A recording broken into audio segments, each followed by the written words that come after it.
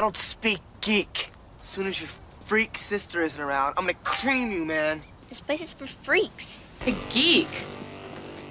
You got a problem? In your dreams, geek. Beer at a freak party? I was younger. I was really geeky. Well. It isn't the Geek Patrol. Some freaks. Freaks? What, like circus freaks? You know who these freaks were? And you're a geek. Okay, geek. And geek blood. I hope she meant you're geek blood. You're gonna be called Pygmy Geek for the next 4 years. Well, maybe you are a geek. He looks just like all those other geeks. Sorry to break it to you, but you're the geek. What? You heard me. You're the geek. I may be some things, but I'm not a geek. Ever thought about teaching a class in geek? Who's the bigger geek? Me or Neil? You decide. I don't know. Man, what's geek mean anyway? I mean, it's just, it's just a word. There are a lot of famous geeks in history.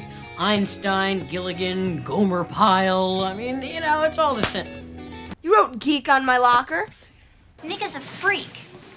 So what? So this. Freaks only date freak girls, because freaks go all the way. She's a freak girl, and she has a baby. Man, the geeks have inherited the earth.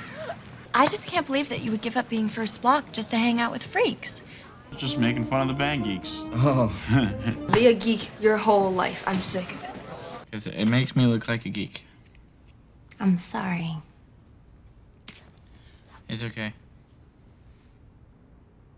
You know, Bill, you're not a geek. No, I just thought, maybe I was too geeky to eat with. I'm sick of being called a geek. I mean, what's so geeky about us anyway? You get called geeks. You get cleaned out. Girls don't even look at you. I mean that he's turning into a geek? Welcome to Too Soon, a brand new series on this channel where I take a look at shows canceled after one season and see if they were canceled too soon. So for the first ever Too Soon, I figured it would be most fitting to start off with this show or Firefly are the most popular, most famous one-season shows of all time.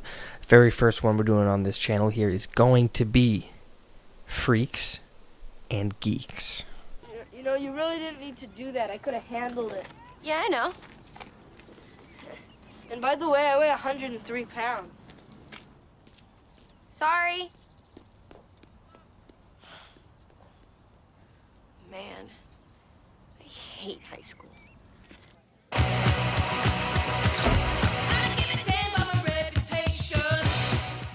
So this show is about the high school life of different teens in the fictional Michigan town Chippewa? I don't know how to say it. In like 1980, 1981. The show is created by Paul Feig and has Judd Apatow as executive producer, those being maybe two of the biggest names creatively behind the show. The show aired on NBC from September 25th, 1999 to October 17th, 2000. Huge window. It aired 18 episodes, but was canceled after 12 were shown. Crazy. Didn't even finish premiering every episode before it was just canceled. Seems like the show never really got a fair chance. I'll get into the behind-the-scenes reasons for that and the sporadic episode airings that were going on with the show that kind of led to this cancellation. So I'm going to go through each episode here in continuity order, which is different from release order, which again, I'll get into later. But let's get started with the pilot. Actually, I'm quickly going to introduce the characters of the show. I didn't do this at first, but watching it back in the edit, I realized people could get confused with me just throwing names around. So here's a quick intro to the characters. There will be more in-depth intros to the characters between episodes, and just as we go through the show. But here's the characters you need to know for Freaks and Geeks. This show follows the Weir family, with the hard-ass dad, Harold Weir, and the more loving mom, Jean Weir. But the show is really about the kids. Lindsay Weir, this is main character 1A, the former good student in search of who they really are, who leads us through the freak side of the story. And then Sam Weir, main character 1B, not a popular kid in school, pretty nerdy, and wants to change his social status, leading us through the geek side of the story. The freaks in the show are Daniel, he's kind of the cooler freak, acts as the leader. We have Nick, drummer boy, who's a bit of a pothead. We have Ken, who's a real smart mouth who doesn't take much serious.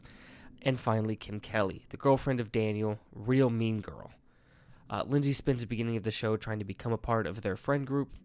Then we have the geeks. We have Neil, a super dorky guy who thinks he's cool and hates being seen as a geek. Then Bill, tall, slower guy, more secure in himself than the other geeks. Unlike Lindsay, Sam has been friends with his group for a while before the show even started. Other notable characters are Alan, the bully of the geeks, Rosso, the school guidance counselor, Mr. Kauchevsky, the math teacher, and Mr. Fredericks, the gym teacher. Now, I'll go over these characters more in depth later, and I might even repeat some things because I've already recorded analysis for each of the characters, but you'll see those later. Now, let's get into the show. Oh, well, you know, I was just bending down to talk to him and I accidentally leaned on it. I'm sorry. Why don't you go do the nice thing and buy him some new ones? Oh, yes, sir. Thank you, Mr. Kauchevsky. Sam, you want some advice? Be a man. The show takes place in 1980, William McKinley High. We see the typical high schooler show jock cheerleader shit like any other show has, but this isn't any other show, as it then cuts to the freaks under the bleachers. We see the freaks talking, we get a glimpse of Lindsay Weir listening on, then cut to the geeks talking, where we meet Sam Weir. Then the geeks get bullied by Alan, a character we're going to see a lot of. Lindsay then steps in and saves Sam, but Sam thinks she made it worse. Then one of the best intros to a TV show I've ever heard starts. We then see the Weir family dinner. We're introduced to Mr. Weir's terrible parenting style. You know, I had a friend that used to smoke. You know what he's doing now? He's dead. Now, you think smoking makes you look cool? Let's go dig him up now and see how cool he looks. Daddy, if I started smoking, I would tell you. Oh, good. Now I don't have to worry. Kids don't want to partake in any school activities. Mom wants them to enjoy them. Another terrible Mr. Weir antidote when he warns against sex. You know, there was a girl in our school. She had premarital sex. You know what she did on graduation day? Died of an overdose, heroin. Dad, are any of your friends alive? The smart ones. Come to lunch at school. Special needs kid is used as a joke to other kids. Geeks talk homecoming dance. Alan bullies kids again. Sam calls teacher for help. Teacher gets rid of Alan, then makes fun of Sam, telling him to be a man. That shit pisses me off. But we keep going on. Daniel invites Lindsay to hang out with freaks. Ken, one of the freaks we're going to see a lot of, just essays a girl. Ken is shown to be very smart and sarcastic. Lindsay talks to freaks about homecoming dance. Nick's hate for disco is established. This is going to play a very important role later on. I mean, kind of, not really, but it's, continuity. Millie, an old friend of Lindsay, then comes to talk to her. Millie doesn't like the road Lindsay's going down, quitting the mathletes. She wants Lindsay to sell drinks at Hoco to raise money for computers. Lindsay blows her off and leaves. Geeks brainstorming ideas of what to do with Alan. Then in comes Cindy, cheerleader at school who Sam has a crush on. She gives Sam his jacket. Other geeks convince Sam he has a chance because of that. Typical geek fashion, slight interaction must mean attraction. But thankfully Sam doesn't believe them, wants to find out if she has a dance to Hoco. Then we cut to the freaks with stolen tests to get answers. We then meet Kim Kelly, the only other prominent freak in the show, besides Lindsay, who's dating Daniel and doesn't like Lindsay at first. We see Nick stand up for Lindsay, but Kim calls out Lindsay for being a rich kid just going through a phase and dumps her purse out. The bell rings and everyone goes to class. Geeks in the locker room, other geeks notice Lindsay's change. They establish that her jacket, this green army jacket from her dad, is her signature look, which holds true for the rest of the show. Sam says she's been different since Grandma died. Alan then terrorizes the geeks. Special need kids asking girls for dates, including one we'll see later. Then the special need kid gets bullied, so Lindsay comes in and defends him, ends up asking him to go to homecoming together. Then cut to the geeks in gym class having to play dodgeball, where we meet Coach Fredericks. Bill gets stoned. Alan says he's going to smear Weir. Okay, now it's time to smear Weir. Honestly, that line hit. Neil is then hit in the stomach. One of the side freaks is in this class. Didn't really notice this before. It kind of helps makes all the school interactions feel like the same school. Sam catches Alan's ball, but then gets pelted. Cut to bleachers where Eli, the special needs kid, continues to get made fun of. Lindsay stands up for him again, but she says they're mean to him because he's retarded. He gets offended when she calls him that word, and not special, so Eli runs away angry, falls, and breaks his arm. God!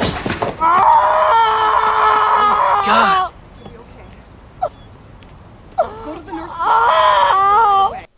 Lindsay then talks to Counselor Rosso, who wants to know why Lindsay isn't in the mathletes and wants to know what's going on with her. He's pretty cool. Lindsay doesn't open up to him. Geeks talk with Harris, an elder, cooler geek, try to see what to do with Alan. Harris says they should fight Alan. Win or lose, he'll leave them alone. Neil says Alan isn't his problem and tries to walk away, but then bumps into Alan and gets bullied, so Neil decides to join the fight. Lindsay mopes in class with Nick in it, causing Nick to see that she's upset and offers to cut the next class with her. Geeks walk around in the hallway. Sam stares at Cindy, but Kim thinks he was staring at her, so she bullies him hard. Very uncomfortable to watch. Cut to Nick taking Lindsay to his house to show her his drums, his passion. Pretty sure this garage setting changes later in the show to more of a basement.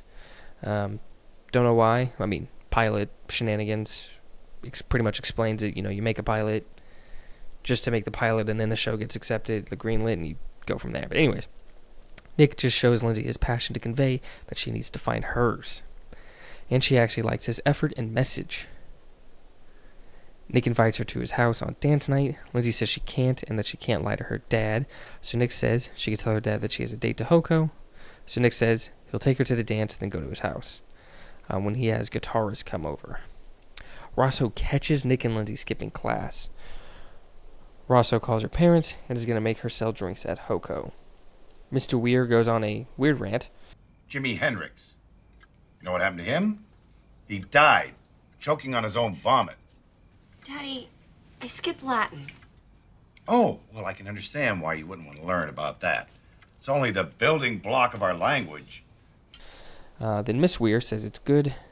Grandma isn't alive to see this. Well, I'm just glad your grandmother wasn't alive to hear about this. Which is like fucking insane. I mean, you kind of want to rail on Mr. Weir, typical out of touch, weirdly strict on certain things father, but like that line alone, I think that kind of makes Miss Weir the worst parent, honestly. Lindsay then cries in her room. Sam later follows her to her room. Sam tries to talk to Lindsay about what is going on. Lindsay reveals she was alone with Grandma when she died. When Grandma died, she told Lindsay she didn't want to die, that she didn't see God or anything. Which, like, you wouldn't. This didn't connect with me. I am a man of faith. I guess I should point out just for, like, openness. But I think even if you're not, my point is just that, like, she wasn't dead. Why would she see anything? So I just didn't get it. Then Lindsay assures Sam he and his friends could beat up Alan. Geeks all meet up to fight Alan. Sam's late, and when he's on his way, Cindy stops to talk to him. Alan gets to the Geeks before Sam gets there. All the Geeks start fighting Alan. It is the worst fight ever. Sam asks Cindy to dance, but gets rejected, saying she already has a dance, but said she might save a dance for him. Cut back to the Geeks. Alan runs from the fight, but I don't think anyone won.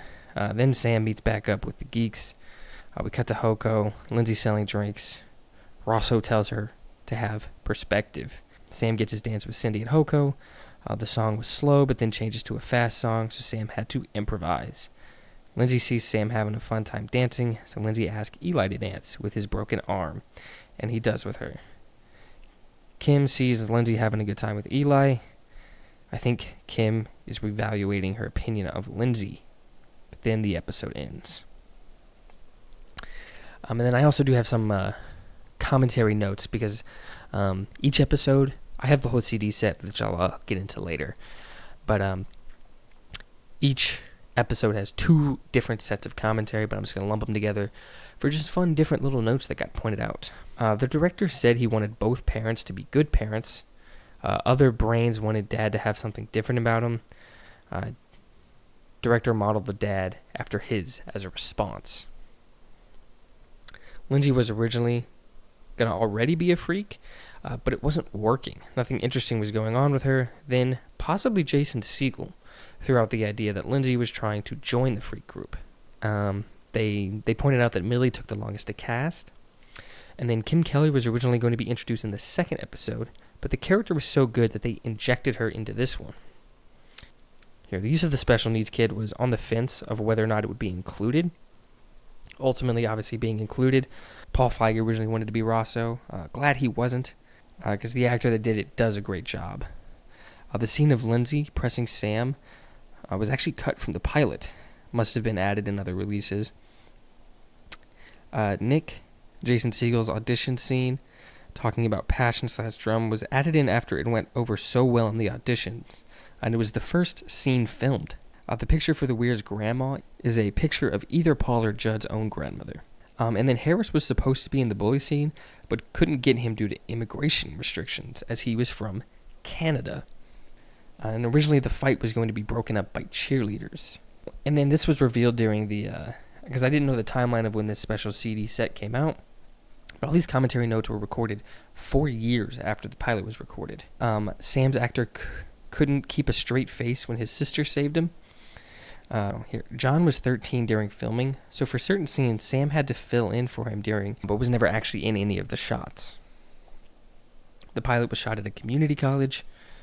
John's dad was normally on set, but the rare occasions he wasn't, Linda was John's official guardian. Real big sister. And then apparently off-screen, there was a story of the freaks being forced to go to the dance, which explains why Lindsay and Nick can be seen there at the end of the show.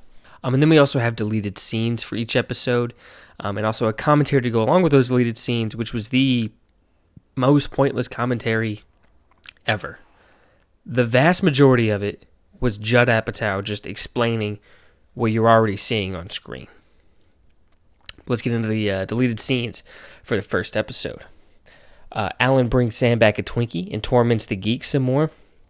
They said this was cut for time. We see the geeks in lab class taught by Kauchevsky, who I thought was the math teacher. And Neil just continues to be super horny. First base is kissing. What's second? It's what I'm running fast when I'm heading for third. This was also just cut for time. We also never see this lab set again. We also get a scene of Millie and Sam in class together. Something we never see again, where Millie asks Sam why Lindsay is throwing her life away. Once again, cut for time. We see a scene with Lindsay and Eli, the special needs kid, where he avoids her like the plague after she had caused his arm to be broken. And then we get an alternate ending for the pilot with Rosso claiming he loves his job. Nothing else is different. Now in between episodes, I'll try to do something interesting in between each one. For this one, we're going to be taking a look at the freaks side of the cast, significantly larger than the geeks. Starting off with Lindsay Weir, who is played by Linda Cardellini. She is the closest thing we have to a main character in this show. Between her and her brother, they're the two mains. I would say she takes more command in stories than Sam might. But she leads us through the freak side of the show. She is a gifted student who seems to be burnt or unsatisfied with her life and is starting to explore what else is out there in life and begins hanging out with a new group of friends, the freaks of the show. These being the kids who didn't try in school, open to drug and alcohol use, more sexually active. This will cause rifts between Lindsay and her parents, her teachers, her previous friends, and even herself as she questions what she's doing and what she wants. Lindsay's en route to freakdom. She is, once was a very more conservative student, and she has sort of a crisis of faith and realizes that those aren't the most important things to her, and she's interested in exploring other avenues, and that's where the freaks come in. Now, she joined this group due to an invite from Daniel Desario, played by James Franco. This is the quasi-leader of the Freaks, a super junior due to being held back by a year, in a relationship with Kim Kelly throughout the season. Now, he starts off as a pretty typical delinquent kid, but as the show goes on, layers to the character will be pulled back, and I believe some added to him. High school's become boring. You know, I've seen enough life outside of high school that it's not the center of the universe as it is for some kids, and it's just the case. I don't know if that's good or bad, but that's what happened, and so, you know, I don't go along with the rules in high school, and I don't buy into all of it. Another freak, Nick Andopoulos, played by Jason Segel. This is the kind-hearted member of the Freaks, not interested in school and just loves music and wants to pursue a career as a drummer. He's sort of a burnout to some extent. He's got some ambition, however misguided it may be, that he's pretty passionate about. But he sort of lives in his own world. You don't quite know what's going on with Nick and where he's coming from sometimes. But he's really nice. He's a pretty happy guy, it seems. So. Then we have the final main freak, kind of, Ken Miller, played by Seth Rogen. Easily the most sarcastic and mocking member of the Freaks, but does seem to take the most of a back seat of any of the Freaks in terms of narrative importance. But he's still given his time to shine. It's good because it really shows everyone can relate to it. If you watch these other shows on television and people are always talking to their boyfriends and girlfriends about how much they love them and how they're afraid that their parents will try to tear them apart and all that stuff, that just doesn't happen pretty much in day-to-day life. So this one really focuses on things that do happen, like going to parties and sort of getting bad grades and getting in trouble a lot, which happens to more people than I think falling in love with your girlfriend and having your parents try to break you apart happens. So yeah, it's really good, and I can relate to it because never had a girlfriend that my parents would not want me to date.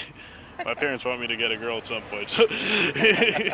Now, that's all the freaks that are billed as main cast, at least in the intro and credits, but there's a freak that I think matters more to the story than even Ken Miller, and that is Kim Kelly, played by Busy Phillips. This is the girlfriend of Daniel Desario, who originally wasn't meant to be in the first episode, explaining why she's not in the intro, but she plays an important role in the show as the other female main character, Freak, besides Lindsay.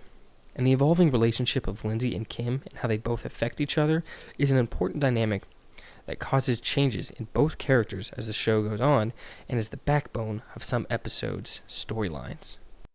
I don't think she's necessarily mean. I think she's tough. That's what I like to say. She's tough and a little misunderstood. And I think that you'll see as the season goes on, she has some issues that she's dealing with, and that makes her the way she is and the reason why she feels like she has to act the way she does. And I don't know, she's a cool girl. She's definitely a freak. I love her.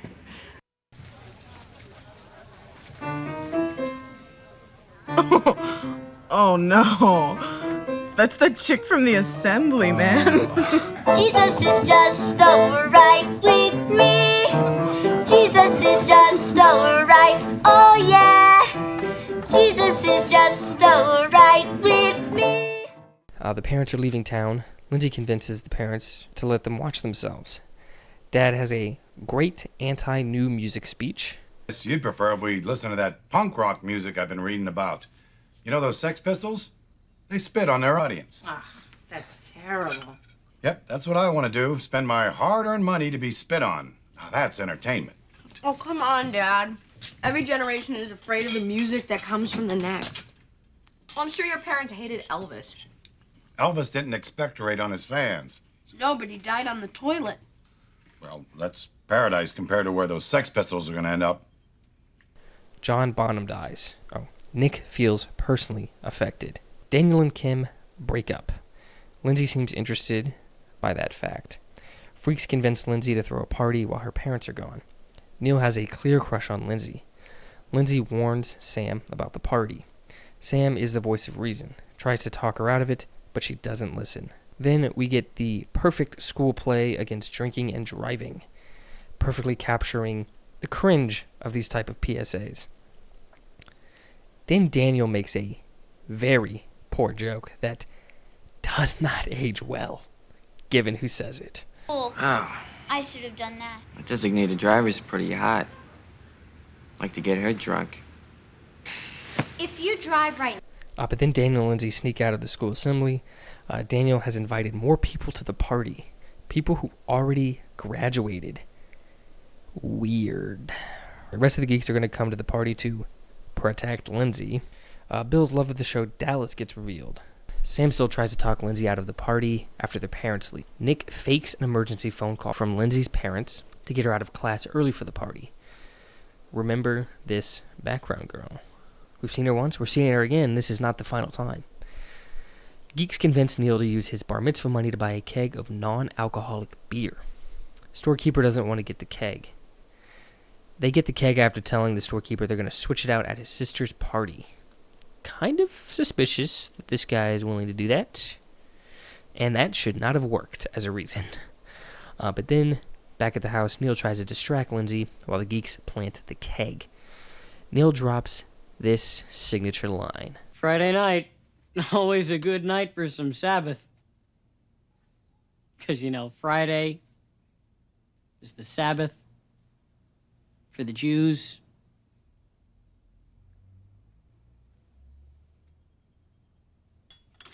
Freaks arrive, and Daniel's got Lindsay biting her lip.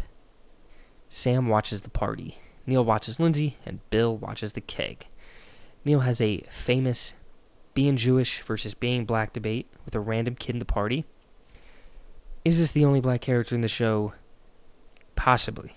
Am I going to speak on this in any capacity? I really shouldn't. Look at me. I'm not. I really should not. We then see Millie come to the party. Doesn't like the vibe and tries to reason with Lindsay. Lindsay wasn't listening to her brother. She's not going to listen to Millie. Millie sets out to have the most fun without drinking. Daniel's overage friends come, and they're really old, and are obviously very creepy. Everyone is drinking the beer and got some placebo effect going on. Bill is alone watching Dallas and starts sipping on the keg. Daniel goes through Lindsay's room, starts talking with Lindsay about her mathlete career. We then see Millie start playing a banger at the party, Nick joining in on the funk. I don't care what they may say. I don't care what they may do. Jesus is just all they may say. Jesus is just all right. Come on, let's do it. Sam talks with Ken about watching out for Lindsay, but Ken does not care at all. Daniel's old-ass friend or relative starts to get too active. We then see Cindy come to this party, and Bill starts to use nature show metaphors, which is always a good move, trying to convince Sam to talk to her. Don't say anything. Be dominant. It's all about dominance. I saw this monkey show on PBS.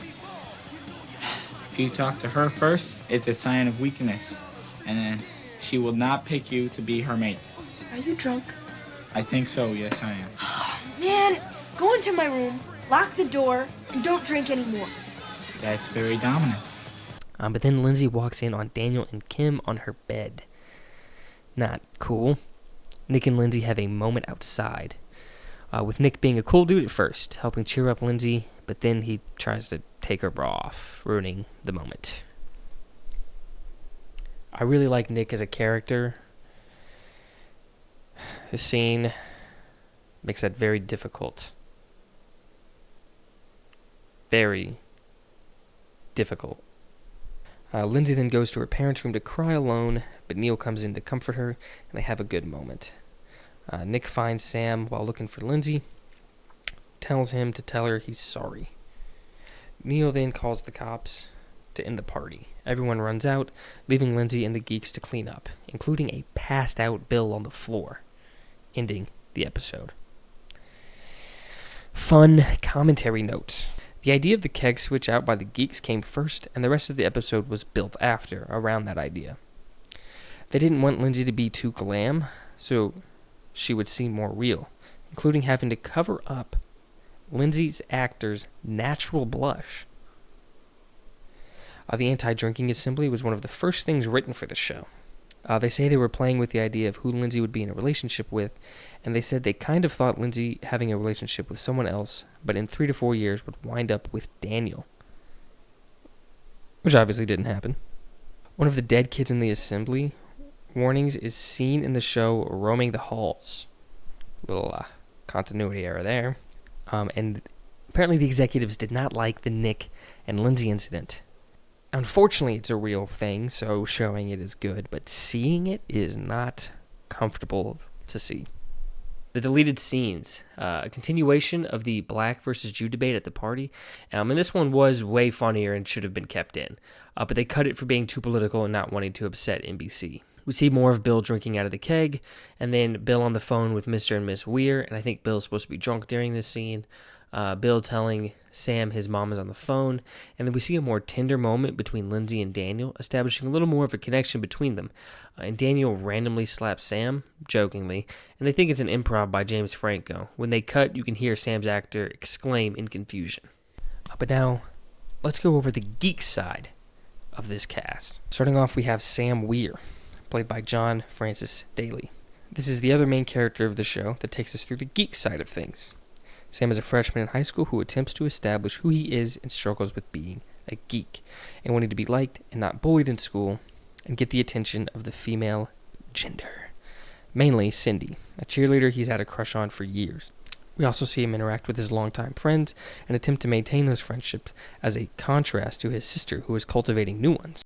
I am a geek in this show, and I'm very proud of being a geek, and geeks rule.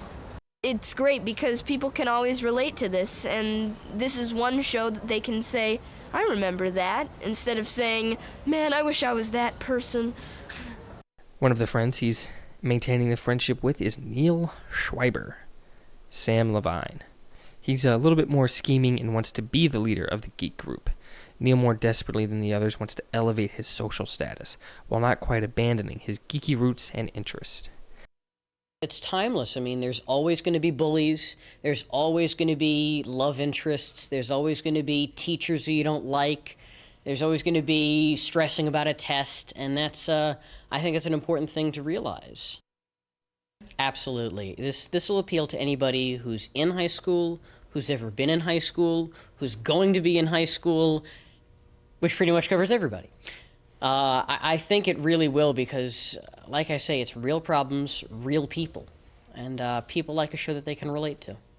Finally, maybe the most secure of them all, Bill Haverchuck, played by Martin Starr, as he is the most traditionally geeky one of them all, tall, skinny, awkward, 4 eyes.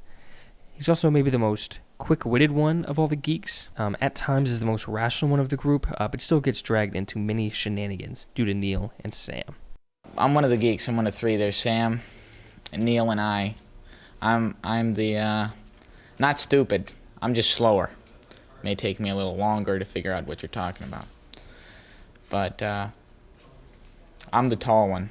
They're both like 4'2.5". So, I tower above them. But it's it's good comedic entourage. I don't think that word fit in there. We're just like the kids that didn't fit in. We're not the jocks, we're not the freaks, we're not the anybody else. We're just the kids that didn't quite work out with anybody else. We didn't quite fit into a group, so we made our own. We're the geeks. Looking for Chaplin, only seeing Hitler. Geeks do the classic mix up everything you can and make someone drink it. In this case, Bill, which he does for $10. Which is about $38.17 today, so it's not that bad, honestly. The Weir family talks Halloween. The mom is sad to see Sam grow out of Halloween. Daniel and Kim then drive up on Lindsay at their bus stop. And Kim tries to be too cool for Fun Dip. No one is too cool for Fun Dip. Also, Millie says Daniel needs a muffler, and I am with her on that. I fucking hate loud-ass cars. Call me a loser all you want. I don't need to hear that shit. Then we see Counselor Rosso drop one of my favorite jokes from the show to make fun of Lindsay. Hey, if it isn't the Amelia Earhart of McKinley High. What does that mean? Well, you head to class, but you never seem to get there. We see an English teacher ruin any chance students have of enjoying reading. This happened to me in the 8th grade, but that teacher was crazy. Like, arrested twice during that same school year. Crazy. I was right to hate her. Lindsay gets invited to a double date with Nick, Kim, and Daniel, but can't because her mom is making her hand out candy. But Nick says he thinks that's nice of her and leaves. And Lindsay kind of looks at Nick a certain way. Is this establishing something? I have no idea. Sam then convinces the geeks to go trick-or-treating. Lindsay catches Millie kissing a boy. Scandalous. She tries to play dumb, but admits she has a boyfriend from church camp. Lindsay seems to start to feel like she's missing out on not having a boyfriend. So Lindsay decides she is going to go on the double date with Nick. Mr. Weir then has another terrible speech as he disavows trick-or-treating to Sam. Sam, what are you doing? You're too old to go out trick-or-treating. Oh, Harold, stop. Well, it's true. There was this kid in my neighborhood when I was growing up, Scott Byron. Now, he kept on trick-or-treating until he's well into his 20s. You know where he's living now? At home, with his 90-year-old mother. He's the laughingstock of the community. Never took a wife, either. Harris then gives my new favorite, they're putting stuff in candy conspiracy theory, and decides to join the geeks for their trick-or-treating. You gotta be especially careful, though. The Halloween candy's gonna be really dangerous this year. They say that every year. Yeah, but this year there's a bunch of evil hippies who don't want Reagan to be president, so to disrupt the election, they gotta inject the candy with heroin and turn kids into addicts. Lindsay then sees how much effort her mom is putting into Halloween, cookies to hand out, and costumes, making her hold off on telling her she's not staying. Geeks get into costume. Neil's is problematic, Bill's is progressive, and Sam's is fun. Harris then arrives in a simple yet effective costume. Lindsay couldn't tell her mom, so she does a drive-by telling and dips. Miss Weir watches in horror as her daughter drives away. Ken tagged along to the double date because his plans fell through. The geeks get some weird looks, specifically Bill. Geeks debate the best candy. By the way, it's Smarties, and it's not close. Then at the Weir house, Harold scares some kids, pissing their mom off. It's Halloween, lady. Then that same mom lectures Miss Weir for giving out cookies, saying they could have razor blades in them. Then back to the geeks. They get made fun of for trick-or-treating at their age. Then back to the Weir house. Everyone has been dumping the cookies Miss Weir's was handing out outside their house. Liberals ruined Halloween even back then. I'm joking. Then cut back to the freaks, just vandalizing Rosso's house. Not him. Anybody but him. Lindsay then tries to smash a pumpkin but gets her shoe stuck and ends up taking the pumpkin with her. Hilarious. It gets tossed immediately. Then the geeks get candy from a hippie. And Bill is clearly scared of what's in there. They gotta inject the candy with heroin and turn kids into addicts.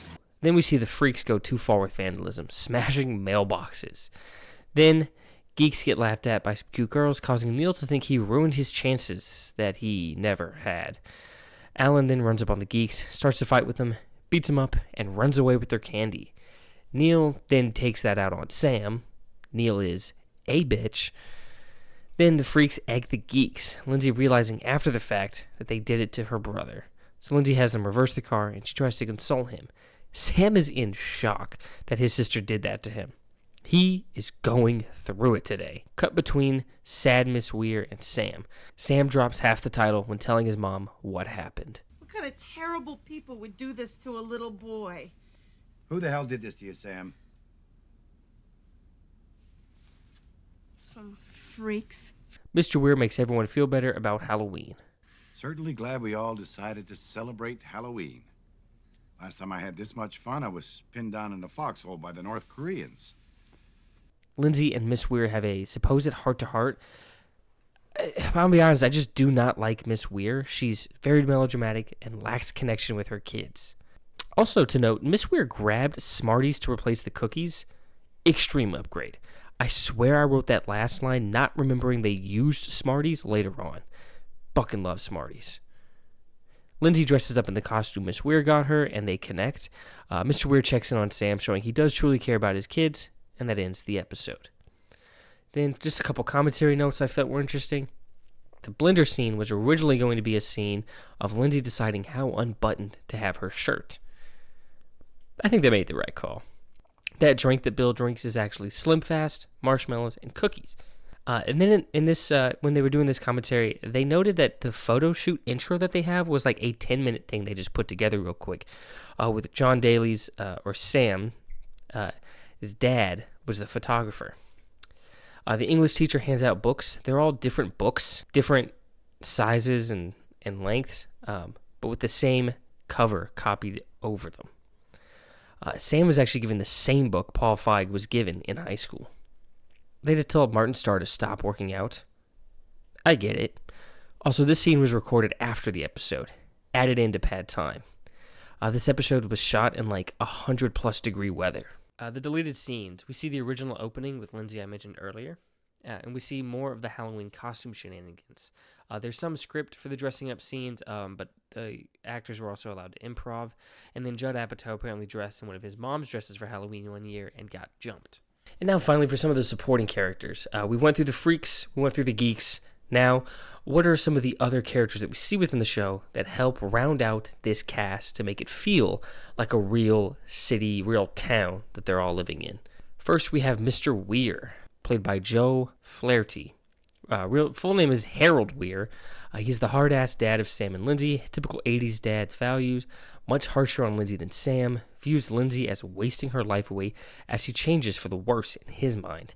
In my opinion, he might be the worst character in the show, as he has the least depth to him and doesn't have enough true character moments, but does get some growth later on in the show. Yeah, the character's really realistic in the sense that he's got a job. You know, he works hard. I mean, he owns a sporting goods store. He puts a lot of time and energy there in order to support the family.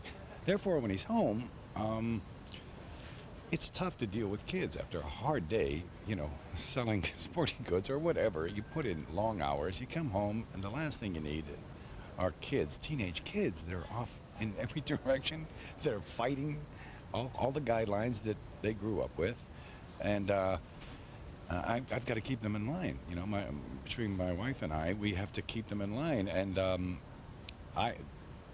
best thing I can do is just scare the hell out of them.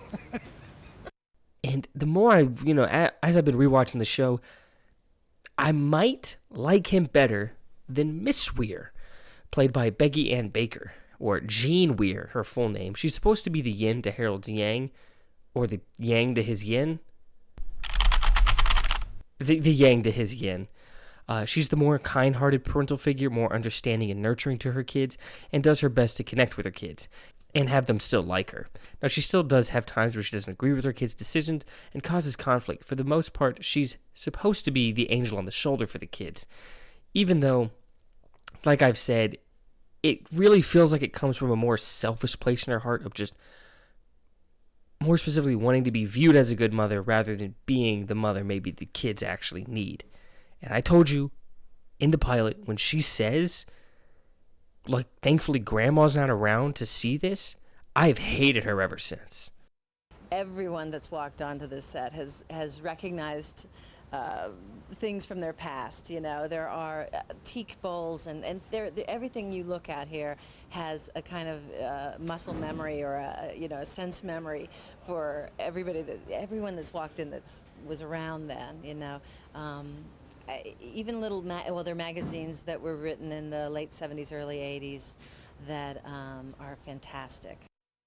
But we move on to a more contemporary of the main characters here, as we have Millie, played by Sarah Hagen. Millie is the last connection for Lindsay to the person she was previously, as they were mathlete teammates and close friends. We constantly see Millie disapprove of Lindsay's changes, and is the one Lindsay comes to when she makes mistakes or is conflicted, and is still there for her even when Lindsay doesn't treat her well. Millie is a devout Christian, which guides most of her decisions throughout the show. Then, the flip side, on the geek side, we have Harris here, played by Stephen Lee Shepard. Harris is another geek in the show who we occasionally see interact with the main geek group, maybe not quite present enough to be considered a core member of that group. He usually seems like the wiser geek they turn to for advice, is content with who he is most of the time, and just kind of does his own thing. Then we have Crisp, played by Jerry Messing, Gordon Crisp. This is another geek in the show who has the same problem as Harris of not consistently being there, mostly just seeing them interact with them at school. So he can't be considered a part of the core geek group. He's the most joyful and upbeat geek who's just there for comedy or line filler, but does impact the scene he's in. Obviously, we haven't seen this character yet. He's going to be coming very shortly, but it felt wrong to not have included him in the supporting cast, given he is seen very regularly once he makes his debut, which is coming up. Then we have Cindy, played by Natasha Melnick. Cindy is the girl of Sam's dreams to start the show. She's the cheerleader, popular girl type who becomes friends with Sam, and Sam's fascination with her drives some of the geek storylines in the show. Finally, we have Rosso, played by Dave Allen. Counselor Jeff Rosso, the most consistently seen and used adult figure in the school that we see interact with the students. He's a former hippie who genuinely cares for the students and is the only adult we see in the show who treats the kids with respect, hears them out, and tries to help them. He's involved in a lot of great character moments for the kids throughout the show. And then for some reason, I completely forgot these last three, even though they're more important than some of the other ones I mentioned. Starting off with Alan White, played by Chauncey Leopardi. This is the number one tormentor of our geek squad. Not physically imposing or naturally gifted, he gets the job done of sheer will. Nothing clever to what he does, and is usually more of a nuisance than anything else. Does he have any development outside of being the cartoony bully? Stick around to find out. And then there's Mr. Kauchevsky, played by Steve Banos. Maybe the teacher we see the most out of at McKinley High, has no love for his job or his students, very matter of fact, and does not have high hopes for those he teaches. An embodiment of the worst a teacher can be. But still doesn't quite venture into cartoonishly evil at times. This is a realistic approach of the worst a teacher can be. And then we have, finally, Mr. Fredericks, played by Tom Wilson. This is the gym and health teacher, more of the jock that peaked in high school, now a teacher. Almost another bully at times for the geeks, but he more oftentimes is simply just ignorant than actually malicious. And I'll go ahead and spoil, is a more dynamic character than originally portrayed. And then I don't think there's anywhere else for me to fit this in. This is Biff from Back to the Future. But now back to the real episodes. Do you guys mind if I have this fruit roll-up? Oh, no, please go ahead. Enjoy. Thank you so much. Sure. Hey, listen, you guys mind if I have these, or? Oh, please go ahead. Take them. All right, Freaks and Geeks, Episode 4, Kim Kelly is my friend. Episode starts off with the Freaks taking advantage of Millie and her donuts. We then meet Karen, Kim's friend, familiar face, who Daniel makes a sexual comment, but Kim just laughs it off. Wow, she's looking for new customers. I'm up for a test drive. Shut up, Daniel. Foreshadowing. Karen bullies Sam. This bullying always feels extra cool, especially when she pretty much sexually harasses him. Like, that's not okay. Kim is mean to Lindsay when she tries to be a part of the group, causing her to leave to a loser table. Remember this guy. Nick follows her, says he'll stand up to Kim for her, but Lindsay talks him out of it. Sam removes Karen's geek label, causing her to continue to bully him, threatening severe physical harm. We then get a look at Kim's relationship with her mom. Said I don't know. Are you deaf? No, I'll try, okay? I'll try. God, would you quit yelling at me, you psychopath? It's important to see Lindsay making fun of Kim, but Daniel stands up for her. We then see Kim be nice to Lindsay for the first time and offer to hang out after school. Millie sees Lindsay and Kim become friends and tries to warn Lindsay about her. Karen writes on Sam's locker, and when Sam tries to cover it up, he's caught and gets in trouble for it. Teachers punishing the wrong person, a staple of the show and possibly life. Lindsay starts to leave, then Kim starts talking to her and confesses Nick told her to be nicer, and Kim admits it's probably a good idea for them to get along. So Lindsay agrees to go into Kim's house for dinner. At the Weir family dinner, we see Sam be self-conscious about his weight because of Karen. Lindsay asks to hang out at Kim's, and Sam talks bad about her. Lindsay stands up for Kim. Sam has a conversation with Lindsay about Kim, each viewing her very differently. Sam seeing how she treats others and is critical of her, and Lindsay giving her the benefit of the doubt. Kim pulls up, bullies Sam, but Lindsay stands up for him. Kind of. Back in the house, Sam is definitely developing an eating disorder, and his mom looks concerned. Lindsay and Kim arrive at hers. Kim says her family is crazy and wants to take her car away. Vibes are off right away. Kim's mom is mean to her straight away, comparing her grades to Lindsay's. This scene is shaky cam. Wonder why. Kim's family starts arguing about money. Back to the geeks, Neil says women can't get horny. In my experience, that's true. Fuck me.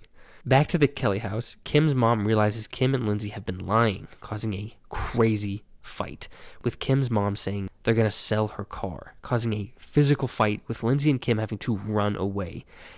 This has to be one of the better representations of abuse. This scene was really uncomfortable to watch, and I could feel the fear of Kim and Lindsay.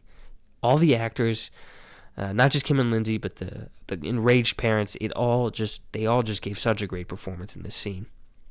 They drive away, and we see Kim break down, and Kim confesses what it could mean for her to have a friend like Lindsay, smart and successful. Back at the Weirs, we see Sam and Neil argue over who the geekiest is. Dumb debate. Bill acts as the tiebreaker and picks Sam. So Sam fights Neil, an embarrassing fight, and a chemistry set is spilled. Then we see Kim and Lindsay drive up to Daniel, who's flirting with Karen, causing Kim to attempt to kill them. They then go to Lindsay's house, and Lindsay genuinely tries to tell Kim that Daniel and Karen might have just been goofing around. Well, maybe it's not what you think. I mean, maybe they were just goofing around. Kim then cries about Daniel, saying him being the way he is why she's mean to girls. Kim then calls Lindsay her only friend and a total loser. Roller coaster of emotions. We then see Sam trying to eat as much as he can at dinner. Definitely got an ED. Kim and Lindsay come in and join the Weirs for dinner. Kim cries at dinner, with Mr. Weir trying to comfort her. There. I mean, you're a guy, right? Why are guys only interested in sex? It's so sick.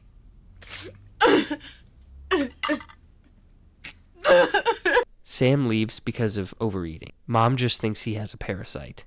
Then Kim's mom calls, and Miss Weir picks up. Miss Weir believes what Kim's mom said, starts to dislike Kim, but then Kim compliments her home, and she lets Kim stay and starts to comfort her. Kim watches TV with the Weirs saying this. I hate cop shows. Cops are such pigs. You know, my brother got ambushed by cops once. They beat him on the head with their billy clubs. Oh, my, what was your brother doing? Nothing. He was just drunk, minding his own business. The cops just went nuts on him. Now he sleeps all day on the couch, and he never parties. I think he's got brain damage.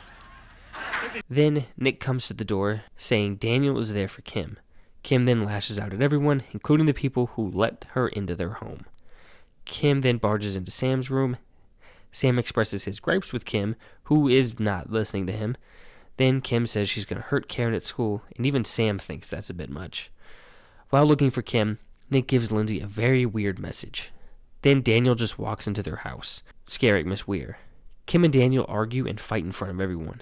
Kim just, beats the shit out of Daniel, as he says he didn't cheat and the two make up. Super healthy relationship. Every non-Weir leaves the house, leaving the Weir parents to be concerned with who their daughter is spending their time with. Kim then wrote "slut" on Karen's locker, then threatened her. We don't see that fight or Karen again, but Sam and Kim seem to be on good terms now through their hatred for Karen, ending the episode. Now for some of my favorite commentary notes. Now, there's 2 sets of commentary for each episode, except for maybe 1 so far. This one had some of the executives of the TV show on, but a lot of what they said I'm going to be saving to when we talk about why this show got canceled. So watch this whole thing to catch that. But the notes for this episode are, this was supposed to be the 3rd episode, but due to it being too scary, it never aired. The story is actually based off the writer and his own experience, where his cousin used him as a cover story when he was younger. They said Martin Starr is the only one playing a character for the Geeks. The other 2 are mostly just playing themselves. There's a deleted scene of this teacher coming out as gay. The writer for this episode had been on Dawson's Creek and almost quit TV after his experiences on that show. Then saw this pilot and wanted to go out on a high note with a TV show that captures more of the story of what he wanted to do in TV. the I Hate Cops shows was a joke because the show went up against the show Cops. The show was built around the kids liking their parents, normal disputes with them, but ultimately still like them, which I thought was an interesting thing. Plan was to make Kim Kelly's actress a regular in the second season, but obviously couldn't happen. They were only allowed so many regulars, weren't ready for how great of a character she was going to be, and Busy's performance has everything to do with that. The director for this show also did Twin Peaks, said these shows change people's perception of TV. Show might have been a hard sell due to it being a period piece, apparently, as well as it being an hour long, confusing some on whether it was a comedy or not. The deleted scenes for this one, we get more geek bickering, specifically between Neil and Bill, and then this hallway scene, a little bit more drawn out. Now, I quickly want to just mention the theme song for this show, Bad Reputation by Joanne Jett. Now, I don't know if I can play the whole thing. I'm going to put it in here, and if it's muted, you know why.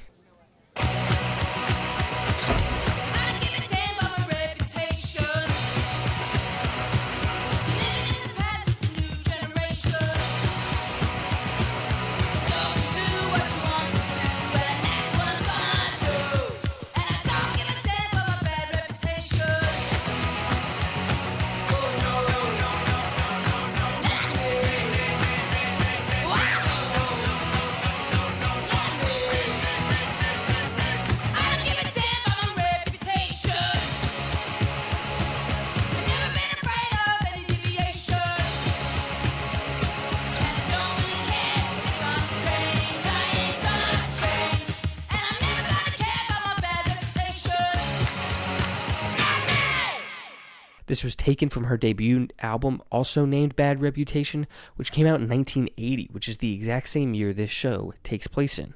The idea of a reputation and not caring what people think seems to fit this show very well, as it's kind of about Lindsay shedding her previous reputation and starting to not really care what others think. But it's also ironic in a way because Sam, and a lot of his driving motivations, is built upon caring what other people think. But overall, it was a great choice. A perfect representation of the feeling of the youth at the time, as well as the ideas and thoughts and motivating factors of a lot of the main characters. Honestly, I think this could be one of the best opening theme songs to a TV show, period. But let's get back into said TV show. Certain men, not me.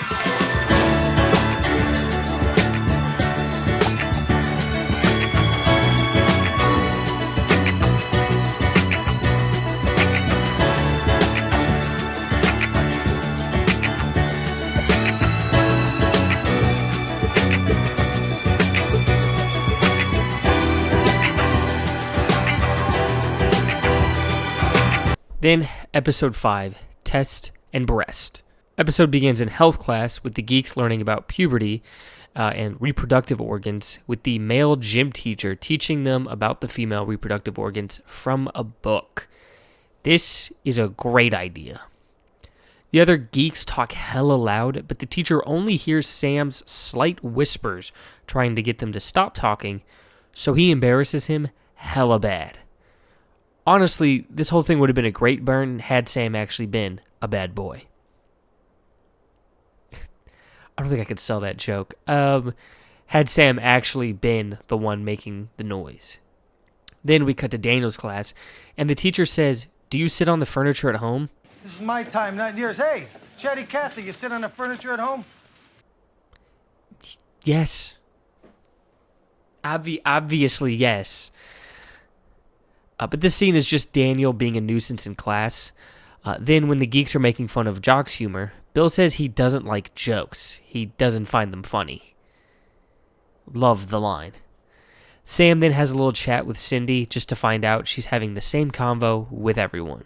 Nick and Kim have a little argument over some soda, causing them to walk away, leaving Lindsay and Daniel alone, and Daniel tells Lindsay about the struggles he's having in algebra, and Daniel talks Lindsay into tutoring him, while taking a random shot at bus drivers. You could definitely do it if you wanted to. Oh, yeah, I know. I mean, if I study, I could do it. It's not like I'm a bus driver. Not cool. We stand for our bus drivers. Then the geeks gather around Harris, attempting to understand the jock's jokes. He doesn't tell them and then just flaunts his relationship. Sam then brings the joke to his parents, but they don't get it either. This is all we ever hear of this joke. So then the guy says, "How do you think I rang the doorbell?" Then Daniel comes over and is greeted by Mr. Weir. Dan starts studying with Lindsay, but he didn't even bring his textbook. Daniel is already slacking off as he takes a smoke break outside and has a run-in with Sam, who's studying the reproductive organs. Daniel says he can help Sam and he'll give him something at school to help him learn. Daniel thought Lindsay was going to teach him special tricks to do math instead of actual math, so he leaves after not learning anything. Then, at school the next day, Daniel gives Sam a wadded-up paper bag, a mystery as to what's inside. Then, Daniel goes on a heist in his math class, with Nick as his lookout. Then, Nick talks with Sarah. She is in more episodes than I remember when I first watched through this show. Daniel escapes with some papers from the class. Then we cut to the geeks, who realize Daniel gave them a porno. After some debate, they decide to watch it.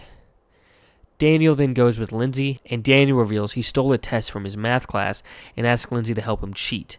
Instead, she talks to Mr. Kauchevsky, trying to give him an extension. And instead, he says Daniel just needs to disappear. This teacher sucks. Then says Lindsay is just helping Daniel because she's horny.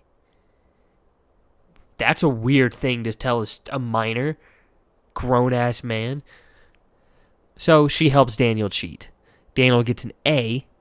Then Kauchevsky confronts Lindsay for helping Daniel cheat, claiming to have an anonymous note saying she helped him cheat. Then the geeks watch the porno, with Bill dropping some dimes before the start. You have popcorn? Bill, this is a porno. You don't eat popcorn during a porno. This is taking forever. Yeah, we could have made our own porno by now. Bill is probably the funniest character in this show. Just this more dry humor of just usually just being himself, being serious, but it's just funny to me. Then Lindsay starts to freak out, panicking to Daniel, who tries to calm her down. Cut back to the geeks after watching the porno, and Sam is a changed man, with Bill also asking some tough questions. Are we gonna go to hell for this? I don't want to go to hell. Sam is so shaken up from this film, he can't eat. Kauchevsky then calls home, telling the Weirs that Lindsay cheated on a test, and the parents flip their shit out immediately. Flip their shit out? Flip shit immediately. What is flip your shit out? They flip shit immediately, and Lindsay argues back and storms off. Cut to Neil being a joke thief. Then we hear that the mathletes are starting to talk behind Lindsay's back, with Millie sticking up for her, still believing in her. Then at lunch we see the geeks try to eat, still clearly shaken up from what they had seen, with Neil trying to eat meatballs, of all things. Then Sam gets even more nervous around Cindy than normal, turning her down when she asks him to help with a fundraiser after school. Rosso then talks with Lindsay and tells her a story of him doing the same thing for a friend in school that Lindsay did for Daniel. Rosso then says he trusts Lindsay. Lindsay is still freaking out a bit, and Daniel does not seem to care. Lindsay finally realizes Daniel has been manipulating her. Daniel then unloads his manipulation clip by breaking down in front of Lindsay about how hard he's had it. Back to health class with the teacher answering some great questions. If a pregnant woman has sex, can the baby get poked? Hey, hyenas! Can I get through one question without you guys getting hysterical on me? Come on. Listen, sex is perfectly safe for the fetus. It's not going to come out with dents on its head like a golf ball or something. I mean, Delich got poked in the eye. I'm kidding. Delich. But the teacher pulls Sam aside to ask about his question, and the teacher tries to genuinely help him and gives him good advice about porn not being real and more performative, then actually answers whatever explicit question Sam had. The context clues make me think that the guy in the porn Sam watched got his ass eaten. But the normally mean teacher shows genuine care for the students. Then, before Lindsay's and Daniel's disciplinary meeting, Lindsay's parents show up ready to defend Lindsay after feeling bad. Then, Kauchevsky reveals to Rosso there was never a note. He's using it to guilt a confession out of Lindsay. So Rosso calls off the disciplinary meeting. But Kauchevsky pulls out the test and has Daniel do the problem in front of everyone. Quick cut to Sam deciding to go back and help Cindy, having his confidence back, and he's got her cheesing. Then, back to the disciplinary meeting, Daniel just writes Zeppelin rocks. Then breaks down in the meeting, says the same story he told Lindsay. Lindsay realizing he was manipulating her even more, so she just burst out laughing at him. Rosso is once again the only level-headed one in the room. She's as high as a kite. My daughter is not high. What is going on? I think it's a nervous reaction I don't know what's to happening. a tense situation. I don't. And that's how the episode ends. And then just some quick commentary notes for episode 5. This one was a fun one with the commentary with Mr. Kauchevsky, Mr. Fredericks, and Rosso giving the commentary in character. The other teachers obviously not connecting with Rosso's hippie teaching mindset. Kauchevsky and Frederick showing to be on the same page on a lot of things and pretty friendly with each other. With the teacher commentary having somewhat of its own arc, with Rosso getting the others to say I love you to each other, then causing Frank, who's Mr. Kauchevsky, to encourage the others to take their shirts off, with the commentary ending with Mr. Frederick saying, Jeff, if I made out with Frank, you wouldn't say anything, right? One of the funnier commentaries. And then the other commentary gave us the notes of the director was told to shoot this episode like how a family photo looks in albums with kind of like sporadic framing. The director for this episode also worked on the show ER and Malcolm in the Middle, one a little more similar to this show than the other. This is one of Paul Feig's favorite endings to an episode, as it does the opposite of what most other teen shows would do, with the screw-up still being a screw-up instead of miraculously being smart. They were originally going to have the characters smoke more, but once on set and seeing how compelling the actors were, they cut back on it, afraid these cool actors would encourage kids to smoke. And then they can't remember if the porn they use in this episode was a real one or not. The motivation for this episode, and Daniel deciding to cry in the office, is the story of Judd Apatow's friend having done this. This friend might be Owen Wilson, according to Paul Feig. This Owen Wilson? The deleted scenes, we get the extended scene of Rosso in the hallway, then talking to Kim and Lindsay in the hallway. Judd says in season 3, Lindsay was going to screw Rosso. Hopefully, that was a joke. Extended scene of the geeks watching the porno. Judd said someone had sent him a Freaks and Geeks porno. Weird thing to send somebody.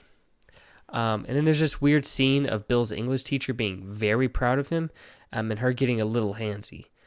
This was after they had seen the porno, and Bill was extra freaked out by women at the time. But this was still weird regardless. Like, I would be freaked out even if I hadn't just had my life changed.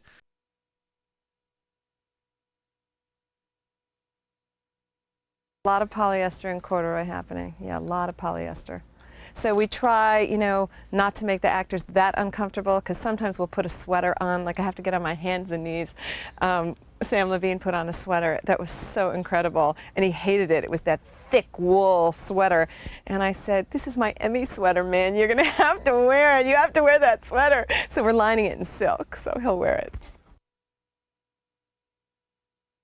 Well, I did a lot of research. We all, kind of buried ourselves in the library and looked at Life magazines and pulled out yearbooks. And so many friends came out of the woodwork, embarrassingly. I graduated in 1980. You want to see my yearbook?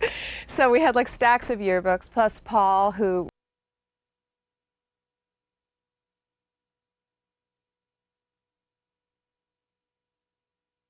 we had a lot of fun doing this room just because of all the fun stuff from the time period. Went around, found the old Simon, the old games like this. Tracked down the light bright. There's all kinds of collectible stores in Los Angeles and stuff. One in particular called Time Traveler that is just an antique kind of a toy warehouse almost.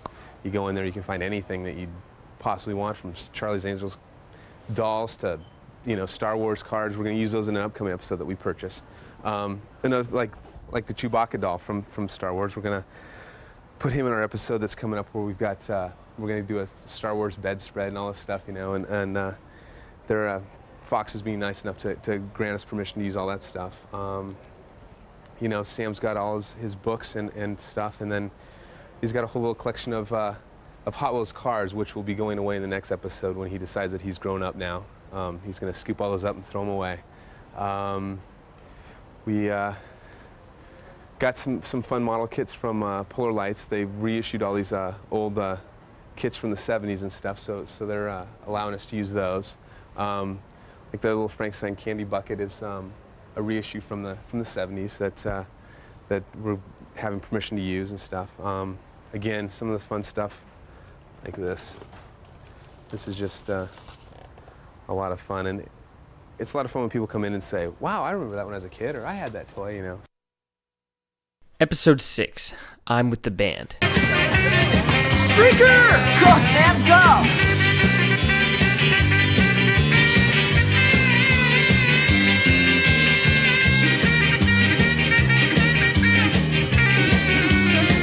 The episode starts with Nick on the drums. Not one of the Weirs for a change. Here we see Nick's dad watch him drum, not looking too thrilled. Then it's gym class for the geeks, getting ready for the physical fitness test, doing some rope climbing. Mr. Frederick says they now have to take showers after gym class. Sam does not want to. Then at lunch, we see the male freaks talk about their rock band. Nick obviously more excited than the others. And this guy is just randomly in the band and with the freaks this episode. Then we see the geeks try to sneak not taking a shower, but they get caught. But Mr. Frederick lets them off the hook this one time. Then at band practice, we see that they suck, but everyone hypes it up. Then Nick's dad pulls him away from the band to talk to him. Everyone leaves but Lindsay, who says she'll wait for him. Nick's dad tells him he has to get rid of his drums and reminds him that they said if he doesn't get a C+ average in school, he has to join the army. Nick says he thinks he can be a drummer, and his dad just outright doesn't believe in him. Lindsay heard this conversation. Nick is clearly upset about it. Nick's dad also mentioned having him move his drums from the garage to the basement, explaining the scene change that I mentioned earlier. But Lindsay tells Nick to stick to his dreams, seemingly being the first person to tell Nick that they believe in him. Then, back to gym class. The other geeks are fine with taking a shower. Sam is the only one still trying not to. Gross. Sam, I get that it's a public shower. I get it. Just take the shower. Like, get some shower shoes, keep it safe, sanitary. But you're in gym class, a little gross. Take a shower. Then we see Harris just have a full-on conversation with Sam, fully naked. These two are on the extremes of public nudity tolerance. Both too far. Mr. Fredericks catches Sam trying to sneak out without a shower. Sam tries to fake being sick, which Fredericks doesn't buy, but still just sends him to the nurse. Then Lindsay meets up with Nick for the band practice. The others are slacking off, and Lindsay tells him to practice more and that the others don't care as much as he does, and that if he doesn't want to go to the army, they need to take it more seriously. Then, at band practice, they still suck, and Nick tries to get them to practice seriously, but they don't care at all. Nick outs Lindsay for saying they don't care as Nick goes off on them, and they practice one more time, and it's obviously very tense, but apparently it was better. Daniel and the others leave after practice, mad at Nick for caring, which is dumb. They're also mad at Lindsay, even Nick for some reason. Then we see the geeks being jealous of the jocks getting girls, except Bill, who does not care. Like I said, Bill's laid-back attitude is why he might be my favorite character. Back at school, Lindsay goes to meet the freaks, who've apparently all disbanded, leaving Ken alone at the lunch table. Ken chastises her for breaking up the band, but she defends herself. Ken leaves, but then Daniel shows up, says Nick's not going to make it as a drummer, and Lindsay needs to let him have fun before he ships off to the army. Daniel siding with Nick's military father is not something I would have expected.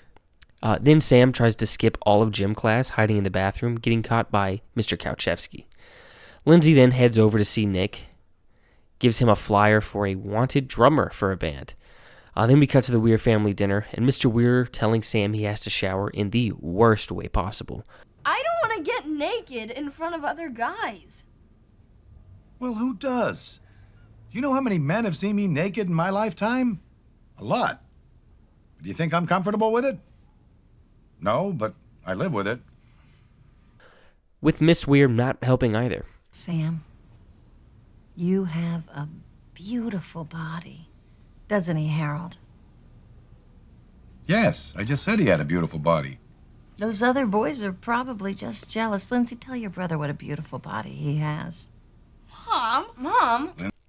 Then we see Nick show up for the drum audition, being disheartened by the audition before him. His audition does not go well. Nick feels defeated, and Lindsay tries to pick him up. Nick then vocalizes his passion in such a real and genuine way, but says he'll never live his dream and starts to freak out a little bit. So Lindsay kisses him.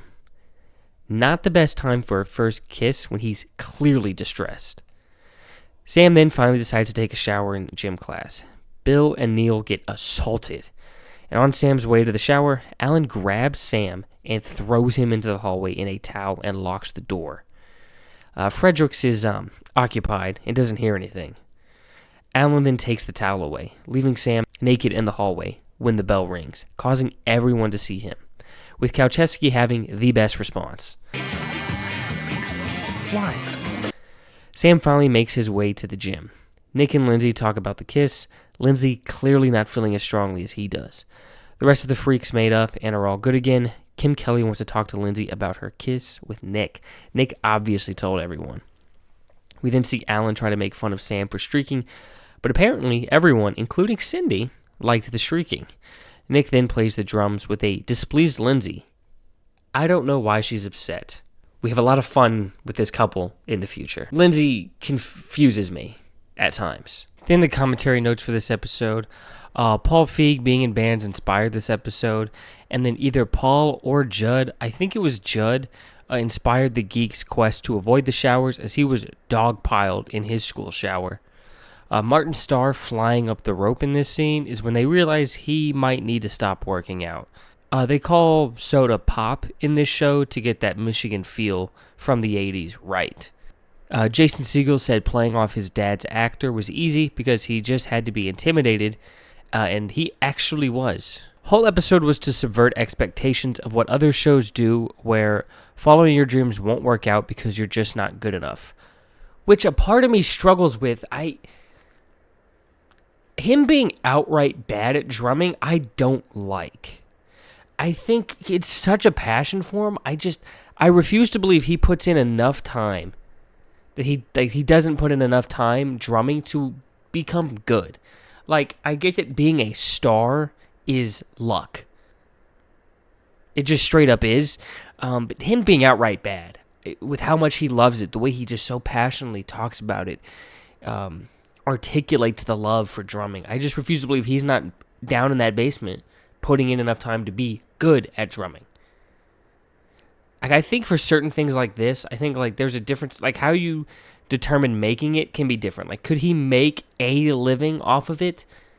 I think you could work hard, put in the work, and get to that point of just like getting gigs, doing different shows around different places, like, you know, like whatever basic shows that you could get, whether it be at different restaurants, airports, like things of that nature, of just like finding shows, doing something to make a living off of it, versus being a star, which is completely luck. I think that you could work to being there,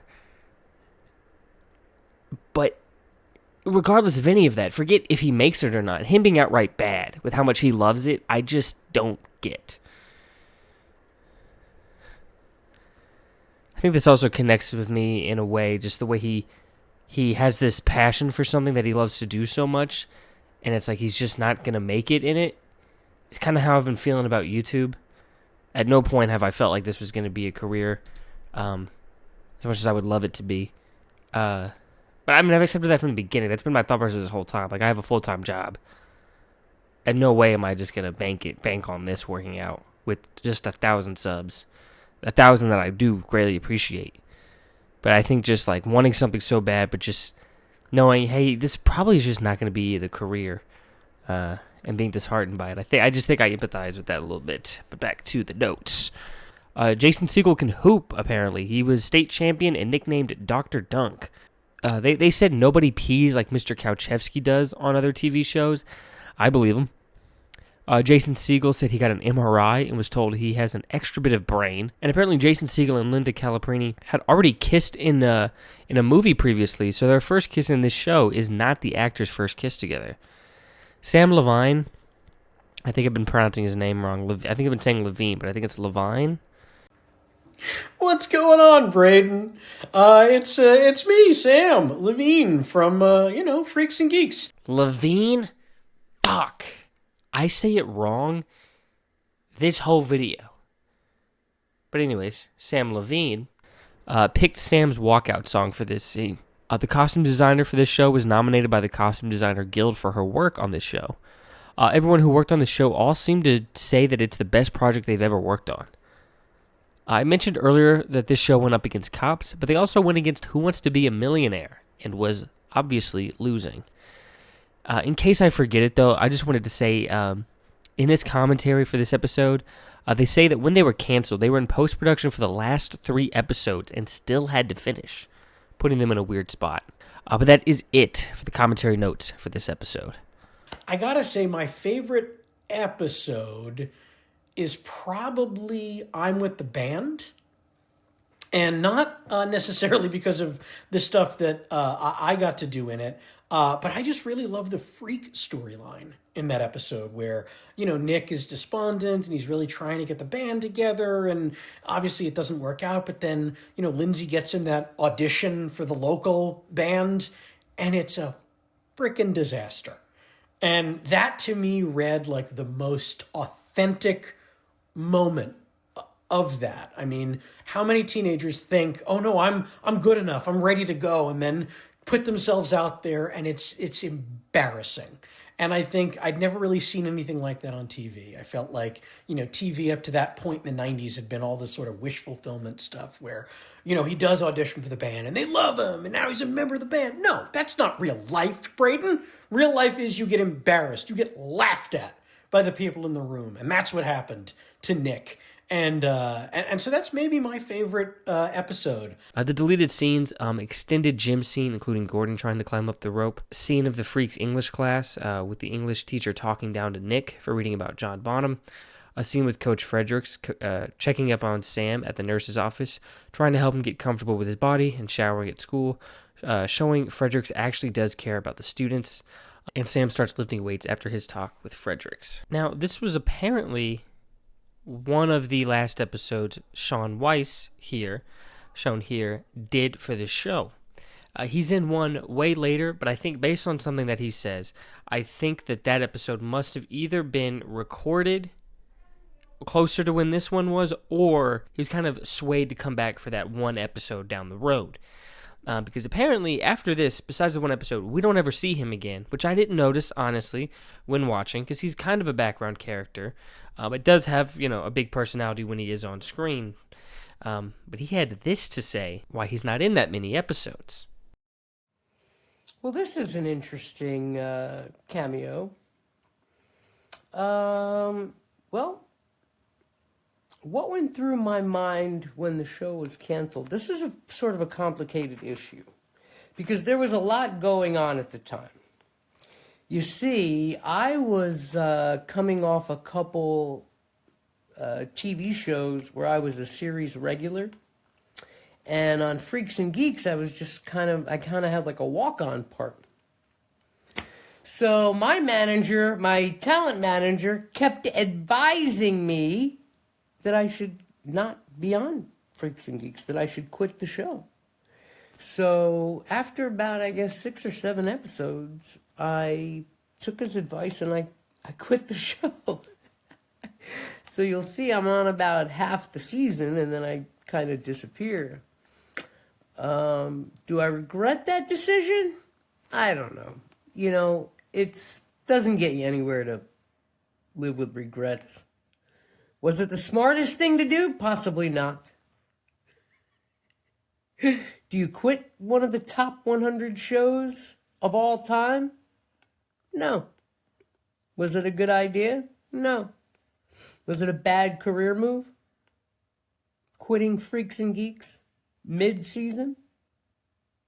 One might say so. So I had mixed emotions when it was canceled.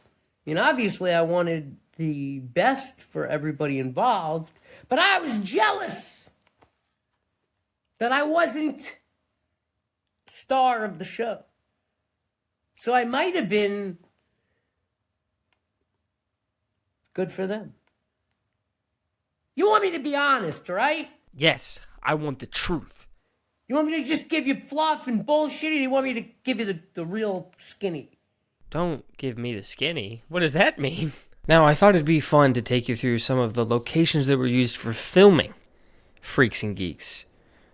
Let's take a look. Starting off with Ulysses S. Grant High School, located at 13,000 Oxnard Street, Valley Glen, California. This is the backdrop for most of the scenes in Freaks and Geeks. This school is a popular school for other film projects to film at, including Euphoria, Mighty Morphin Power Rangers, Power Rangers Zeo, Turbo and In Space, Saved by the Bell for an exterior shot, It's Always Sunny in Philadelphia for the football field, My Name is Earl, Malcolm in the Middle, and so much more. Iconic filmography from the school. A better IMDb page than most actors. And that Power Rangers all that it was in? You know how I fucking feel about that.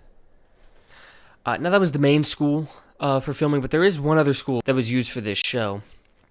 William S. Hart High School. So the secondary school used to film the show. Referenced much less in all of the material I could find on filming locations. So I'm not entirely certain what shots used this school instead of Grant. I'd assume the lesser used areas or one-time uses were probably from this school. IMDb says it was used for the bleachers, but I don't know if it was used for anything else. This school located at 24825 Newhall Avenue, Santa Clarita, California. And then one other thing I wanted to mention, the pilot is said to be filmed at a community college. I can't find what community college, though. So, inconclusive on that one. And then we do know where the Weir family house is. It is at 24219 Heritage Lane. This is a place of many family dinners, a crazy party, and random climaxes of drama. But the home to our favorite family, made of a freak, a geek, and possibly the lamest parents. We also know where Nick's house is at. Located at 23121 Oak Ridge Lane in Santa Clarita. This is an occasional freak hangout and rock concert area. Then finally, Woodland Hills, Los Angeles, California. This is credited as a site for different street scenes for the show, as well as set in Michigan. All of the show was shot in California, causing some supposedly cold scenes to actually be in the heat, and them adding a bluer effect to the scenes to make it feel less like sunny California. Back to the show. Hey, Maureen. Your rockets look great. God, Bill, your rocket's huge. Oh, it is? I hadn't noticed. I've never launched a rocket before. This is gonna be fun. Episode 7, Carded and Discarded. Episode starts off with Jeff Rosso trying to connect with the freaks. They don't really connect back, except for Nick. Rosso then talks with Lindsay on her own, telling her she needs to focus more and not be like the other freaks. Mr. Weir brings home a stock trading board game and wants to play with the kids, but they don't want to play. And Mr. Weir forces family quality time, going full Griswold. We are going to be close from now on, whether you like it or not. We are going to spend quality time together, and we're going to enjoy it, damn it. A new girl transfers to school and joins the Geeks science class, all immediately infatuated with her. Then at lunch, she sat at their table and they let her join them for lunch. They awkwardly try to talk to her, and they all actually start to get along with her. Freaks start talking about bars and decide to get fake IDs to try to sneak in to see a band. Kim Kelly already has a fake ID and knows where they could get one. Geeks walk around with the new girl, causing other geeks to get jealous. And even Cindy starts to get a little jealous when Sam ignores her for the new girl. The freaks then head to a store where one of the employees sells fake IDs. It says he'll find matches and get them to them later. The new girl hangs out with the geeks after school, setting up Sam's best joke of the show so far.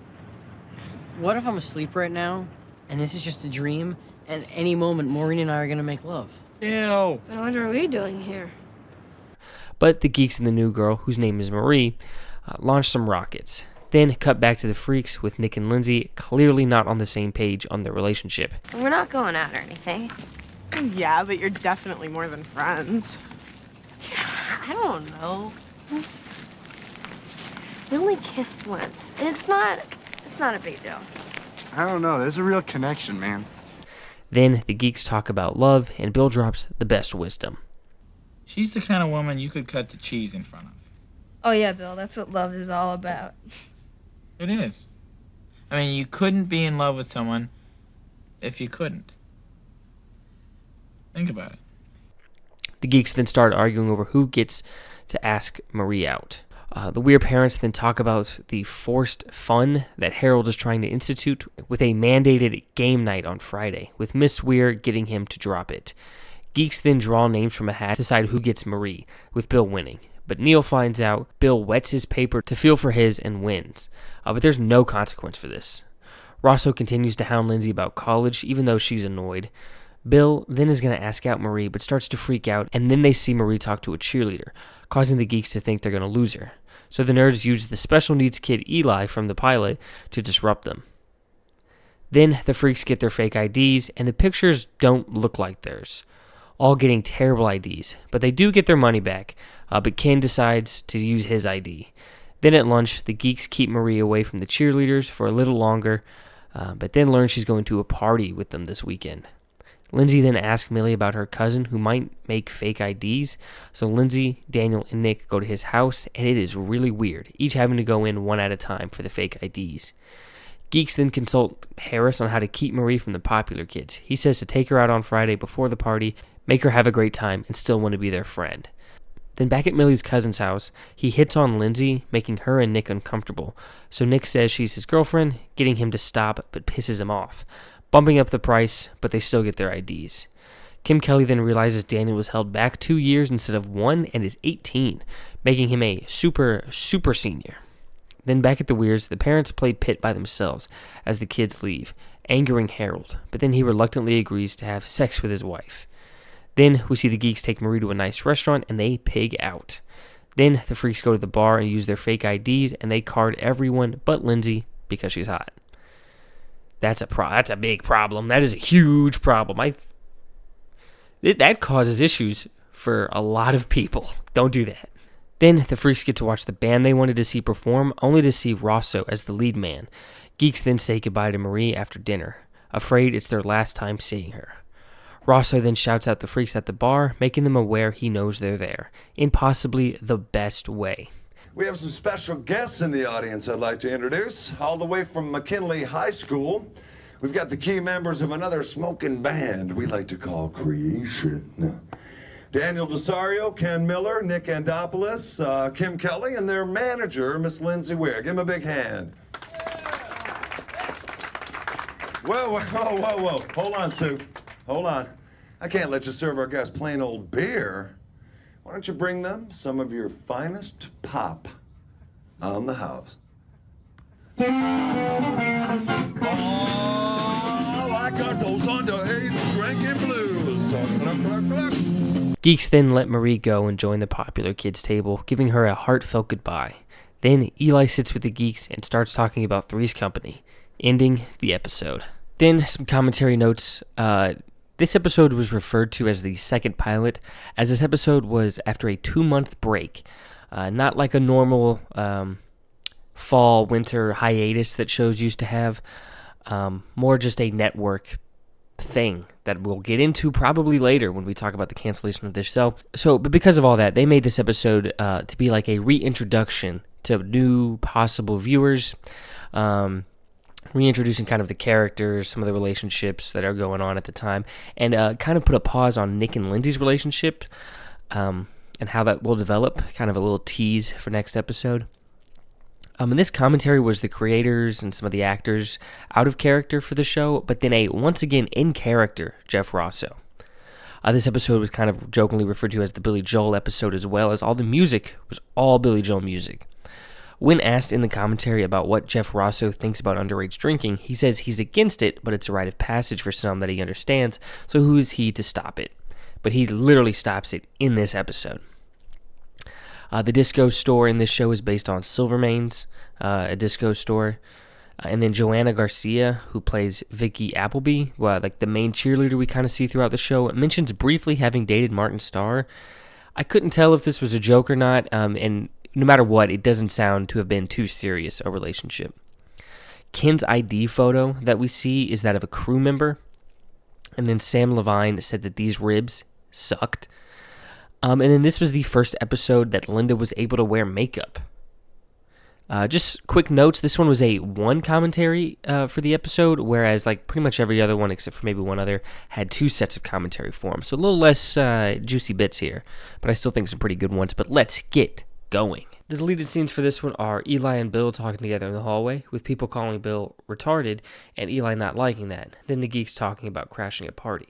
This was an alternate opening. Martin Starr asked why Bill didn't hang out with Eli more, and it's because Eli's actor was a busy man. Then that last scene leads into a scene with Nick giving Lindsay some chocolate, then all the freaks skip class with Rosso and Kalchevsky running after them. Then an extended scene at the restaurant with the waiter making fun of them, and John Daly just kept breaking. Alright, this post-episode interjection is going to be looking at the Freaks and Geeks interactive game.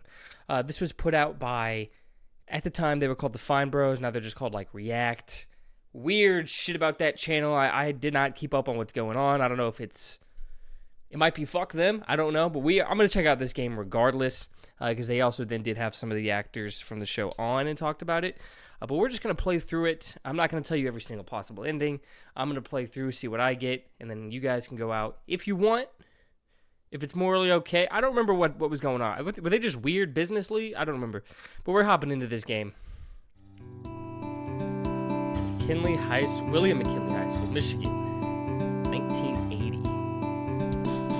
So this is the exact same opening as the show. Is it something that I did? Ashley, it's just because I'm ready to work through whatever it is. It's just, I love you so much. It scares me. Cut to the Freaks and the Geeks. All right, so I get to decide here. I think YouTube removed. Oh, I don't get to decide. Because I think some of the choice boxes, I think interactive games took a hit. Maybe I might not even be able to do this, but all right. So it looks like it's picking the Freaks for us. I like the 8-bit, 16-bit versions of all these characters. Written and directed by the Fine Bros. Animation and music by Dr. Nice. Here's Lindsay.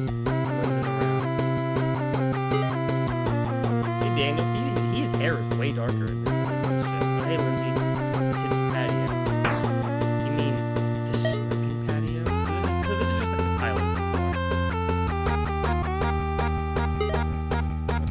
You guys remember Lindsay? Although I don't think Kim was in this scene. Whoa, that close-up is unflattering. What's up? Do you think wearing that army jacket over your preppy clothes makes you one of us? Don't mind my girlfriend. She's probably on her period or something. Lindsay! I don't know who that is. Y'all know who that is. Lindsay, come here. Friend of yours? Linz? What are you doing?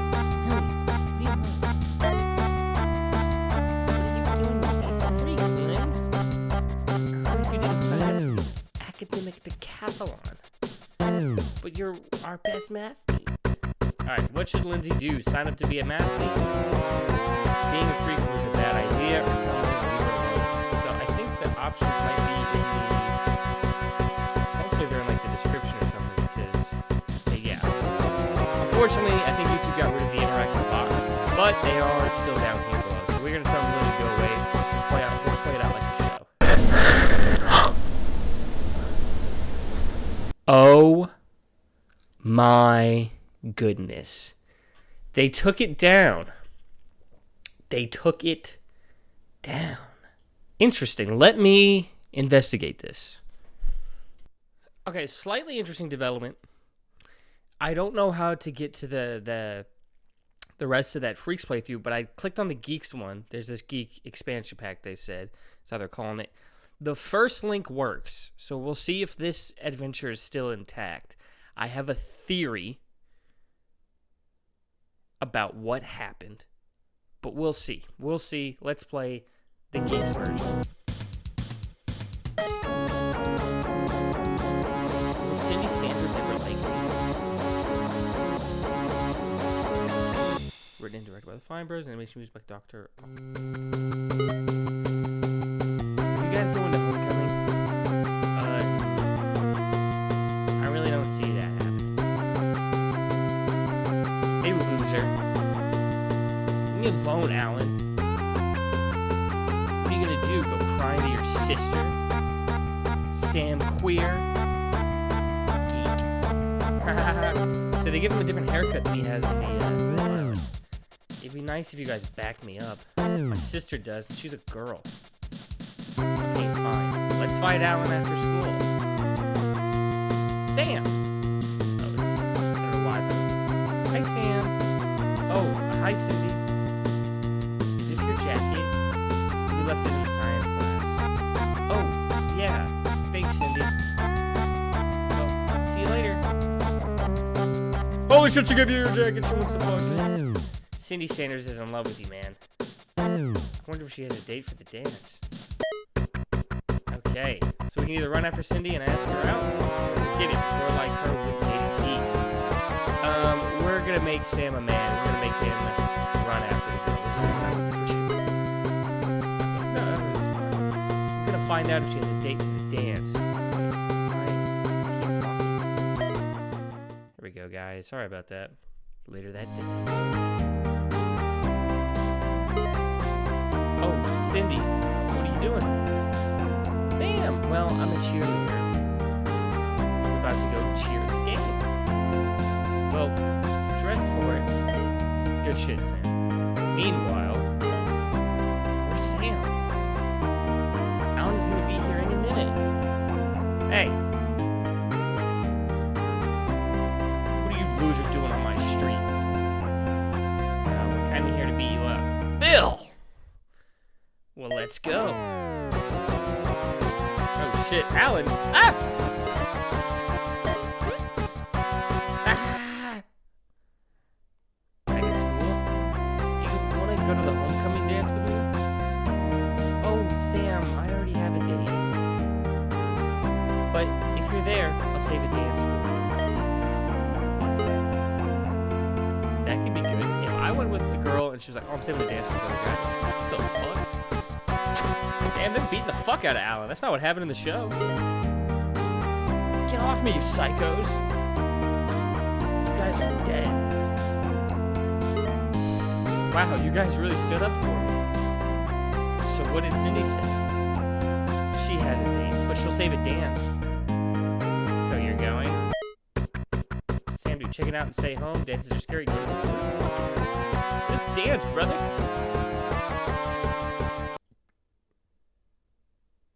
Huh. That's weird. So this one's unavailable. Okay, let's see if the other one. Let's see what if Don't Go is available. Okay, so this is getting weird. It's sporadic on what's available and what's not. Let me investigate a little more. Okay, I'm going to look at the time they actually had Seth Rogen and James Franco on. Look at these videos. Report back. I have a theory on why these videos are gone. What happened? But I can't get too into it because that's going to be a segment later on. If you know what it probably was, you know why I'm waiting to get into it. All right, so I just looked through everything. The game on the Freak side pretty much just takes you through some of the major story elements from the Freak side of things.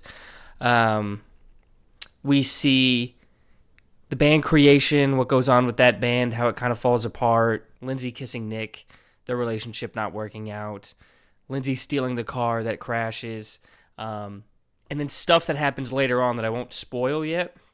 I'm not sure when this is going to go into the video, but I know it won't be towards the end. So there's some stuff that the game covers that we haven't talked about yet, but you guys could check out. Seth Rogen, when he played this game, they had Seth Rogen and James Franco play it. Seth Rogen remembered the show very well. This is, I think, 15 years after the show had came out.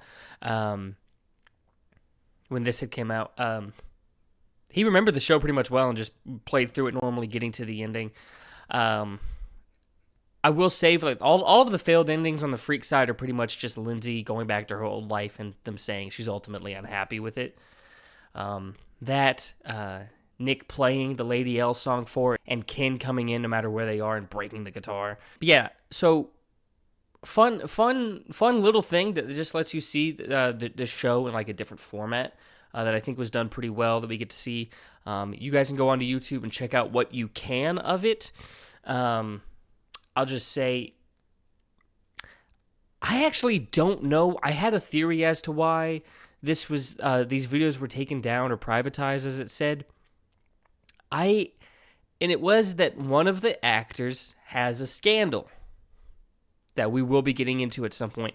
But he's in the other videos that they have up on their channel right now, so it wouldn't make sense for the videos that are much harder to find to be taken down because of it, and then the easier to find videos would still be up.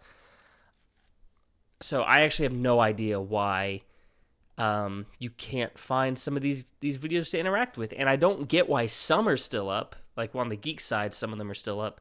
But like all of the freak side is taken down. It's very interesting. But that's going to do it for this game. Like I said, you can check out what is still up on there and what can be talked about on YouTube, on React. Check that out if you want to. I will say, interesting thing to note is that Seth Rogen said that Linda Cardellini was on Letterman like the day or the day after the show was canceled. Like just for other reasons, just coincidentally, which I found very interesting. They haven't mentioned that in any of the commentaries that I've seen so far. But yeah. I read a funny story that you were told by Judd the show was canceled right before you went on David Letterman? It wasn't Judd, but that's true. It Okay. was on the way to David Letterman, which was always a dream. I was in the car, had gotten, I think, off the plane, and I was going to the hotel, whatever it was, but I was in New York only to go on David Letterman because somebody there liked the show, and they knew it was in trouble, and they wanted to help it. Oh, really? And okay. when I got into this limo, here I am, I'm in a limo. I'm, the star of this show. I'm gonna go on David Letterman of all, I got a phone call from my publicist at the time, and she said, honey, I have to tell you something. The show has been canceled. And my heart fell, and I said, it just sank, and I said, David Letterman's been canceled? And she said, no. Freaks and Geeks. And I went, oh, do I still get to be on David Letterman? That is the interactive Freaks and Geeks game that was later made based on the show. But back to the show. Lady, when you're with me, smiling. Give me, oh, your love. Your hands build me up when I'm sinking. Touch me, and my troubles all fade. Episode 8, Girlfriends and Boyfriends. Here, we see Lindsay watch a guy get gripped up in the school hallway. Then she catches back up with Nick and the other freaks. And Lindsay clearly does not want a relationship with Nick. Clearly. Or does she? I don't know. Millie then shames Lindsay for getting with Nick, calling him a freak, and that freaks just want girls who go all the way. Lindsay tells her off. Rosso then takes Lindsay into her office to talk about Lindsay and Nick's relationship. Lore drops that he got freaky in a van at Woodstock. Rosso is just trying to help Lindsay be safe. Then he lore drops that he has herpes, making Lindsay very uncomfortable. It's just that you've got to be careful these days. Yeah, I know. Do you? I thought I knew too. Until one night I was checking out this discotheque. The one in the bowling alley on 15 Mile. I met this girl. She seemed really nice. We danced a bit. I kissed her. One thing led to another, and now I get sores on my lip once a month. I have herpes. Doesn't hurt that much, but believe me, you don't want it. Can I please go now? Then the freaks have biology and get paired up into lab partners. Sam gets Gordon, who apparently smells terribly, and Bill gets Cindy. Then Daniel talks up Nick to Lindsay, saying he's a great guy, clearly just trying to protect his friend. Then at lunch, Bill teases Sam about working with Cindy. Then she comes up to the table to talk to Bill and invites him over to her house, which Bill hangs over Sam's head. Then Nick and Lindsay set up a date for Friday. Then Sam has Gordon come over to work on their project. Sam lets Gordon borrow his pencil, and then he does this? What the actual fuck? Gordon then acknowledges that Sam doesn't want to be his partner, but rather Cindy's, and Gordon says they'd be great together. Then we see Cindy and Bill over at her house, and they are clearly not the same kind of person. Cindy doesn't eat junk food or watch TV. Very not Bill.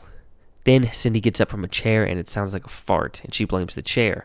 So when she leaves, Bill tests the chair, and it doesn't make a noise. Then we see Gordon trying to coach up Sam on how to get Cindy. Then we see Nick and Daniel together, where Nick tries to brag about Lindsay by putting down Kim Kelly. Uncalled for. Bill then tells Sam about how weird Cindy is and tells the geeks that she farts, which Sam doesn't believe. Sam thinks Bill is lying because Bill likes her, which he doesn't.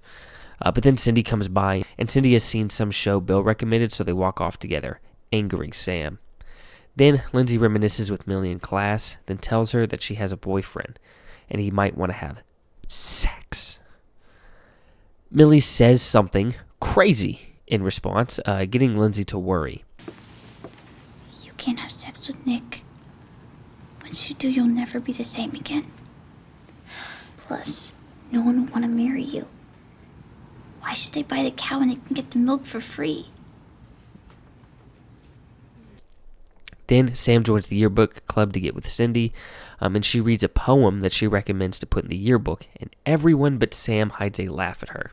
September 3rd, 1980. Freshman year. Dear Diary. High school. So cavernous, cold, uninviting. Starting over. No identity. Everyone looking. Everyone judging.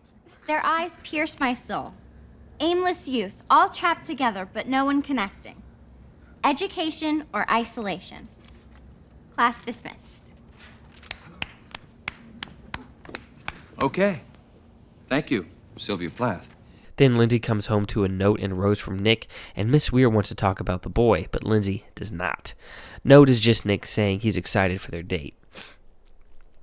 Sam and Cindy then head to Harold's store for him to get a yearbook ad, and he doesn't want to buy one, but he gets one anyways to be a wingman. Then immediately fucks it up, tries to fix it, but can't. Oh, wait a minute now. You're squandering your manpower. What you got to do is split up and, take separate routes. That way you can cover more ground. Thank you. But then again, some of the greatest salesmen worked in teams. Yeah, maybe we should stick together. Yeah, but we'll both finish sooner if we split up, don't you think? Yeah, I guess so. Thank you, Mr. Ware. See you, Dad. Then, back at dinner, the parents try to get Lindsay to share who her boyfriend is, and she says it's Nick, and they immediately disapprove, and Harold forbids her from seeing him, angering Lindsay. So she likes him? But they do call back my favorite gag from an earlier episode. Okay, it's Nick. Nick? Nick. He's not another one of those burnouts. No? Nick, was he the one that ate all my fruit roll-ups? But you said he could have them. No, I know. Do you guys mind if I have this fruit roll-up? Oh, no, please go ahead. Enjoy. Thank you so much. Sure. Hey, listen, you guys mind if I have these, or...? Oh, please go ahead. Take them. Then the parents try to console Lindsay and reason with her about dating, so Harold drops this story. I know. You find it hard to believe, but I did some stupid things when I was young. Honey, tell her about Korea. Korea. Well, one day, I went into Seoul on a weekend pass, and I went to this bar, and I had a few too many, and I followed a couple of my buddies to the red light district. Your father's first time wasn't special, and he's always regretted it. It was the worst $5 I've ever spent. And I wish I could get that $5 back. Insane lore drops this episode. But I do think the parents ended up kind of backing off Lindsay with her relationship with Nick. Bill then tells Sam Cindy said she thought he was the nicest guy at school. Geeks then talk about going to the movies, and Sam wants to invite Gordon, who Sam says is cool.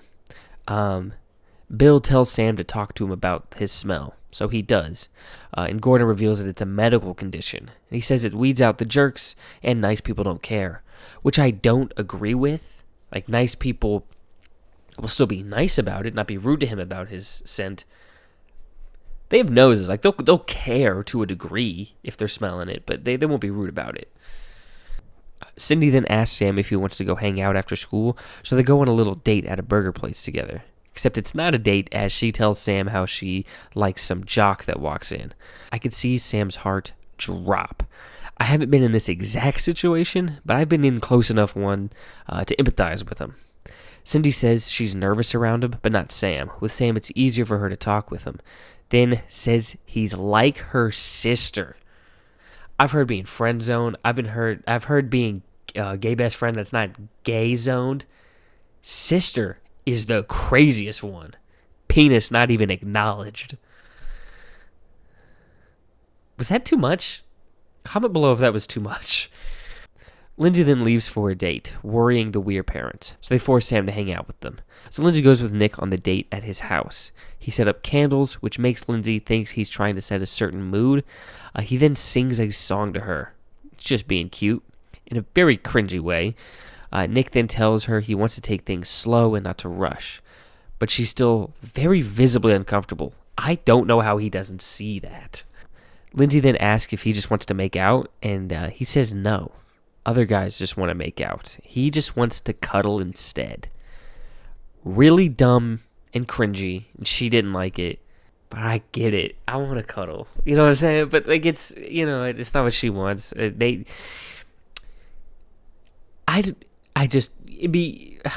don't know. He should be able to read her facial expressions. She should also articulate how she's feeling in the moment. It would be better long term.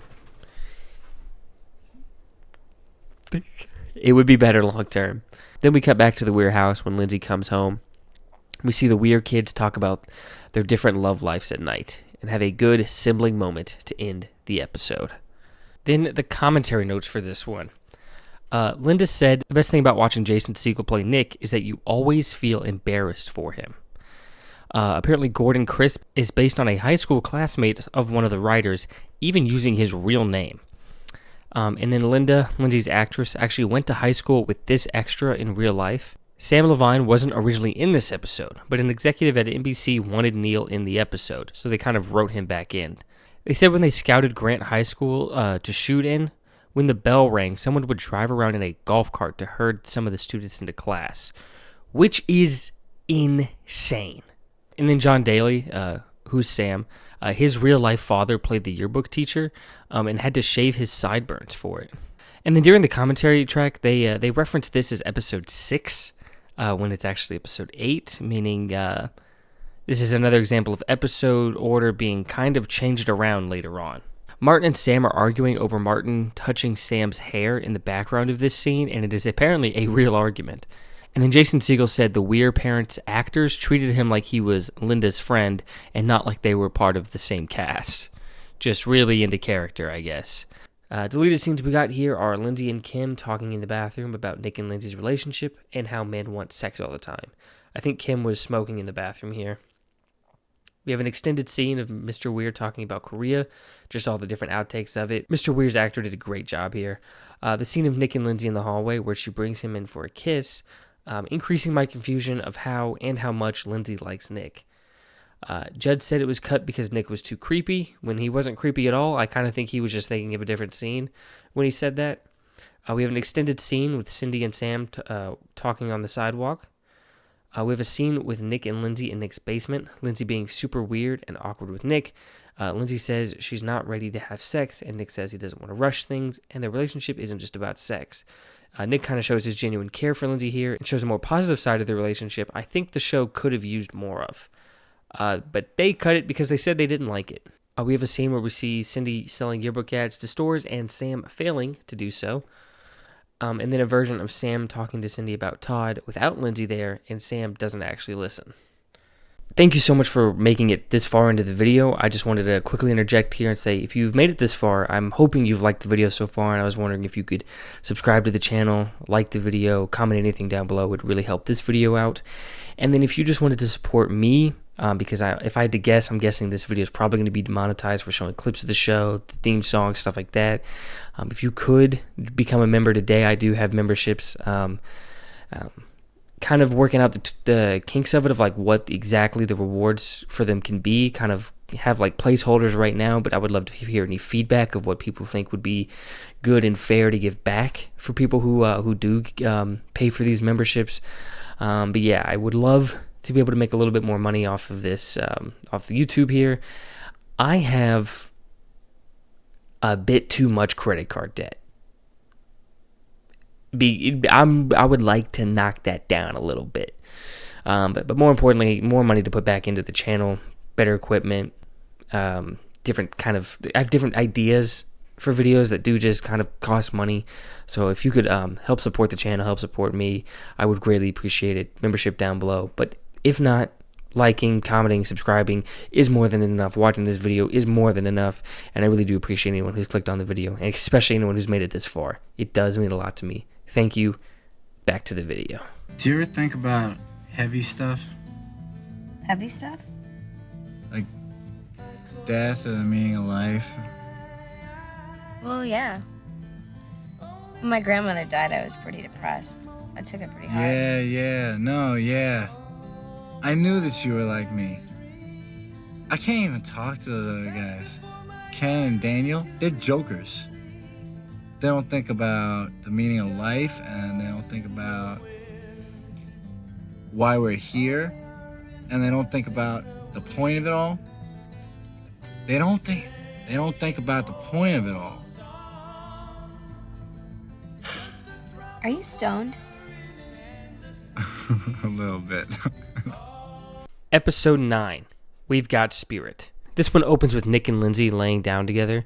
Nick wants to have a deep combo with Lindsay, but doesn't actually let her say anything.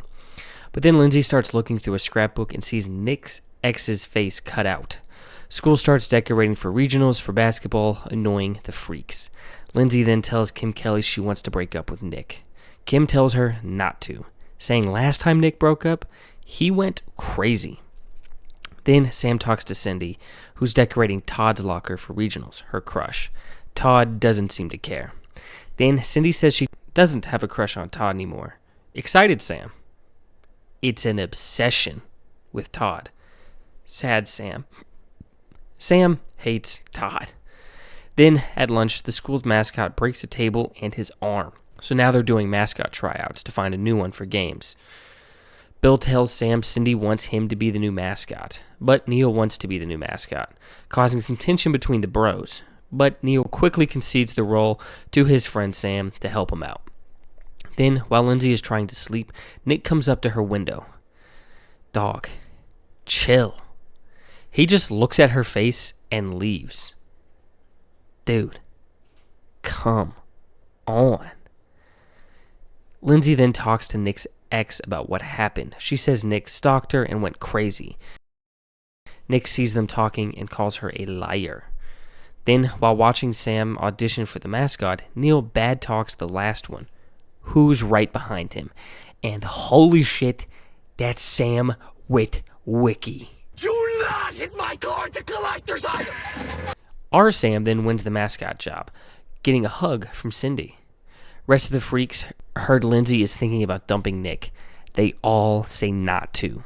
Then, back at cheer practice, Sam is getting worked to death. The old mascot tells Neil he wanted to be funny, but Vicky, who's the head cheerleader, didn't want funny. Then, while sitting on their car, the other Freaks get water ballooned by whatever school theirs is playing in regionals. Nick then calls the Weir house, and Lindsay has her mom lie to Nick about being there. Lindsay talks to her mom about breaking up with Nick, saying she doesn't want to be mean, and Miss Weir saying she can't stay with someone just to not be rude. Great moment with Miss Weir here, finally dropping some good wisdom for her. Lindsay then calls Nick, but chickens out of breaking up with him. Then we see our trio of Freaks see the car that got them earlier and chase after them. Then back at cheer practice, Neil critiques Sam the whole time. Lindsay then goes to talk with Nick, planning on breaking up with him. But he tells the story of what happened with him and his ex. And I'm going to let him speak for himself and pray this video doesn't get taken down. I want to tell you what happened with me and Heidi Henderson. You don't have to do that. I know I don't have to, but I want to. Okay? All right. I had this really huge crush on her. And when she broke up with her boyfriend, We went out for like a week. I wrote her poems. Lots and lots of poems. It turns out that she was just on the rebound and she was trying to make her boyfriend jealous, and she wasn't even really interested in me at all.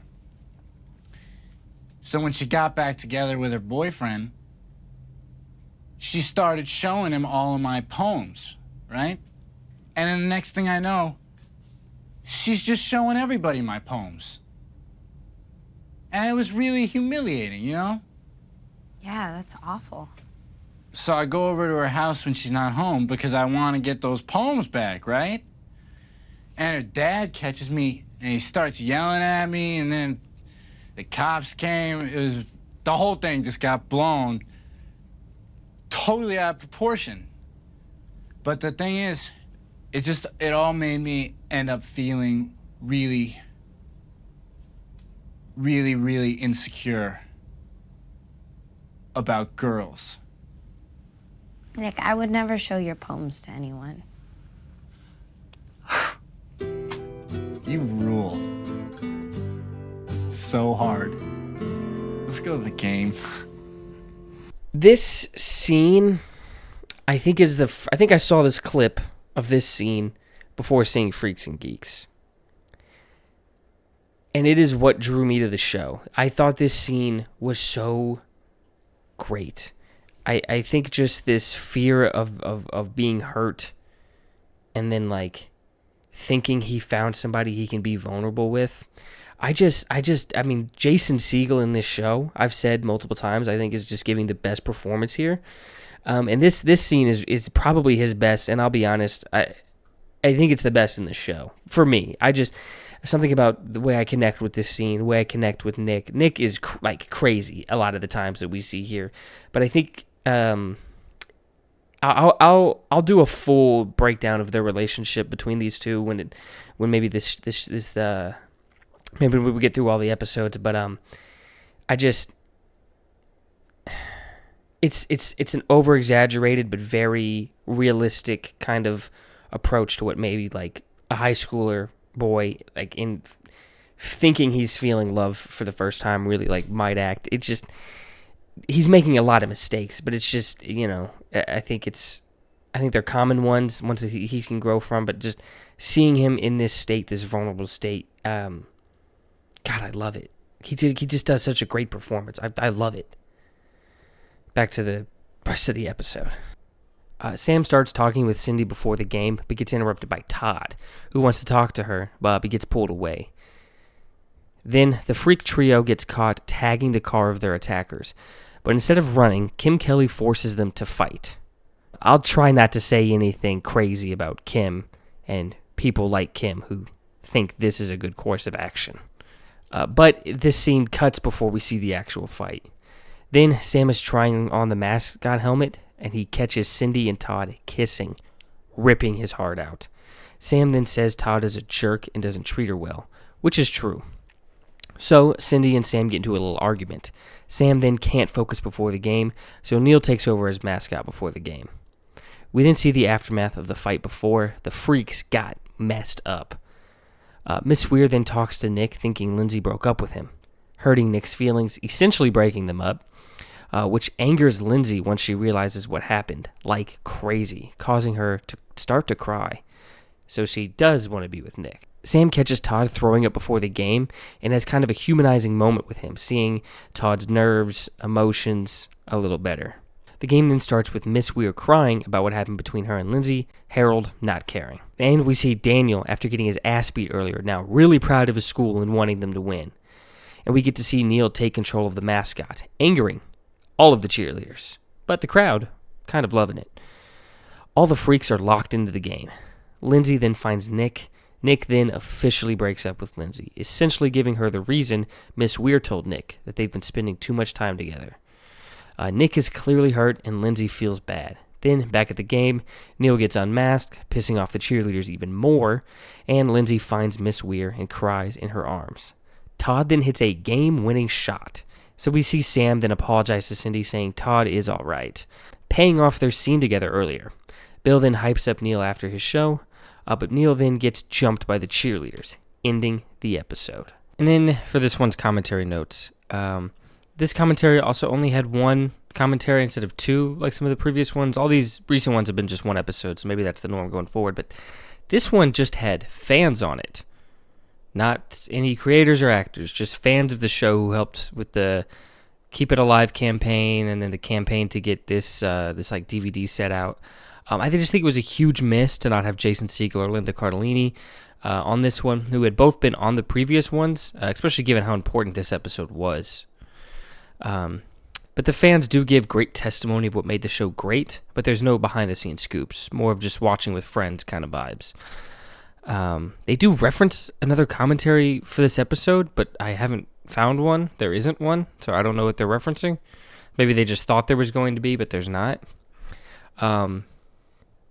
They during the commentary, they ask why they don't do any of these kind of school celebrations for the soccer or chess clubs. I'll let you debate why that is in the comments below.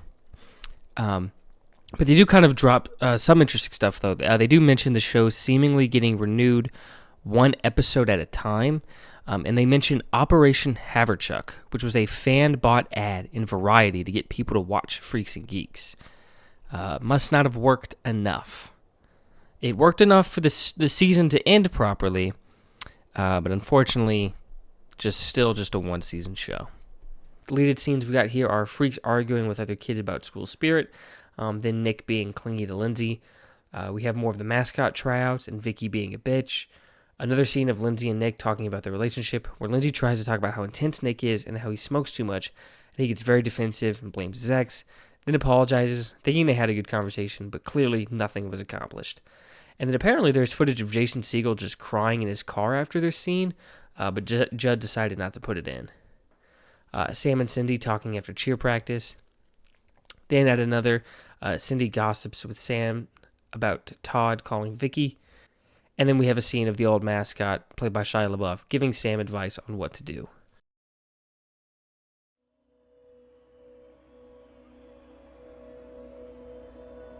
High school is where you kind of become who you are. Those years are tough years. Your emotions and your hormones and everything runs so high in a way that you've never experienced them before. All of those things are universal and will never change. This show was so popular that it eventually got its own documentary. Freaks and Geeks, the documentary, released April 21st, 2018, directed by Brent Hodge. 17 years after the show that only lasted 18 episodes, only 12 originally aired, a documentary was released talking about the show, its creation, its impact, and its story, told by all the actors, writers, directors, and other creators of the show, as well as different NBC executives. Now, there's a lot of notes in here that either I've already mentioned from commentary notes or will be mentioned from commentary notes. So here is some of the more interesting things from this documentary that either wasn't mentioned before or I'm hammering home a point even stronger with it. But just some quick fun notes from a great documentary that if anyone is interested in this show should check out.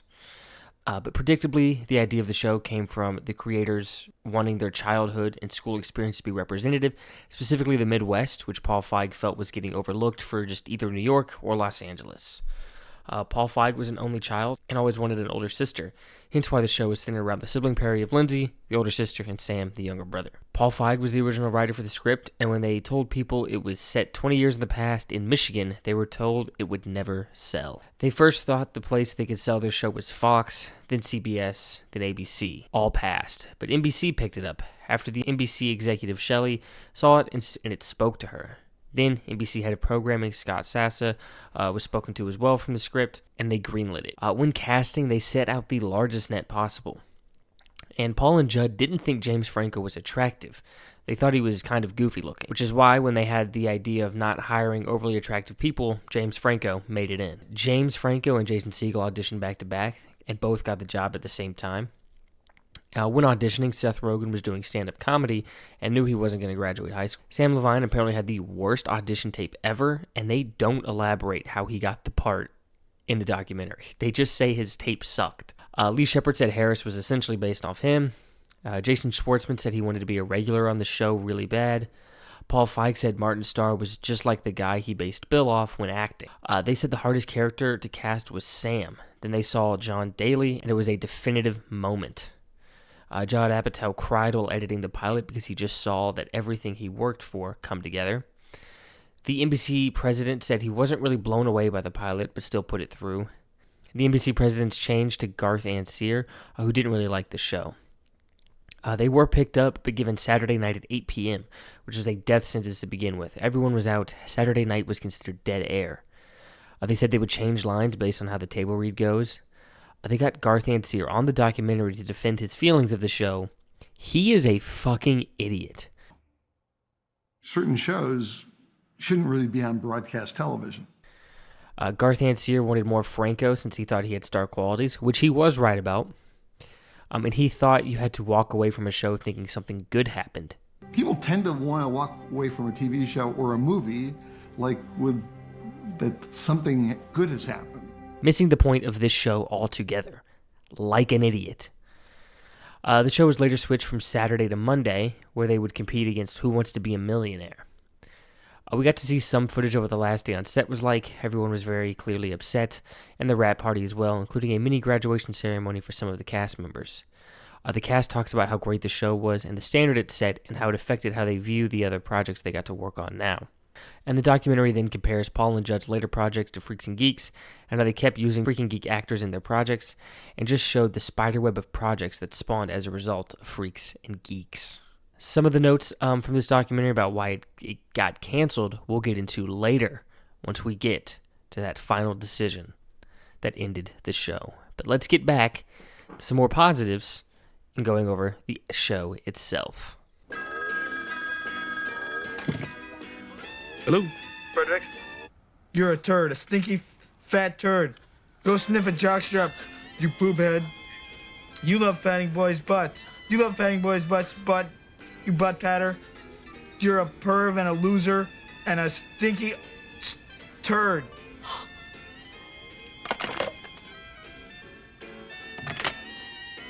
Who's that? It's an old friend. Episode 10, The Diary. Lindsay and Kim Kelly hitchhike and get picked up by a guy who shops at Lindsay's dad's store and snitches on them. So Harold lays into Lindsay, warns her about what she's doing, and honestly, he's not overreacting this time. But since Lindsay says Kim Kelly does it, the Weirs plan to invite her mom over for dinner. Then, the Geeks are at gym class, with the Geeks getting picked last for softball, making Bill especially upset as he actually cares about playing. And then somehow Bill is actually the last one picked, even after Gordon Crisp. Which doesn't make any sense to me. He at least has height and a can-do attitude, which Sam and Neil definitely don't have. Then we finally see Lindsay and Nick interact after their breakup. Lindsay tries to talk to him, but he doesn't ignore her, but he isn't really talkative to her either. Their teacher is trying to be a cool teacher, and no one really seems to care. Bill and Gordon are then in the outfield, and Bill voices the desire to play, hating being in the outfield, wanting to be shortstop. Then Bill finds the teacher's phone numbers and pretends to be Gordon's dad and tells Mr. Fredericks to let the Geeks play, angering the other Geeks. But Bill can't wait to play tomorrow. Then the Weirs have Miss Kelly over, who just complains about her daughter and quotes incels. She lies. These girls today, they all lie. The truth is very scary because times have changed. These girls today, they run wild. And she shares that she reads Kim's diary, a crazy invasion of privacy. The Weirs then tell Lindsay to stop hanging out with Kim, telling Lindsay that Kim's mom is a saint. Yeah, hell no. The Weir parents then talk about reading Lindsay's diary, Harold wanting to read it, and Miss Weir calling it a violation. Then at gym class, Mr. Fredericks offers shortstop to Crisp, who turns it down. Bill offers to do it, but Mr. Frederick turns him down. Lindsay then tells Kim her parents said they can't be friends, then drops this line. He said you're a bad banana. Aren't they queer? Times have changed. Lindsay then tells Kim what her parents really said, pissing Kim off, who's now seemingly mad at Lindsay. Then the Weir parents go on a heist in Lindsay's room. They find the diary and begin to read it. Instead of finding anything bad about what Lindsay's done, Instead, they just find Lindsay making fun of them for being boring and living a life on repeat. But she does say that she loves them. Lindsay then sits with the freaks, killing their mood, causing Nick and Kim Kelly to walk away. Kim is clearly upset that Lindsay didn't stand up enough for her. Then the geeks are at Neil's house to call Mr. Fredericks. We meet Neil's dad, who doesn't care if they're prank calling and tells his own prank call story, setting up that the geeks thinks Neil's dad is awesome. So Bill finally calls Mr. Fredericks and goes off on him, and we see Mr. Fredericks is with that gym assistant we saw earlier. We get to see Kim Kelly vent to Daniel, actually acting like a couple. Daniel says the Weirs might have had a point. People don't want their kids to have sex or do drugs, and that Kim Kelly has sex with him, and he is a bad guy. And if he had a daughter, he wouldn't want his daughter with a guy like him. But Daniel says he loves Kim the way that she is, and they have a cute moment, but Daniel ruins it by calling her a sex-crazed drug addict. Then, at the Weir family dinner, Miss Weir took what Lindsay said to heart and tried to spice up their dinner with something new. Harold clearly didn't care what Lindsay said in her diary. Then we see at gym class, Mr. Frederick starts to interrogate the kids, having them read what Bill said on the phone so he can find the culprit, which works as he finds out Bill was the caller. Bill opens up about why he did it in maybe Bill's best moment. Now, I didn't do it to be funny. Yeah? So you did it to what? To be educational? It's not fair. Okay, you don't understand. It's not like anyone forgets who gets picked last. I've always been picked last. Everyone knows. Girls know. And the thing is, I might not be bad. I never get better because I'm never given the chance. But I could be good. You know, I mean, I know I could be good. Well, it's not my fault you get picked last. Yes, it is. I mean, you've got all the power. You could change everything. And how would I do that? Simple. Let me pick the teams.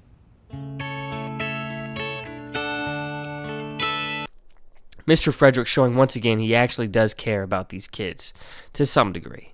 Daniel then goes to Lindsay telling her to talk and make up with Kim Kelly because she's driving him crazy. It cuts to the Geeks gym class again with Bill and Gordon Crisp as team captains, getting to pick the teams.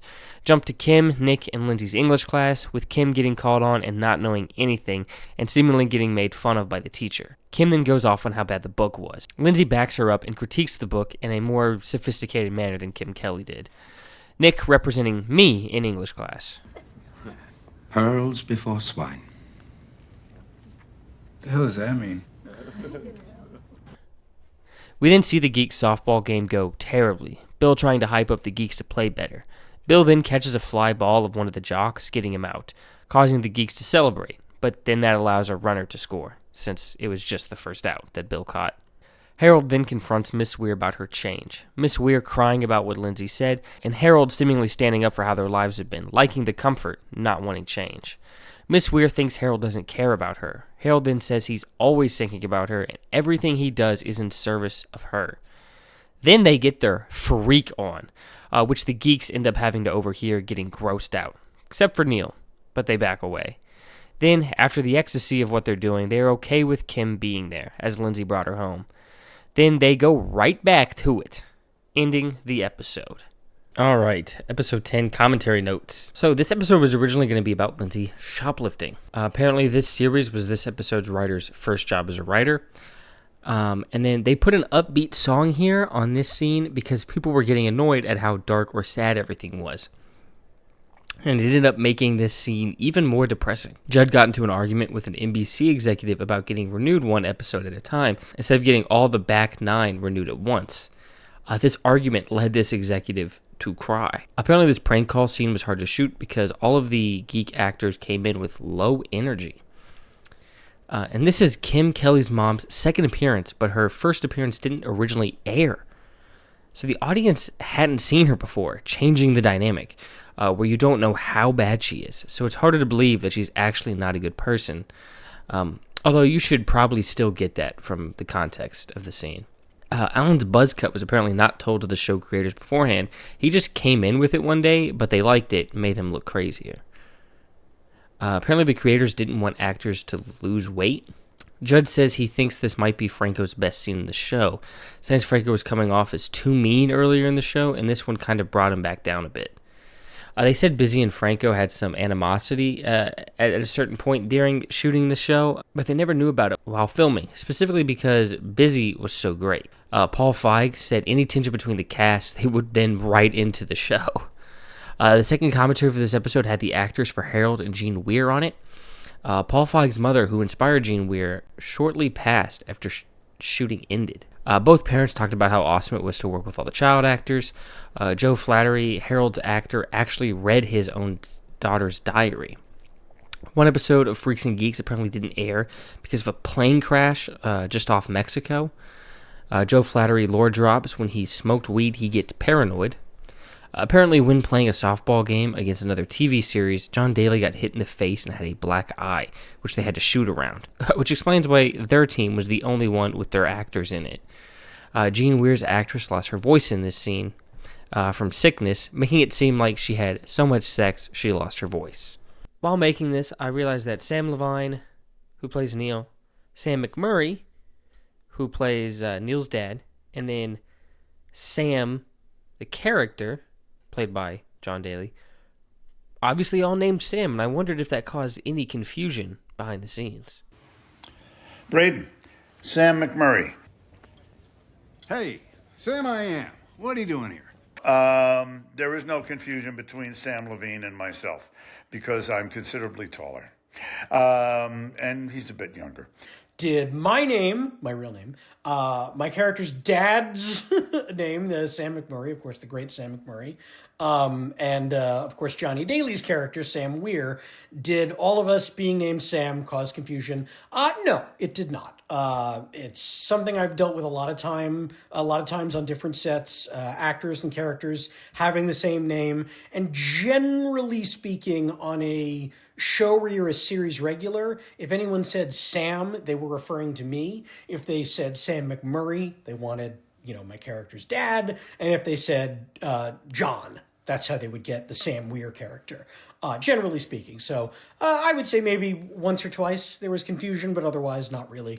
Sorry, guys, I thought I stumbled into something more interesting than it was.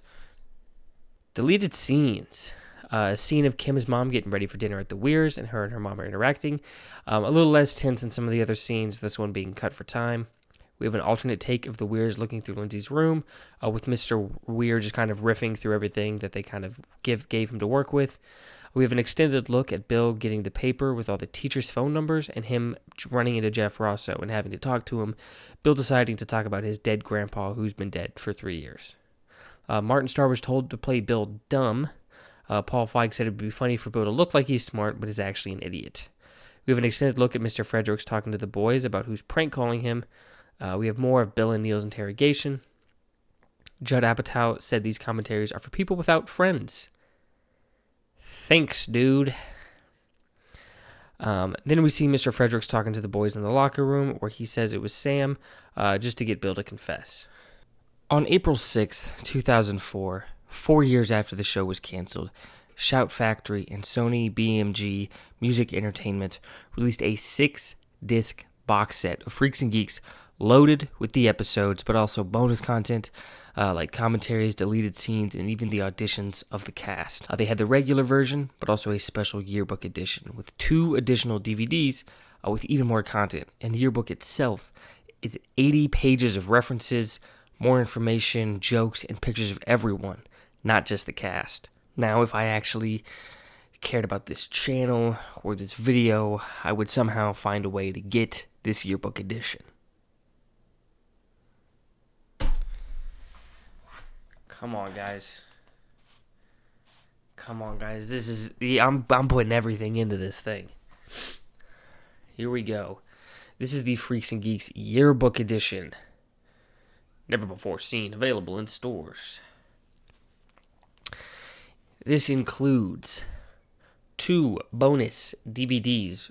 The light is crazy. This includes 2 bonus DVDs with 6 hours of extras. 80-page yearbook with exclusive essays, trivia, and memorabilia. It's one of the most insanely complete TV artifacts ever, says Time Magazine. Life sucks, and then you graduate. Set in 1980 at the fictional McKinley High in Detroit. Freaks and Geeks focused on two groups of outsiders, the stoners, tough kids and bad girls, and the brains, nerds, and squares. The program quickly became legendary as a smart, funny, and authentic testimonial to the few highs and many more horrors of high school for the kids who don't fit in. The yearbook edition contains all the episodes and extras of the phenomenal, the complete series 6 DVD set, 2 bonus DVDs with 6 hours of additional extras. I haven't even gotten to that yet. Oh my god, 6 more hours of stuff? Wow.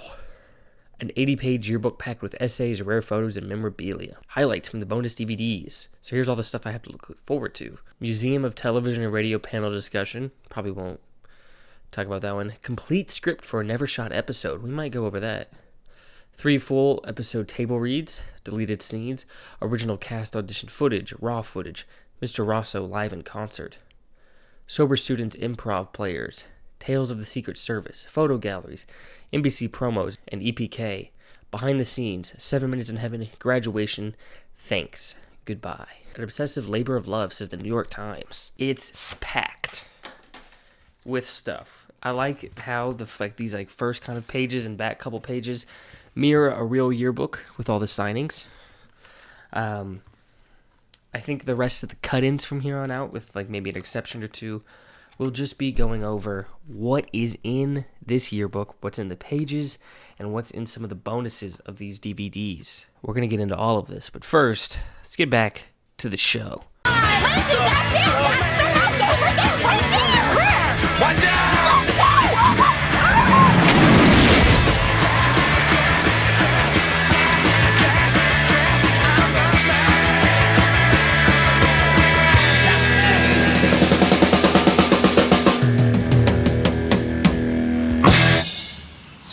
God. Episode 11, Looks and Books. Some kids walk up to Lindsay and ask her if they gave her a joint, would she have sex with them? This makes no sense and has no payoff or anything. I have no idea what this was about. But then we hear the Freaks have a gig for their band and need Lindsay's parents' station wagon. Lindsay says that they won't let them take it, so they convince her to steal it. Then, because everyone doesn't know how to behave in a car, Lindsay crashes it. We then see Sam watching Todd and Cindy together, and the geeks theorize that it's because of Todd's hair that Cindy likes him. Lindsay then goes off on Kim back at the car accident, and the other Freaks don't help the situation. Then Harold threatens to call the police on his own daughter. Great parenting. Lindsay apologizes, but Harold says he's done believing Lindsay, and that she's super mega grounded. Millie then comes over to check on Lindsay after seeing the damaged car. Millie does a pretty good job comforting Lindsay. Lindsay hasn't been the best friend to Millie, but Millie has been a relatively good one for her. She said some out-of-pocket shit, but ultimately is there for her when she needs her. Sam starts to style his hair more like Todd, and Lindsay starts dressing more like Millie. Her parents are hopeful about the change. The Freaks make fun of Lindsay, and she is clearly done with them, and goes off on them for being lost causes. The Freaks tried to play it off, but at lunch it clearly got to them, except Ken. Nick thinks Lindsay is acting the way she is because he broke up with her. Idiot. The Freaks all lay out their life plans. Ken's waiting for his dad to die to take his inheritance. Kim wants to be a lawyer. Daniel doesn't have any plans, really, although he says he does. And Nick wants to be a DJ. Lindsay sits with the mathletes at lunch.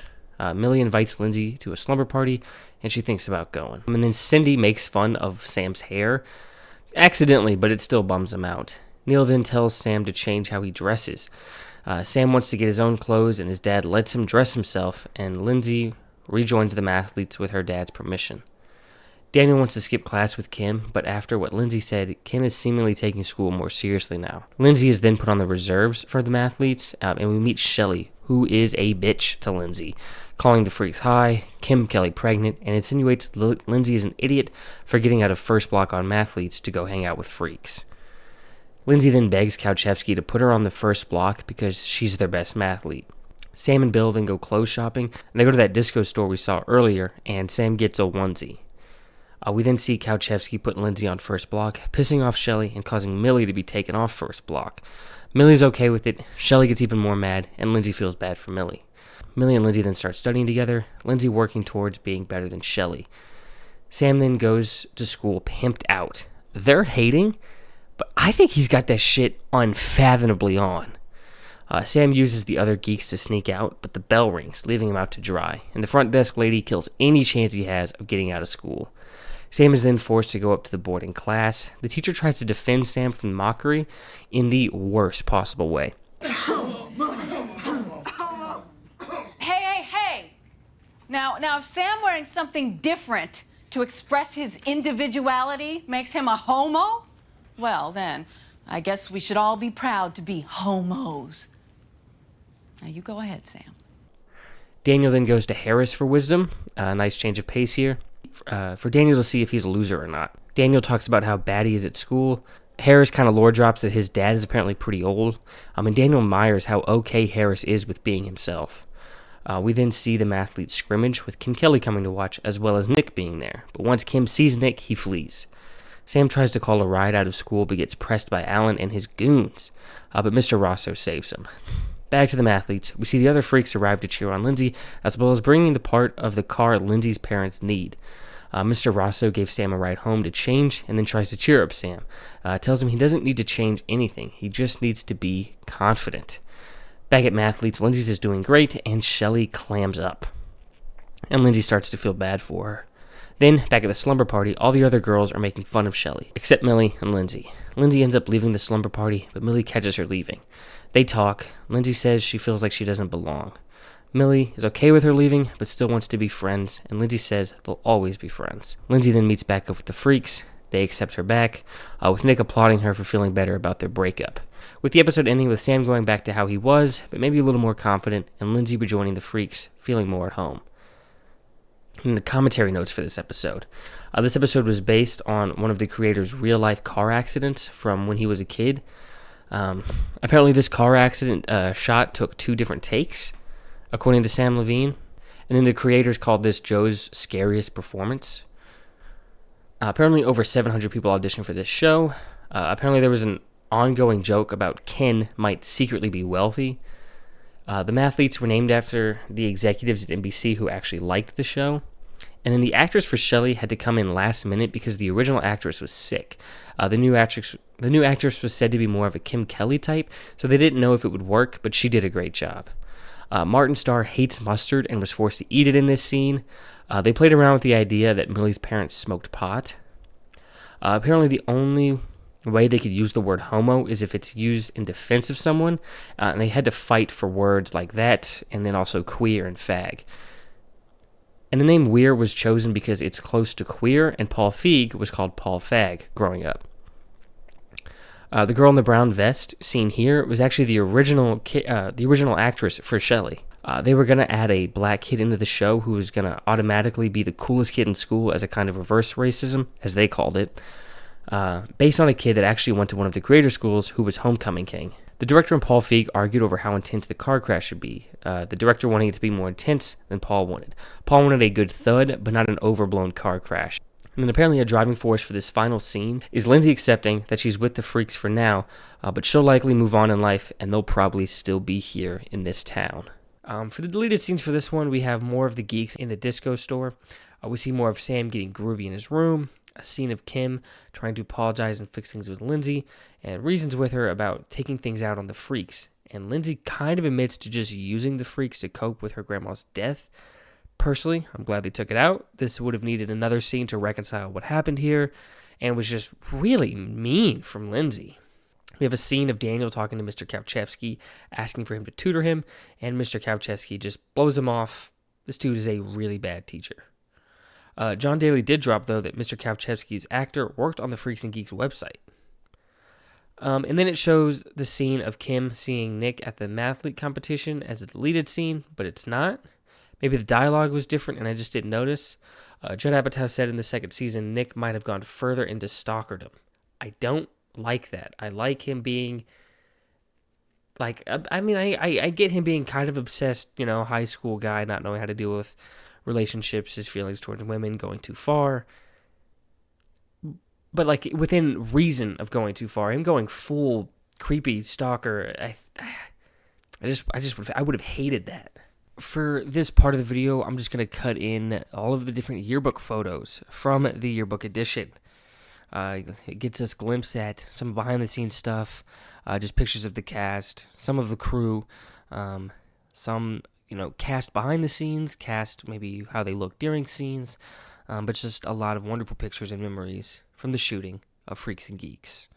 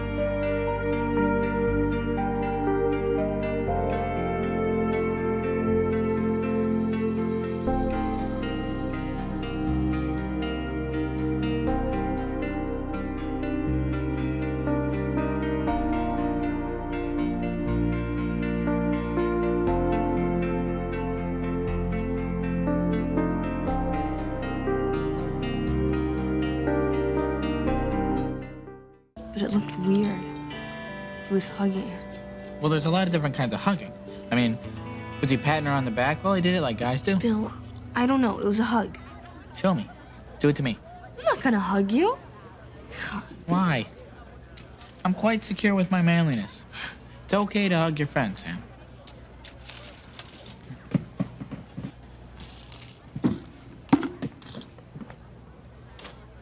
Okay, get off me. I get it. Okay. Episode 12, The Garage Door. Geeks are having a late night at Neil's house to watch SNL. This must have been when SNL was good, I guess. But once again highlighting how cool the Geeks thinks Neil's dad is. Surely he stays. Awesome. Then we see the Freaks watching the marching band, where Nick critiques them musically and Ken makes fun of a tuba girl. Lindsay defends her, but Ken has the best burn of the TV show so far. Well, Lindsay, here's an idea. How about you break up our band so you can make out with Nick? Oh, wait, you already did that. That's right. Shut up, man. Then at We're Family Dinner, Neil, who's there because his dad's performing surgery and his mom is at tennis, grosses everyone out with his dad's medical stories. And Sam wants a video game system, and Sam's dad predictably hates video games. Lindsay meets back up with the Freaks. It seems her and Nick are getting along again, and Kim wants to know if something's up. Lindsay says she just wants to be friends, but Kim says that ship has sailed, and that to not give Nick false hope, Lindsay needs to be a bitch to him. Then Nick tells Daniel he's still in love with Lindsay, and Daniel pretty much says Nick needs to play hard to get, saying it's the key to his and Kim's great relationship. Neil then gets picked up by his mom, who's making her first appearance, and then back at the Freaks meetup they run into Tuba Girl, Amy, who argues back and forth with Ken, being the first to talk to Ken in his language, clearly sparking something in Ken. Then while out shopping with his mom, Sam catches Neil's dad out with another girl.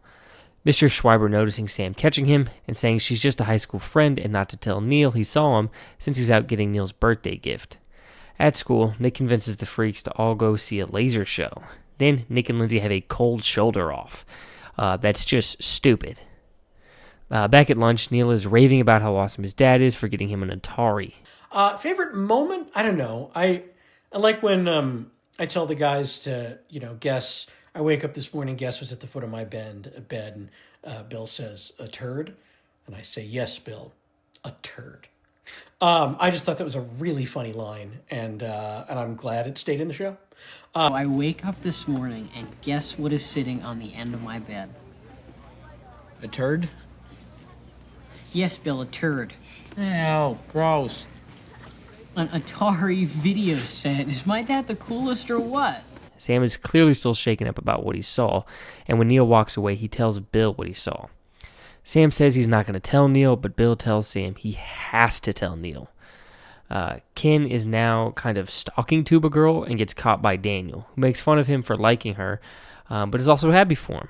Then back at Neil's, they're all playing on the Atari, and Bill starts asking Neil if they have to tell each other everything, making Neil very suspicious. So Sam finally tells Neil what he saw, and Neil doesn't believe him and just calls them jealous of his dad and making fun of Bill for not having a dad. And this is where we find out that Bill's dad isn't really in his life. This whole argument causes the other geeks to storm out. Then Kim and Daniel have a pretty fun scene together trying to argue through a kid in one of their classes. Then, when Sam comes home, his mom says Dr. Schreiber called, saying Sam can come in early for a dental checkup. Neil then starts snooping around his dad's car and finds a garage door opener that doesn't go to theirs. Lindsay and Sam start talking about affairs, having one of their better family moments, punctuated by Harold. Do you think Dad would have an affair? Dad? Somebody call me?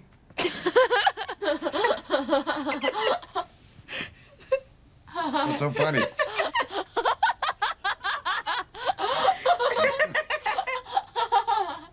Finish your homework. Then, at Sam's dental visit with Dr. Schreiber, he starts interrogating Sam about what he said, about what he saw, still saying she was just a friend.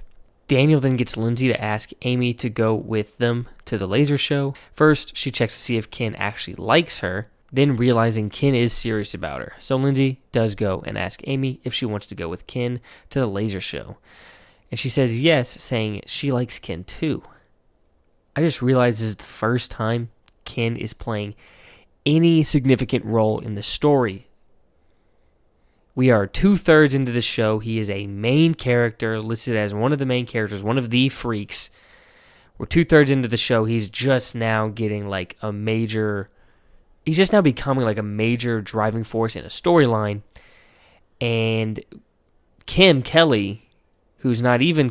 not like a main character in terms of billing, has been a driving force in a lot of different storylines. But we move on. But we then go to the geeks who are looking for the house that the clicker Neil finds belongs to. Then we cut to the laser show with Ken and Amy being super awkward. Then Kim tries to start a fight with Daniel, but he's playing it too cool, making her even more angry. Then the freaks realize the laser show isn't doing Pink Floyd because it's country night. Back to the geeks, we see Neil keeping them out late looking for the house, but the geeks get too tired, leaving Neil to search by himself.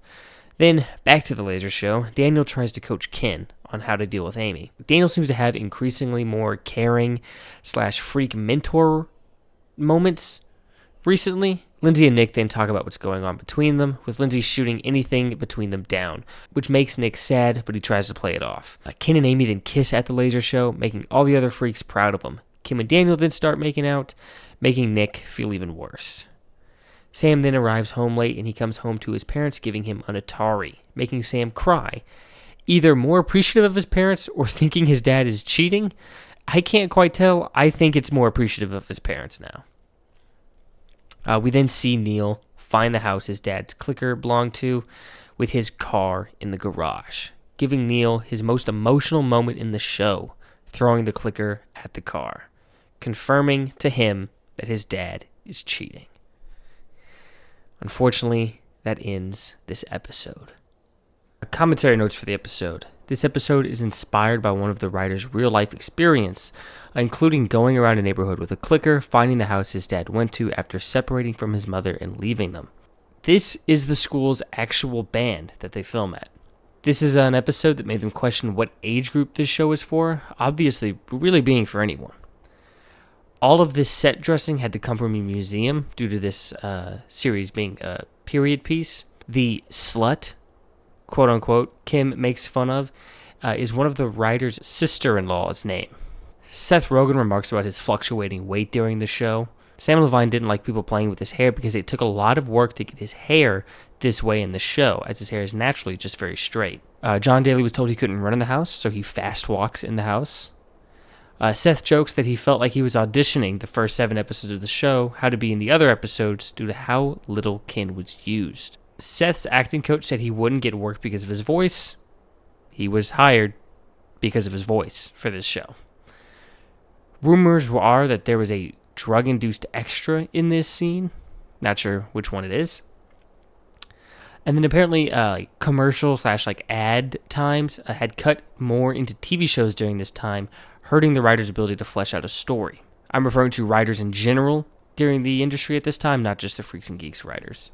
The creators had pages of backstories for the characters that they made for the show. This guy is a personal friend of Judd Apatow and Paul Feig. The director of this episode's father was an actual dentist and called this the worst examination ever. This is Seth Rogen's first on-screen kiss. And the creators confirmed that this is Sam crying due to the appreciation of his parents, not him thinking one has cheated. The deleted scenes. We have more of the Freaks and Amy roasting each other, mainly Ken getting roasted, and then a longer version of Sam in Mr. Schweiber's chair. There's something extraordinary happening with the new show coming to NBC. Everyone who's seen it has fallen in love with Freaks and Geeks. From Time and Newsweek to Rolling Stone and Entertainment Weekly, the reviews are spectacular. But adults aren't the only ones raving. In a recent LA Times poll, teens voted Freaks and Geeks most popular, relatable, funny, real, a wonderful hour for the family. Freaks and Geeks premieres this Saturday at 8, 7 Central on NBC. Back to 1980 with sex education taught by your gym teacher. Here is a female reproductive system. What the hell is that? Newsweek calls it charming. Time magazine says it's the best new show. Freaks and Geeks, what high school was like for the rest of us. NBC Saturday at 8, 7 Central. Saturday, take a trip back to 1980. Back to high school. Your friends. You can do whatever you want if you believe in yourself. I play so much better when you're around. And your first kiss. TV Guide calls Linda Cardellini one of the 10 new young stars to watch. Freaks and Geeks, NBC Saturday at 8, 7 Central. Check it! You may think high school ain't their favorite place to be, but there's a million chicks that dig scrawny studs, you see. They got their hair in threads, honeys blush their cheeks. You can't compare to those ballin' freaks and geeks. In college, they're freshmen, but they don't care. Majors are for suckers, they're undeclared. Don't try to compete with the swagger, son, cause you don't have to be popular to be awesome. Freaks and Geeks, weeknights at 11 and undeclared, weeknights at midnight. This fall, travel back to a simpler time of life. 1980, and you find yourself in school. 1980, wishing that you were more cool. 1980, all your teachers have long hair. 1980, this is what you get to wear. The prettiest girls usually don't get asked out because guys are too afraid to ask them. Maybe I should ask out Farrah Fawcett Majors. 1980. Freaks and Geeks, NBC Saturdays this fall. Yeah, I kind of get why no one watched this show. A lot of these promos sucked. How do you win a girl who already has a boyfriend? You want to be a stud, or do you want to be a super stud? Super stud, Sam. Go for super stud. Change your image. Listen, what's happening? Ouch! Ow! Hey. And all new Freaks and Geeks. Oh my God. NBC Monday. I didn't say you should dress like Evel Knievel. Now a moving moment from Freaks and Geeks. Hitting the showers. New district policy, everybody must take a shower after class. We're allowed to shower with us because he's a woman. You know how many men have seen me naked in my lifetime? A lot. Just don't want them to tease me. Oh, who would tease you? All right, look, you tell them you're proud of your body. That'll show them.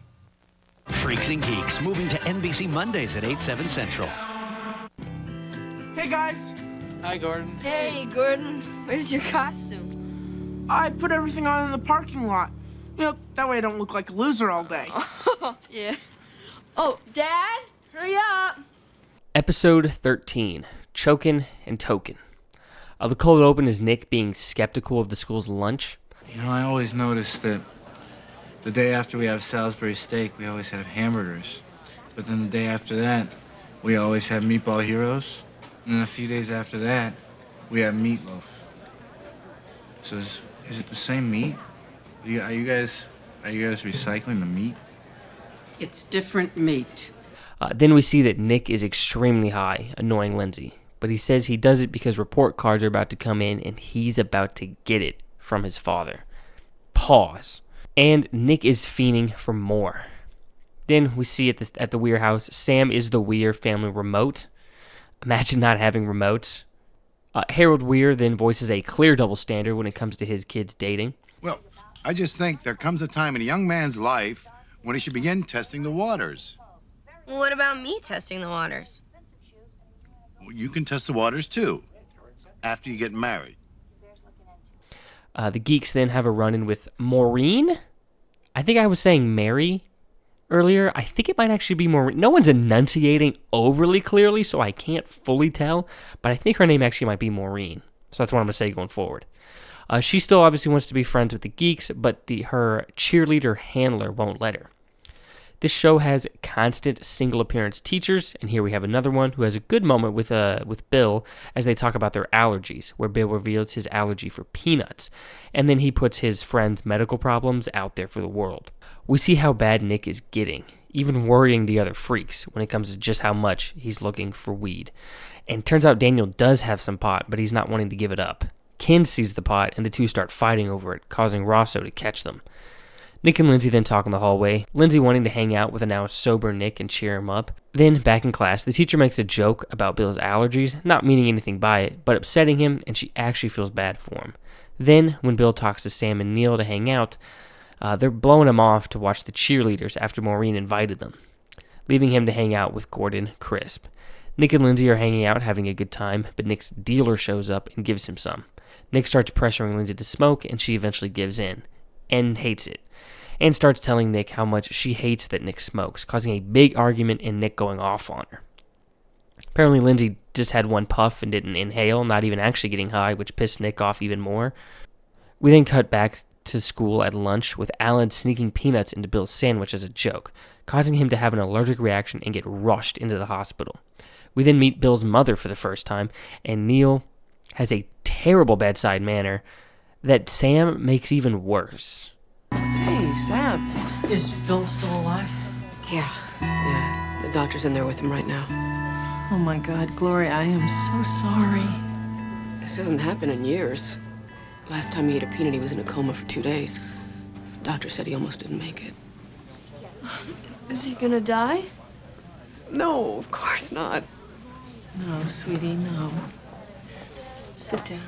We then finally see Daniel and Ken go to Rosso's office.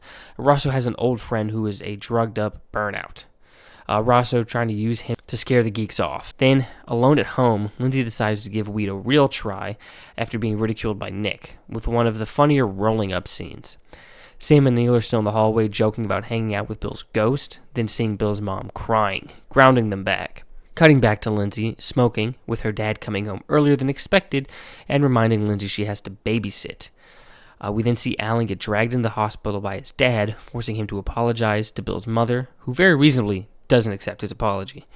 Lindsay then goes to Millie to help her babysit. Millie immediately recognizes that Lindsay is high. Lindsay blames Nick, even though Lindsay smoked alone without Nick, but Millie agrees to help Lindsay babysit for the sake of the kids. Back at the hospital, Alan goes into Bill's room to talk to him, but he's still unconscious. So Alan apologizes to an unconscious Bill, but is still mad, revealing their backstory. Apparently, Alan used to like the geeks and has the same interests as them, but they were mean to him back in elementary school, causing him to return the favor now in high school. Then Maureen and Vicky, the head cheerleader, come to the hospital to console Sam and Neil. We then see Jean Weir console Bill's mom, who's beating herself up for being a bad mom, and Jean shares her motherly mistakes to make her feel better about herself, in one of Jean's stronger moments. Lindsay is tweaking at the house she's babysitting at, and the kid freaks her out even more. Millie shows she knows how to care for someone high, giving more credit to the idea floated around that her parents are potheads, floated around in one of the commentaries from an earlier episode. Lindsay tries to get Millie to question her faith and existence, but she stays firm in her beliefs, and not believing that they're in some dog's dream like Lindsay had convinced herself of. Was Lindsay's weed laced with something? What is her reaction right now? What is she acting like this for? But back at the hospital, Bill finally wakes up, making everyone else grateful. Lindsay, in crisis, once again has a close moment with Millie, asking her why they stopped being friends, hurting Millie, who thought they were still friends. Millie calls out Lindsay for being fake and one-sided. Back at the hospital, Alan then goes and talks with Bill. He tries to play cool, but Bill said he heard everything that Alan said to him when he was unconscious, and invites Alan to go with the geeks at the sci-fi convention. We then see the geeks all meet up to go, with Alan watching, but not being able to commit to going with them, leaving. This definitely being his most humanizing episode, as the end of this episode. Commentary notes for the episode. The show was canceled the next day after this episode was aired. Millie's actor said this episode was played in school to advocate for not smoking weed. Seth Rogen claims to have seen Chauncey, Alan's actor, get his car cleaned by a valet at a strip club. Take that story as you will. This is Judd Apatow's real-life wife. Bill's peanut allergy comes from one of Judd's childhood friends. Due to the actors being minors, they had school together, including Martin Starr, Seth Rogen, and Sarah Hagen, Millie's actress. All three in the commentary for this episode, with Seth saying he was failing for a lot of it. Apparently Jason Segel bragged about his basketball skills, but couldn't perform at all during this scene. They said if they got another season, they would have done more with Bill's mom, who they said is a former stripper. This kid played Nemo from Finding Nemo, and then I looked him up, and apparently he's also Bambi in Bambi 2. Well, hi there, Braden. It's Claudia Christian, a.k.a. Mrs. Haverchuck. Mrs. Haverchuck? Hey, Sam. Is Bill still alive? Yeah. The doctor's in there with him right now. I think one of my favorite moments from the whole show was my audition with Martin Starr. They were doing a chemistry test for us, and when I met him, I just absolutely fell in love with the guy. He was just so sweet and so lovable and charming and unique, and just, we got along great. So I think it just started out with a really, really great feeling by doing that chemistry test and then booking the job. The deleted scenes for this one, we've got a different version of Nick talking to the lunch lady. Apparently Paul Feig came up with most of the names in this show. This was just randomly dropped here. Another version of the Nick, Rosso, Kin, and Rosso's burnout friend conversation. Outtakes of Nick hooping, not being able to hit a single shot. Judd Apatow included this just to be kind of petty to Jason Segel. We have another scene of Lindsay tweaking at the house she's babysitting at. We see the girls comfort the geeks at the hospital and hold their hands, and the geeks try to get a date, but the girls just end up trying to invite everybody. And this was cut because they said it was unbelievable that a girl would ever show any interest in Neil. Crazy. Oh my God, Sam, what happened? I got egg. What's the matter? Sam's What's going been on? attacked. Are you all right? Did you get egg in your eyes? I'm fine. Oh my God. Well, well, well, look who's here. So happy you could grace us with your presence. What kind of terrible people would do this to a little boy? Who the hell did this to you, Sam? Some freaks. Freaks? Like circus freaks? I like the banjo. What did you say, squeeze box? Is it just me or does that sound filthy? Honey, I think it's about an accordion.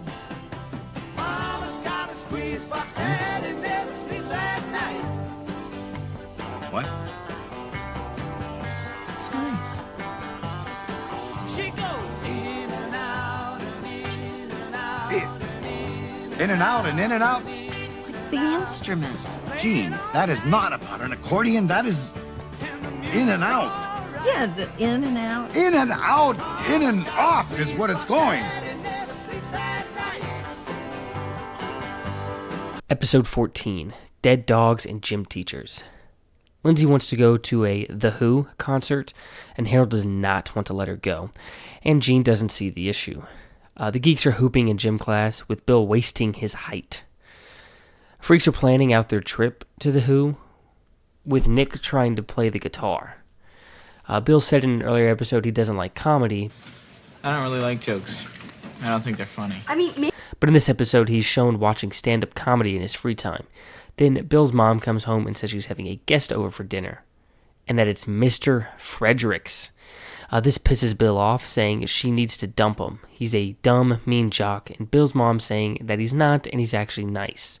Then, driving late at night, Kim and Lindsay hit something while driving, but pay it no mind. Then back at Bill's house for dinner, Mr. Frederick tries to connect with Bill, but Bill doesn't want him to. Then at school, Millie says someone ran over her dog last night. Lindsay and Kim quickly put together that it was them, but Millie doesn't know yet and is devastated. At school, Mr. Frederick tries to talk to Bill friendly, Bill not receptive, but it does let the other geeks know that Bill's mom and Mr. Fredericks are dating. In class, Kim tries to talk to Millie, clearly feeling remorseful for what she did. Talks to Millie about her old dog who was epileptic, and eventually was put down by her parents who didn't tell her. This was an interesting story for me because I actually did have a epileptic dog. Here's my dog, Rufus. He lived a good while given all his medical complications. But yeah, so the way she describes seizures is pretty much exactly what we experienced with Rufus here. So what happened? Well, he was epileptic. So all of a sudden he would start to froth at the mouth, and then his little legs would get all tense and he would start shaking and then poop himself. He'd get his paws in the poop and get the poop all over the place. Oh, poor puppy. Rest in peace to Rufus. Back to the show, Millie then invites Kim to her dog's funeral. In gym class, Bill starts talking back to Mr. Frederick in class. Mr. Frederick, not wanting to get at Bill, takes his anger out on Alan, but Bill walks out of gym class. Then we see the funeral for Millie's dog with Kim and Lindsay, with Kim seemingly taking it the hardest. We then see at Bill's house, Mr. Frederick walks out of Bill's room in the morning, drinking from a Bill mug, pissing Bill off even more. Then at school, we see Millie and Kim starting to hang out, with Kim starting to wear off on Millie. Millie says she gets why Lindsay was hanging out with them. She's just exploring who she is, and Millie is trying to do the same now. Harold and Jean start listening to The Who, with Harold getting all the innuendos and Jean just missing them. Lindsay starts talking with Kim about confessing to Millie about driving over her dog. Kim thinks Lindsay is just freaking out because Kim is a bad influence, and Kim absolutely roasts Lindsay this episode. You know, what are you so worried about anyways? You know, that Millie's gonna start hanging out with us and then you're not gonna have anyone to run to when you get scared of your bad friends? Kim. And you know what? If you do tell her, I'll kick your ass. Then Ben, Mr. Fredericks, talks to Bill's mom about getting him to like him. Bill starts venting to the geeks about Ben, with Neil shaming him for being a gym teacher for some reason. Sam kind of stands up for Ben. Ben then asks Bill to go to the go-kart city with him. Neil then invites the other geeks to go too. We then see Harold scolding Lindsay over the Who's music, but since Millie's going to the concert, they let her go.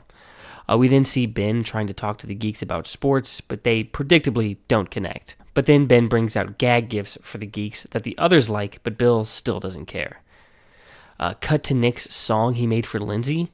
As I ride on my horse through the countryside, I said, Lady L, let me give you a ride. But as I pulled the reins of that horse, she pulled the reins of her soul. I won't force you to listen to all of that.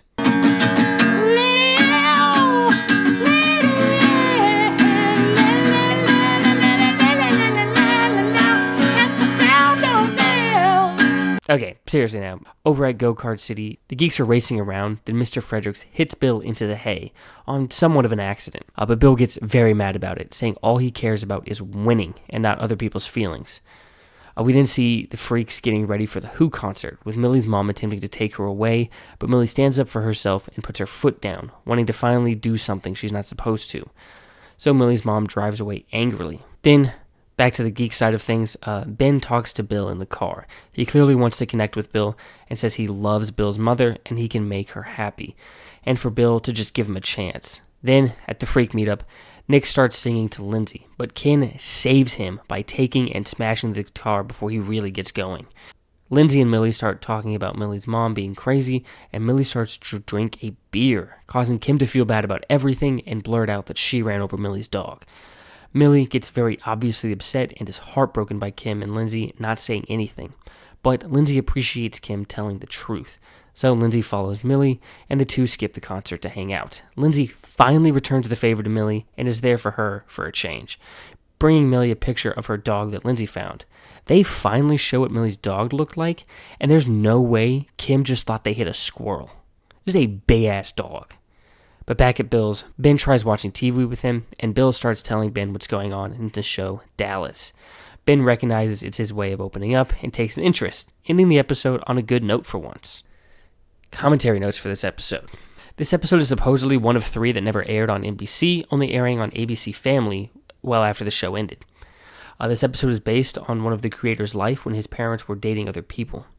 This story came from an exercise where Judd made writers write 100 premises in 1 hour. This premise coming from the dog side of things.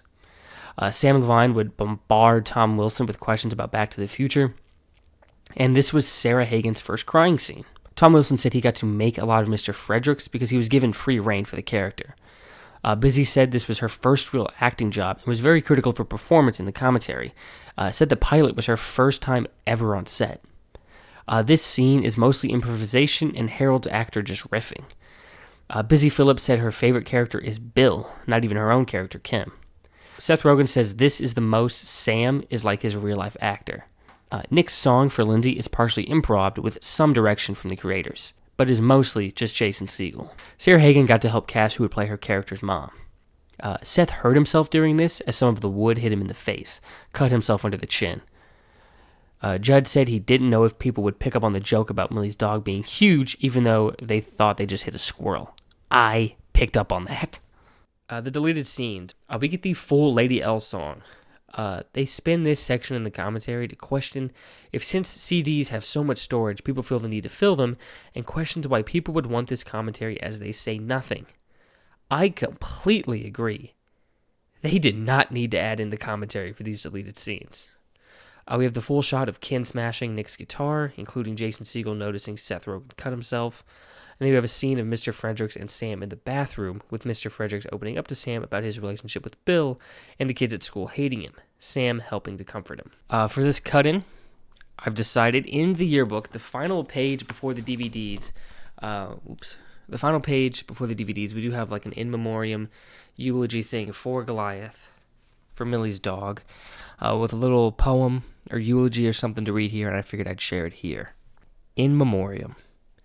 Is the end, or merely a new beginning? Can that which once started suddenly be stopped? Or is this all just part of a cosmic circle that makes us think we are over, just before we begin again? I think that I will never say goodbye again. I'll simply say, see you soon. Whether I think I will or not.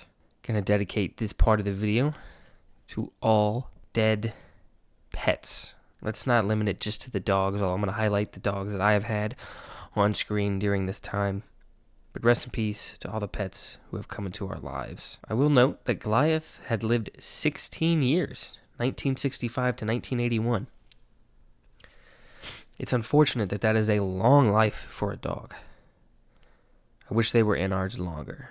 Sadder of a note, but back to the show. Marty, what do you mean by that? Look at them. Look at these people. Look at that lady over there. Her teeth are so bad she should be a professional hockey player. All right, can we just get to the act now, please? Oh, sure thing. All right. What's the difference between a proctologist and a dentist? I don't know what. One's a doctor of the ass, and the other's an ass who's a doctor. Hey, Marty, come on, be nice. All right.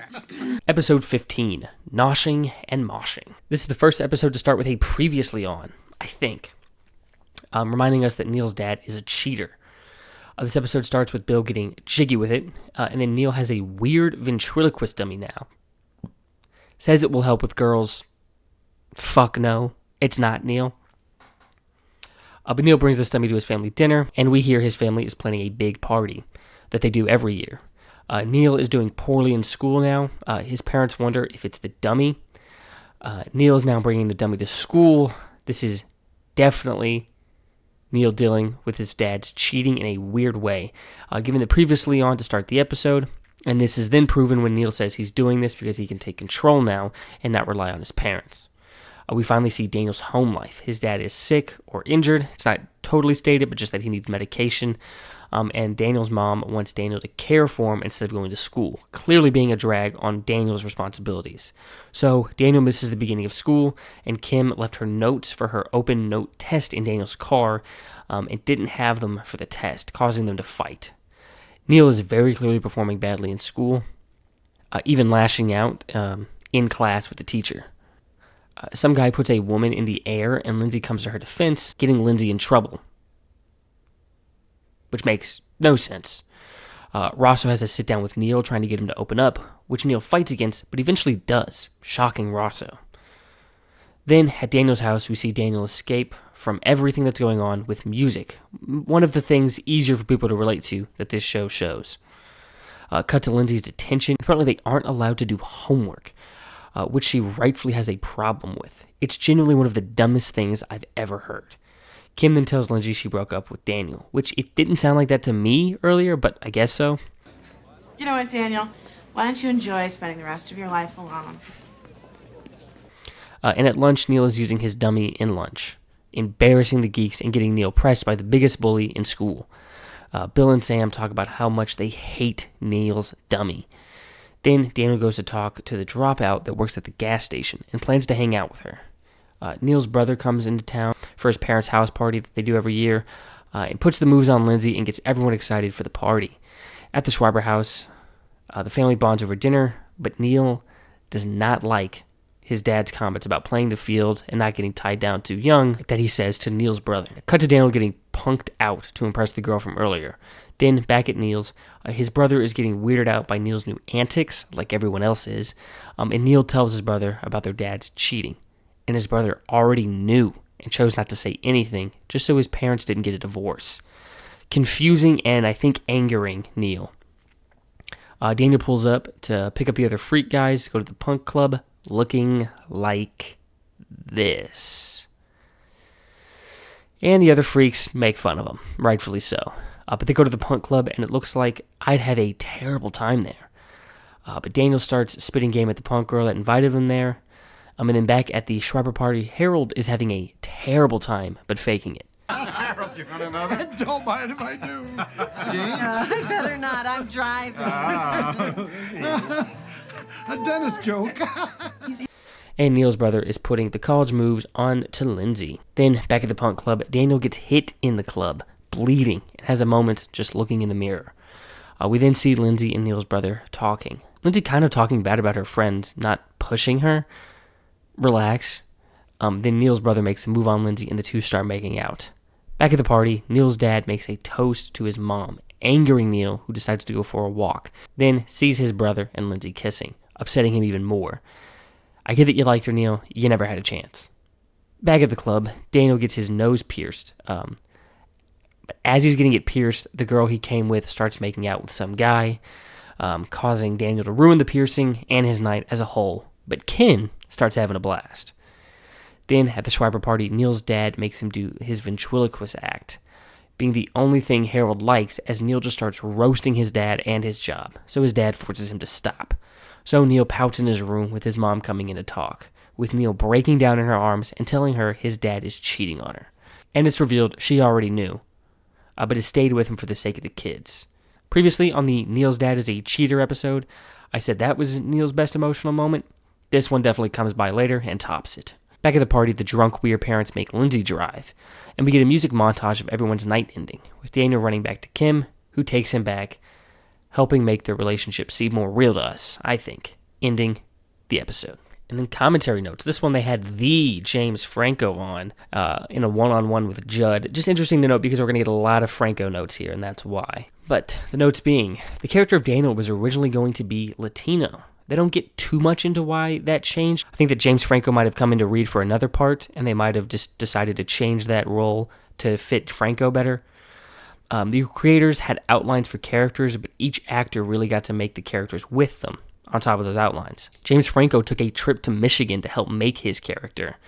And the idea for Daniel going punk came from Daniel's friend who was into 80s punk. The Schreiber party was originally going to be a bar mitzvah, hence the noshing in the episode's name. Daniel's home life was based on Judd Apatow's friend from college whose dad got hurt. They said Daniel and Lindsay's relationship would be paid off in like 4 years after this. And they said that Lindsay would secretly be in love with Daniel. But I never really got that in this show after the Beers and Weirds episode.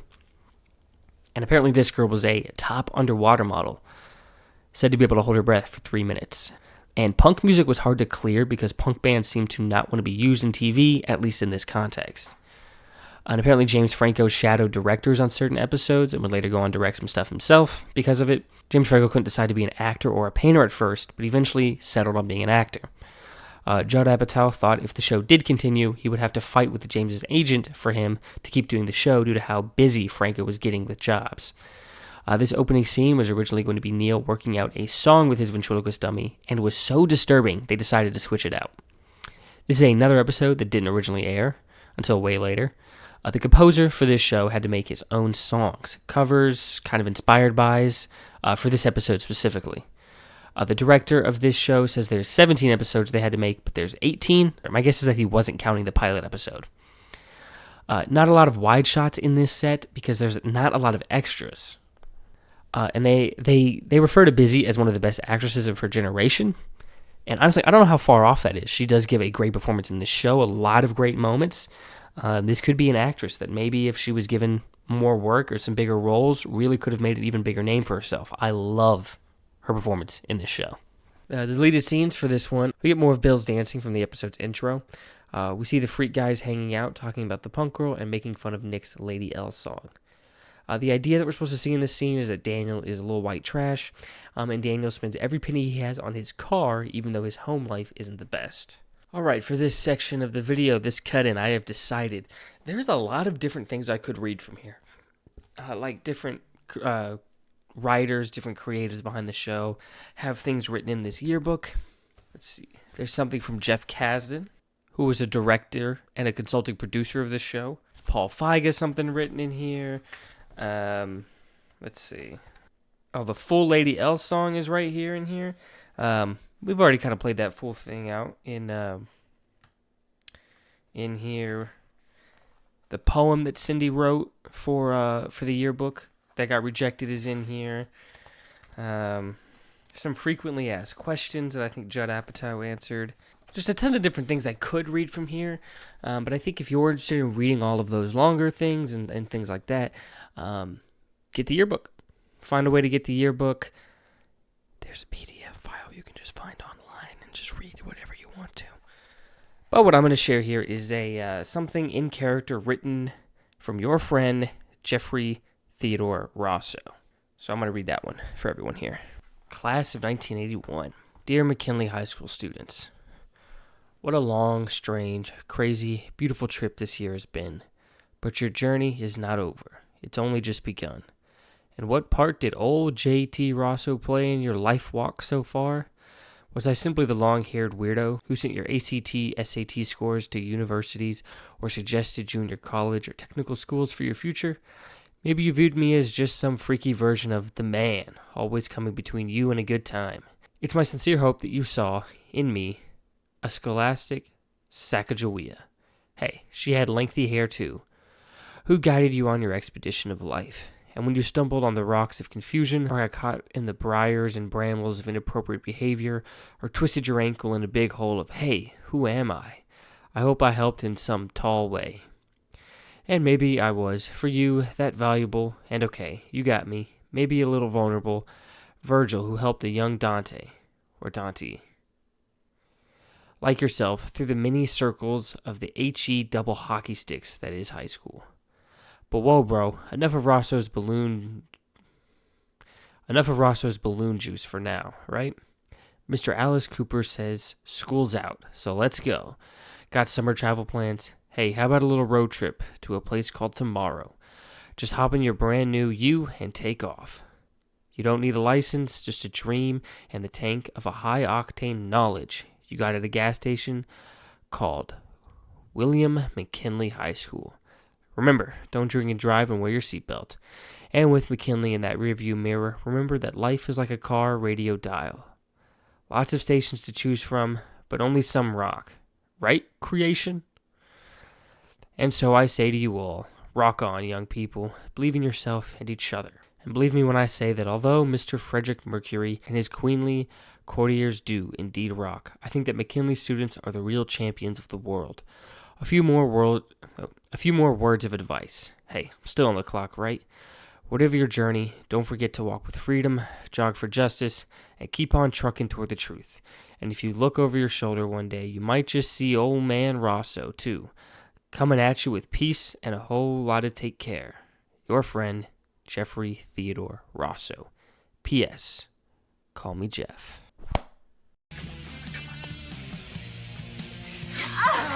Oh, yes! Sam, I'm sorry. Yeah, sorry, Sam. Come on, Sam.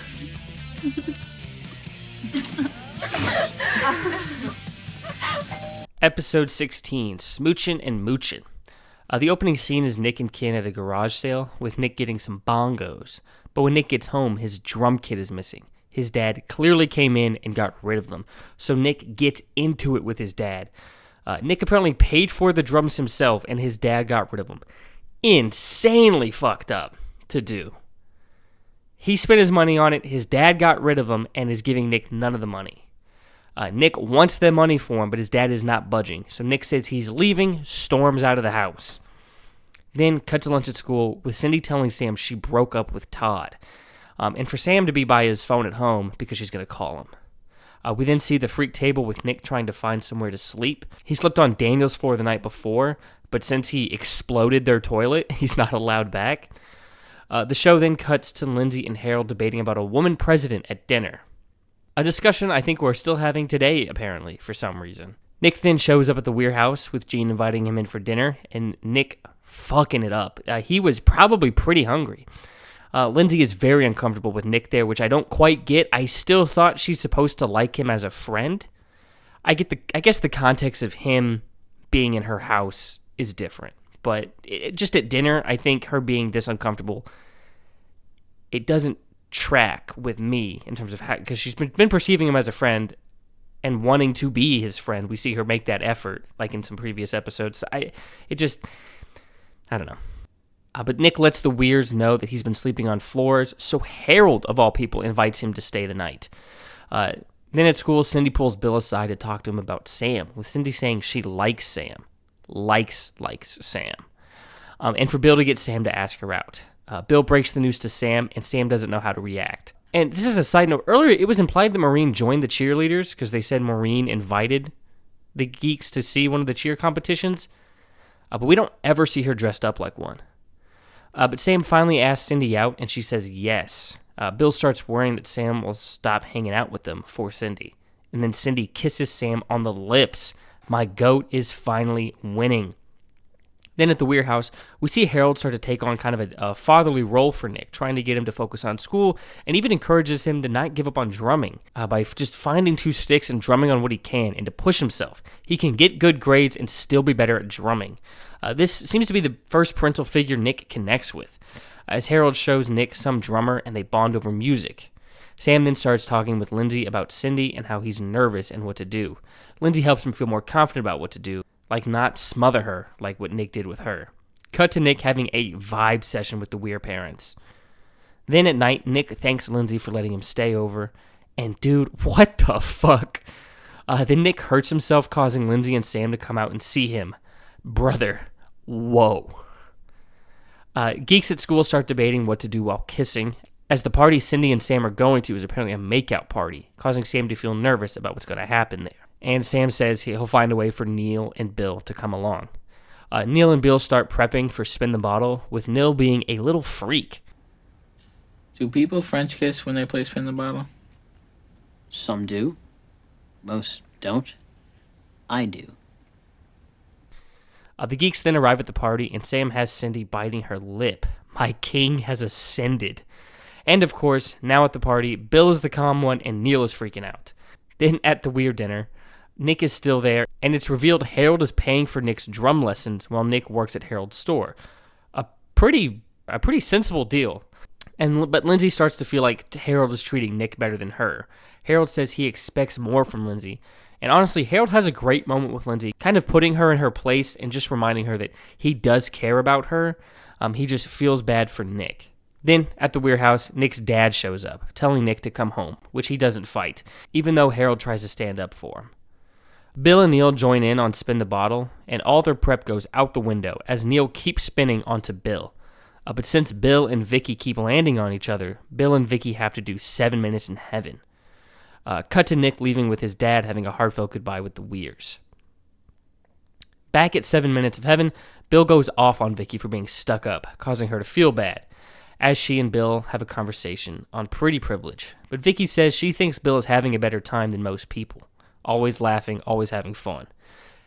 Then Harold and Lindsay have a conversation about how Lindsay feels she's treated by Harold, and Harold just says he feels more for Lindsay, feels more worried and responsible about what happens to her. They have a cute father-daughter moment that I think helps Harold feel more real in how he treats Lindsay. And that a core of this show that we've heard in the commentaries, and I think I do see it play out in the show, is that these parents do care about their kids, and the kids do genuinely love their parents. It's not just this dysfunctional family. They have like normal hiccups, bumps, butting of heads that parents and kids have. But at the end of the day, this is a family that truly does love each other, and this is a scene that really sells that. But back at the party, Bill gets Vicky laughing, and she decides to kiss Bill, but says he has to keep it a secret. Bill is my goat. Then cut to Sam and Cindy, and Sam is super nervous, but kisses Cindy, and Cindy takes control, turning off the lights.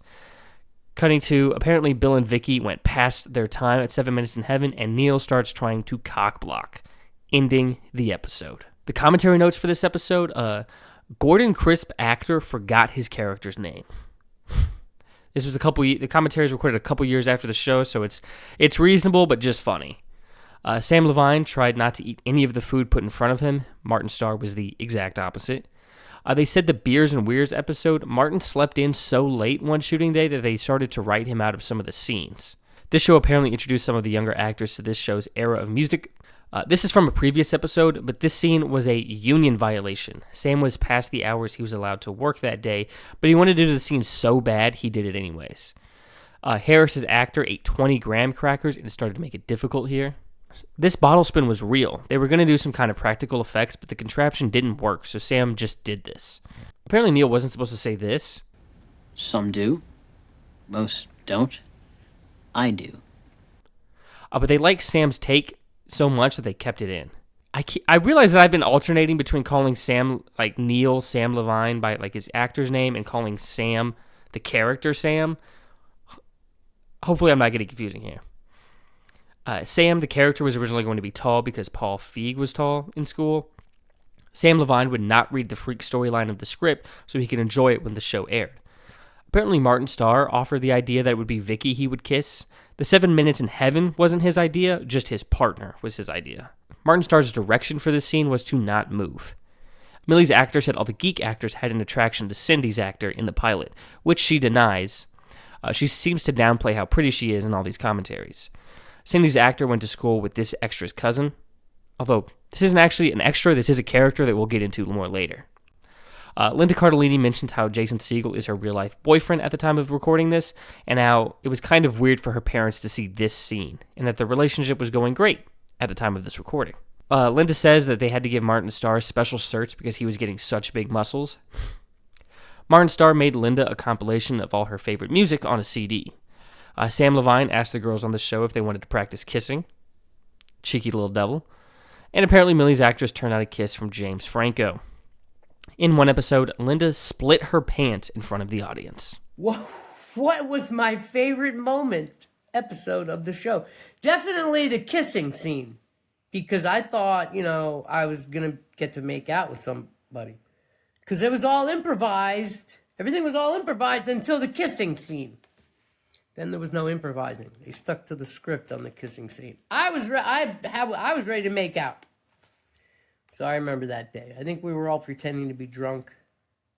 Deleted scenes for this one. We've got a scene of the freaks talking in the hallway and notice Todd and Cindy aren't talking, theorizing that they broke up. A scene of Nick and the weird kids talking about quiet time at their house. Some good Nick and Sam moments, and Nick going crazy trying to study. A scene of Sam asking Cindy if Bill and Neil can come to the party, which she says yes to. And then Lindsay talks to the other freaks about how Nick is getting close with her parents. Linda Cardellini for Lindsay. I ran into Mrs. Dunkel at Farmer Jack today. She was quite concerned about you, Lindsay. She said she saw you smoking. Have you started smoking? No. You can let us know if you have, honey. We just want to help you. No, I haven't started smoking. Lindsay, you want me to take you clothes shopping tomorrow? TJ Maxx has the cutest new skirts in. I don't wear skirts anymore. Well, you could really use some new clothes. Don't you get tired of wearing those dirty old jeans all the time? Mom, I don't need new clothes. I'm fine. Don't worry about me. John Daly? You know what? I have to change tapes. You're so ready. So tell me your name. John Daly? We don't have to see his identification. Move along. Move along. Are you going to the homecoming dance? I didn't think so. I meant it to, Pat. Isn't that Patty's sister? Yeah, said she was out of school because she was sick. Yeah, sick with morning sickness. So she's pregnant? No, she's stealing a basketball from the gym. So that means she had sex? Check it out. 14 mounted toms, 6 floor toms, 10 cowbells, 4 rides, 5 snares, and a roto-tom rack, and it is all mounted on the patented Nick Barron quadruple kick drum system. Check it out. This is it. 14 mounted toms, 6 floor toms, 10 cowbells, 4 rides, 5 snares, man, a roto-tom system. It's all mounted on the patented Ken Miller quadruple kick drum system, man. Have you guys ever been in a fight? That depends how you define fight. You know, when two guys hit each other? Hitting each other, no. I've been beaten up, though. I think we should all fight Alan White. No way. I heard when you fight back, they hit harder. I thought you said you were an expert in the martial arts. Well, I took a karate class at the YMCA once. You know, some of those karate guys are so fast, they can pull out your heart and show it to you before you die. I taught you how to do that? No. And you think that would make you happy? No. The pot would make me happy. The corn and cows would just be there to distract the heat from my main crop. The finest reefer the Midwest has ever grown. That's illegal. It's only illegal if you get caught. I'd grow it in these underground tunnels with gigantic grow lights. I've been reading up on it. If the cops are coming, you just blow a stick of dynamite at the entrance and show them your corn. It's foolproof. You really have worked this all out. Yeah? That's why when some idiot teacher tells me I'm not living up to my potential, just smile, because I know I am. And how tall are you? I am 5'1.5" last Okay. time we checked. And what impressions did you say you I had? do William Shatner. Okay. Actually. Can I stand up to do it, or will that throw Uh, the angle off? Well, hold on 1 second. Okay. Hello, I'm William Shatner. Okay, we're rolling. It's Busy Phillips as Kim.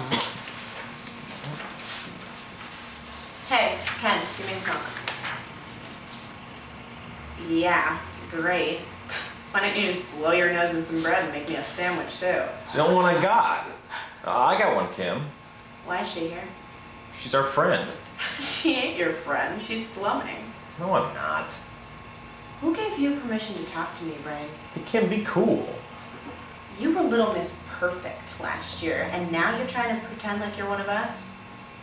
There's a small little chance that...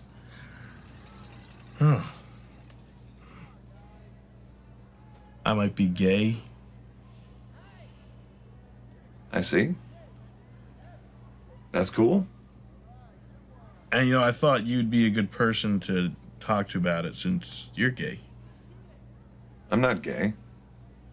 You're not? No. Oh. Man, I just always thought... Why did you think that? I don't know.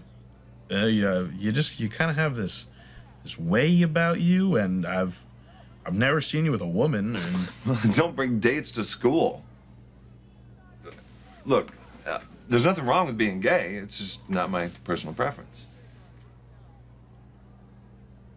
I think I better get going. Ken, you can stay and talk about this. No, I don't think I can.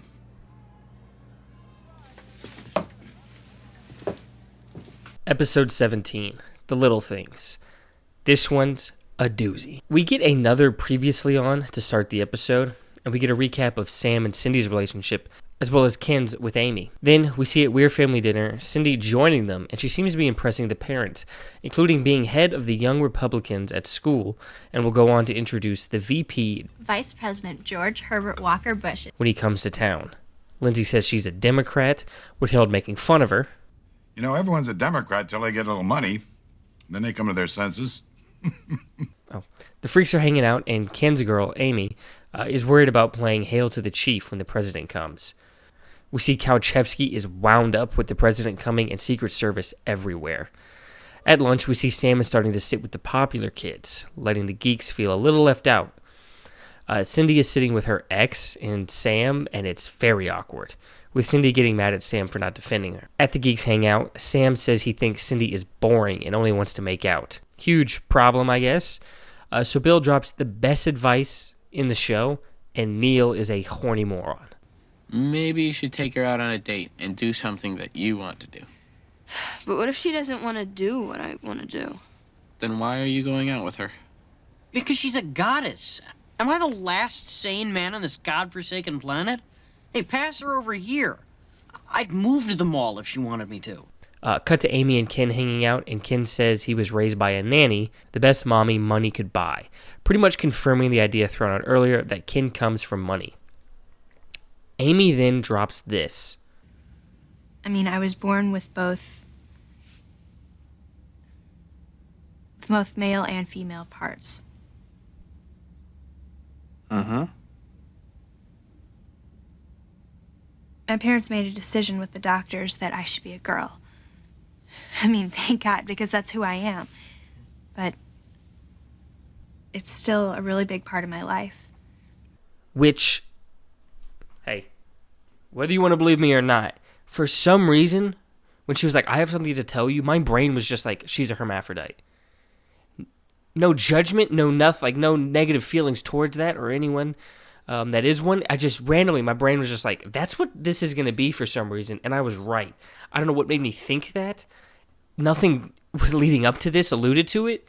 I just randomly was like, oh, they're going to do this. And then they did. And I was like, what the fuck? And I think this is something that in other shows would probably be like played up for jokes. But this show seems to take it very seriously, and obviously it's not an experience I've lived, but I think they do it very well in terms of her feelings towards it, and kind of introduces the talking about her gender identity and how she feels. I think they do it in a very mature way from her angle. Ken, we'll get into how he takes this. As Ken seems affected by what she says, but tries to process it and play it off and be nice about it. At school, Rosso tells Lindsay she's going to ask Bush the first question at the Q&A, but she says she doesn't want to because she's a Democrat. Rosso says that's why it would be great for her to do it, and Rosso believes in Lindsay and that she'll be something when she grows up, and being able to mingle with a powerful person at this age could be great for her. And then what the fuck is Ben Stiller doing in the Secret Service? Back to Ken and Amy. Things between them are clearly very awkward, and Ken is still processing what she said. It doesn't kiss her. Kim and Lindsay are talking about what she should ask Bush. Lindsay wants to ask about trickle-down economics. And Kim wants to ask about aliens. Back to the geek side, Sam starts talking about a possible date with Cindy. The two not really seeing eye to eye on what's fun, so he says he'll just surprise her. Then cut to Ken and Amy, and she confronts him for acting differently after what she said. Amy gets upset with Ken, showing the complexity of her gender identity, how it's something that she has to deal with, something that's always going to be with her, and that Ken must either accept it or to end things. Back to the Geek Squad, we see them brainstorming on what Sam should do for his date with Cindy. The guys don't help, so Sam talks to his mom, who says Sam should give Cindy a family heirloom. Absolutely insane, dumb, and irresponsible thing for Jean to tell Sam to do. I don't think Jean is as good a mother as she's supposed to be in this show. Cut to Ken telling the freaks he's going to break up with Amy, and Ken breaks his trust with Amy and tells the guys that she's a hermaphrodite. But they don't seem to really comprehend it and just say Ken might be gay for being with her. But Ken doesn't really want to break up with her and that he loves her. So Ken goes to talk with Jeff Rosso about the situation. Ken says he might be gay because of his relationship with Amy, totally missing the point on what Amy was telling him earlier. But Ken says he wants to talk with Rosso because Rosso is gay. Rosso is not gay. Ken just thinks that because the way he acts and his long hair. So Rosso says he's not gay, so Ken leaves. Ken explores his sexuality by listening to music he thinks is gay, doesn't like it. Then listens to straight music and enjoys it. Cutting back to school, we see Rosso get his keys stuck in his car and starts breaking down. Tells Lindsay her question was rejected and was given a cookie cutter question instead. And Rosso has a great breakdown. Him questioning the system and then what he had fought for back in his youth as a protester at Berkeley. And Lindsay tells him not to give up.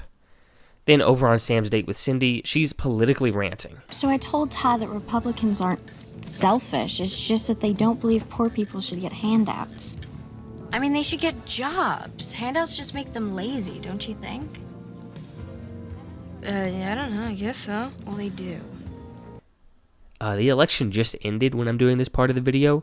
It is, I wrote this a week after the election, so this is a week after the winner was decided.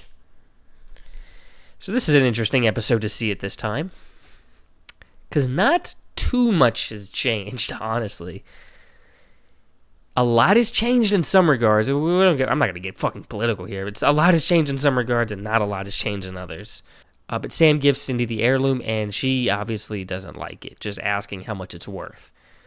Then, at the Weir family dinner, they say the question dodging from Bush doesn't really matter, and Harold asks Lindsay to promote his store during her question. Honestly, I don't blame Harold for trying to get promo because a new megastore is opening up, and he's worried about his small business. Cindy and Sam's date is going great. The freaks are hanging out, and Lindsay drops that she thinks Rosso might be kind of cute. And then the dumbest fight I've ever seen happens. Hey. Hey, what's up? Hey, guys. What's that supposed to mean, Daniel?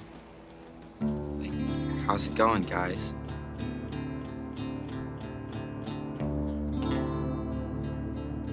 Oh, jeez, Ken, I didn't mean it like that.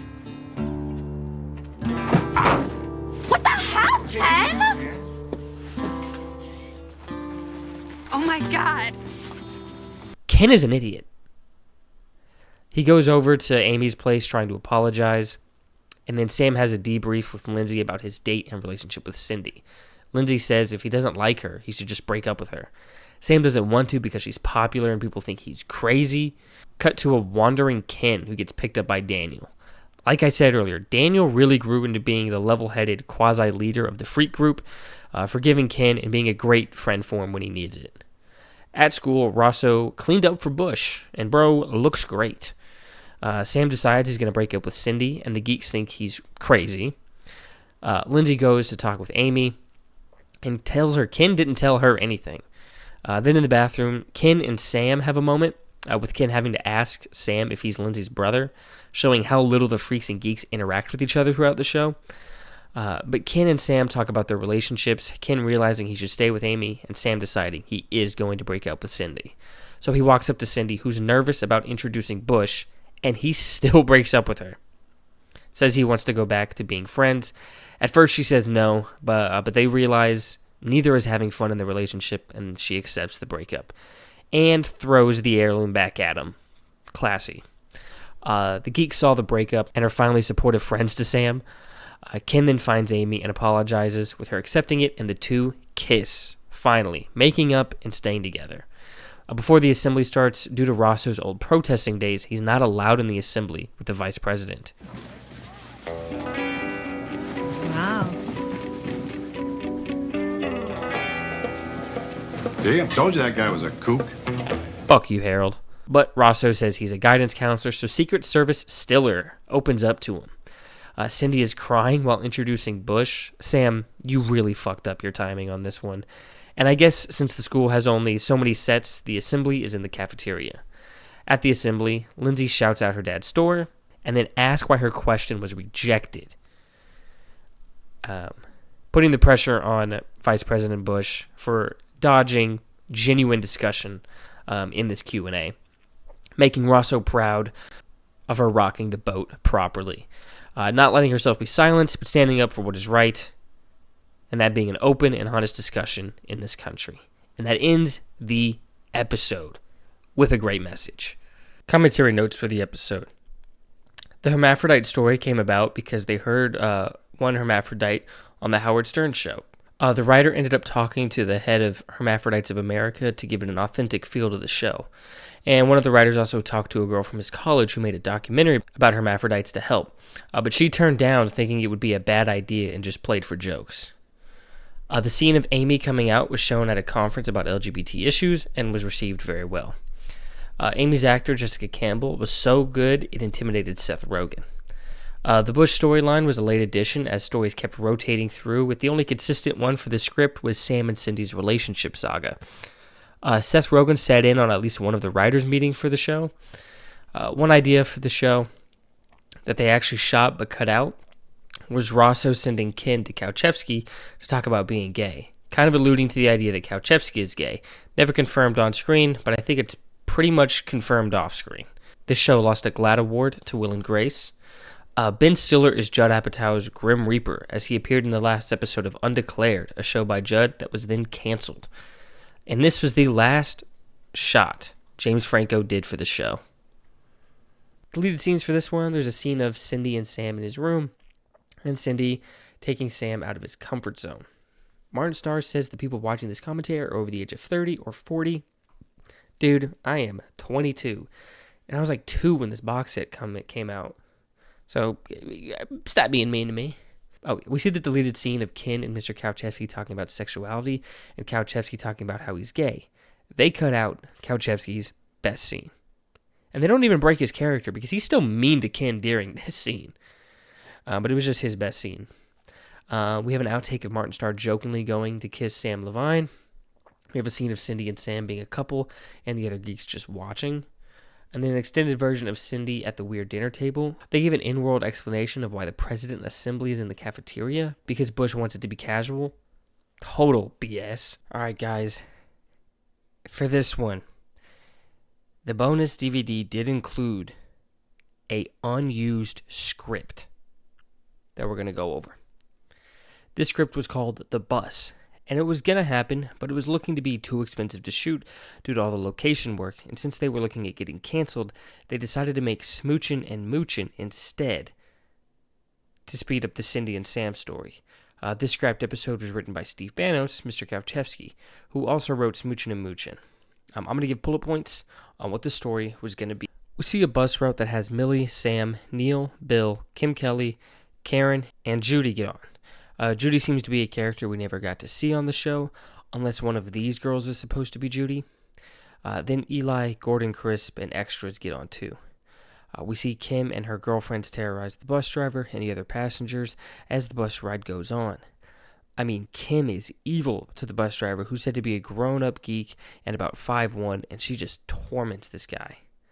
Apparently Daniel was supposed to give Kim a ride to school, but forgot because he was helping his dad. So Kim is upset, causing a fight between the two where she explodes on Daniel for caring for his almost brain-dead dad, and mentions how his dad used to beat him, angering Daniel to the extreme where he unloads on her for being a bitch, causing Kim to storm off, saying the two of them are over. Sam left something on the bus, so the geeks run to catch the bus before it leaves, but run into Mr. Kowchevsky, who makes them walk away in slow motion, or they'll get detention. Kim and Daniel keep fighting at lunch, and Sam lies to his teacher about why he doesn't have his homework, only to reveal that Eli grabbed Sam's stuff on the bus and brought it to the teacher. We have a funny scene of the weird parents lecturing Sam for lying to the teacher. The next day on the bus, a crying Kim Kelly flicks her cigarette butt at the bus driver, causing him to swerve, angering him, so he speeds past all the other stops to the bus station that's a bit out of town, and he leaves them in the mostly empty lot, clearly done with his job. Back at school, Lindsay and Daniel argue because Daniel is upset Lindsay's still trying to be friends with Kim. Back at the bus lot, Kim keeps being mean to everyone, and they finally all tell her off, including Eli. We see the male freaks in shop class, Ken and Nick having a great time, Daniel still shaken up, but the cool car the freaks have been working on belongs to Mr. Kowchevsky, so they decide to mess with the car. At the bus field, Kim takes and eats the geeks' lunches. Kim is so fucking mean this episode. I'd hoped they'd tone this down a bit if they made this episode. She goes too far in this, like to an unlikable level. They wrote in a little flirty moment between Daniel and Lindsay. But then Kim and the geeks fight one more time, causing the geeks to walk into the woods to try and find a way out. Daniel waits around for Kim at school and realizes she isn't here, but learns that she did take the bus. Geeks walk around the woods and argue about who's the best survivalist. Back at the bus lot, Millie tells Kim that the bus driver is poor and takes care of his old mother. Kim starts to feel bad. Back to the Freaks, who decide to nitro Mr. Kauchevsky's car because the speed combined with Kauchevsky, who was hurt from the Geeks running into him earlier, could cause even more pain for him. Cut to the Geeks in the woods, arguing and getting mad at each other. Then back in the bus, Kim and Millie start to bond and like each other. Lindsay and Daniel meet at the school garage and talk about his and Kim's relationship. Daniel says he wishes Kim was more like Lindsay. Then Mr. Kauchevsky walks in, so they hide in his car. Kauchevsky leaves, and Daniel and Lindsay kiss. Then Nick comes in and tells Lindsay that Sam's bus has gone missing. Back at the bus lot, the bus driver finally comes back. The Geeks find their way back to the bus too, and they all start driving back to school. They get to school, everyone gets off, leaving Kim and the bus driver alone. He tells her off. She says she can change, and he tells her to go to hell. Kim and Daniel then make up when Kim gets off the bus, but Daniel and Lindsay make eye contact, both not knowing what to do about the kiss. Episode ends with Mr. Kauchevsky hurting himself even more when he drives off too fast in his car. So this episode is obviously very interesting because it would have, I think, greatly escalated things between Daniel and Lindsay. And I don't want to say it comes completely out of nowhere. I mean, we see moments between the two of them in Beers and Weirs. But even then, the most truly kind of flirtatious moment between the two is in the deleted scene. I just think it's not out of place entirely, but it just feels really sped up and jumping to a point that they probably needed to have worked on building to even more. So I'm kind of glad that this episode wasn't made, just for that simple reason that I think that storyline needed a little bit more time to cook, to marinate, and maybe it could have been a cliffhanger at the end of season 2, the two of them finally kissing, if season 2 has a little more moments kind of building up their relationship together. And I think a love triangle is kind of cliche. I always think, Freaks and Geeks is special because I think it doesn't really fall into cliches, but at the same time, it is a very interesting storyline that Freaks and Geeks could probably do in a unique way that I would be interested in seeing. But just like I said, I just think they rushed. This would have been rushing Lindsay and Daniel. And I don't know where they'd go with it and take it. I'm kind of glad that they decided to scrap this and focus more on Cindy and Sam. Because I think we get to see the unique and interesting thing that they do where, hey, the nerd finally gets the girl and then realizes he doesn't even like her. I think that's a very interesting thing. Glad we were able to see that. But yeah, that's The Bus, written by Steve Banos. Let me tell you something about the jocks. Take a seat, fellas. Watch my hand. This is a graph of their lives. Ooh, I'm in Pee Wee football. I'm pretty good. What? I can be first string on a high school team and get to wear a jacket with leather sleeves? Hooray! Now right there, where they cleaned you out, that's the pinnacle of their lives. Hey, I want to play college ball. What? But GPAs aren't high enough to get a sports scholarship? Ow! I just blew my knee out during practice. Oops, I'm out of school and selling used cars. What? I'm fired? Hand me that bottle of booze, man. Now, let's take a look at your life, shall we? You get called geeks. You get cleaned out. Girls don't even look at you. I thought this was supposed to make us feel better. Hold on, Cool Breeze, it gets better. But what?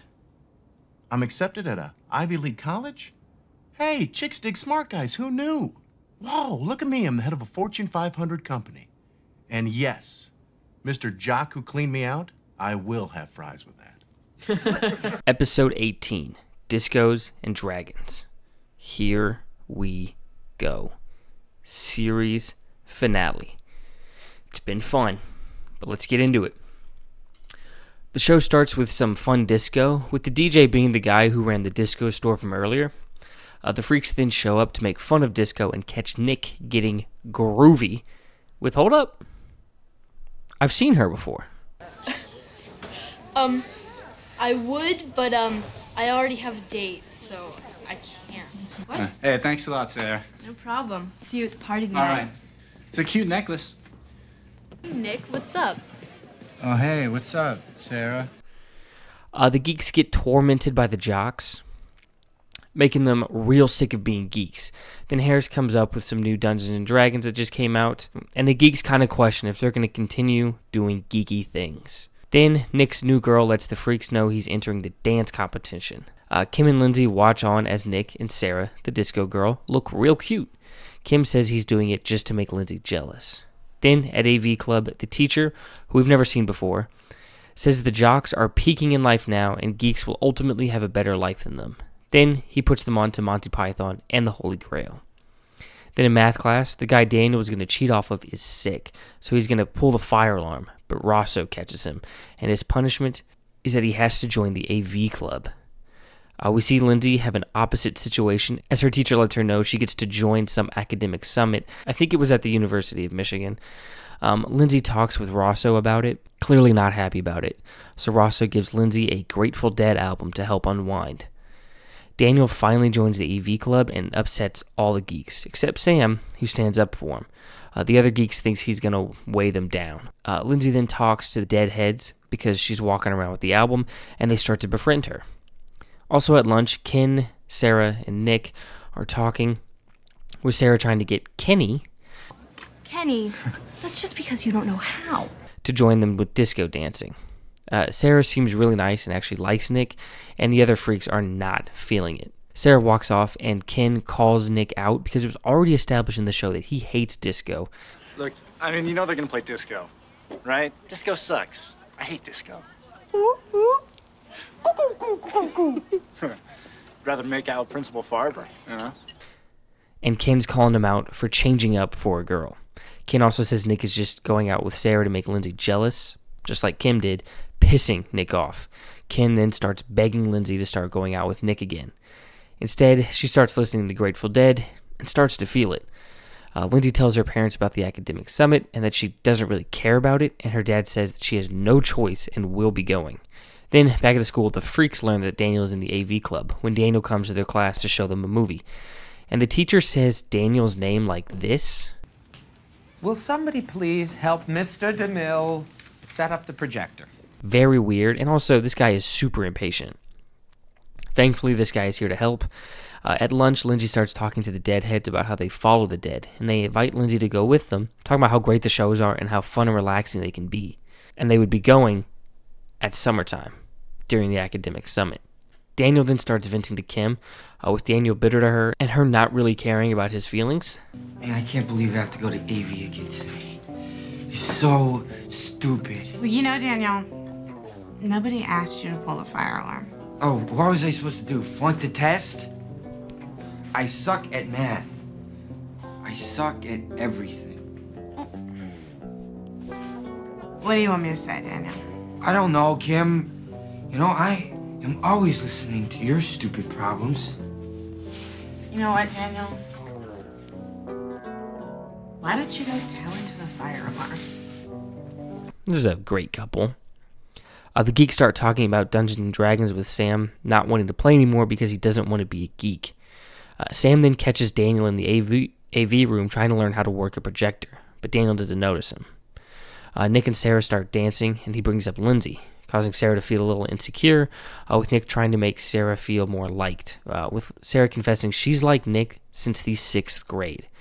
At AV Club, the geeks start talking about Dungeons & Dragons, and Harris invites Daniel, and Neil tries to keep him from going, so Sam talks it up, and after hearing how it's a great way to escape, Daniel joins in, and Sam stops trying to be too cool, and is going to join them too. Then, since Ken is too invested in what Nick has going on, he drags Lindsay to the disco show and tries to make her talk to Nick, right before he goes to perform. We then see Daniel start building his D&D character and learn how to play. Then back at the disco show, they seem to have hit their diversity quota as this is the only mixed race spot in town. Daniel starts arguing about being a dwarf back at the Geeks, which he accepts and names him Carlos. I personally think this is a nod to how Daniel was originally going to be Hispanic, but that wasn't confirmed anywhere, not even in the commentary. But then Ken has a really funny moment with the bouncer who kicks him out. Hey, I agree with you, man. That place sucks. And you're right. They're closing the disco next week and bringing in Foxy Boxing. You should come back and check it out. Rock and roll. Yeah.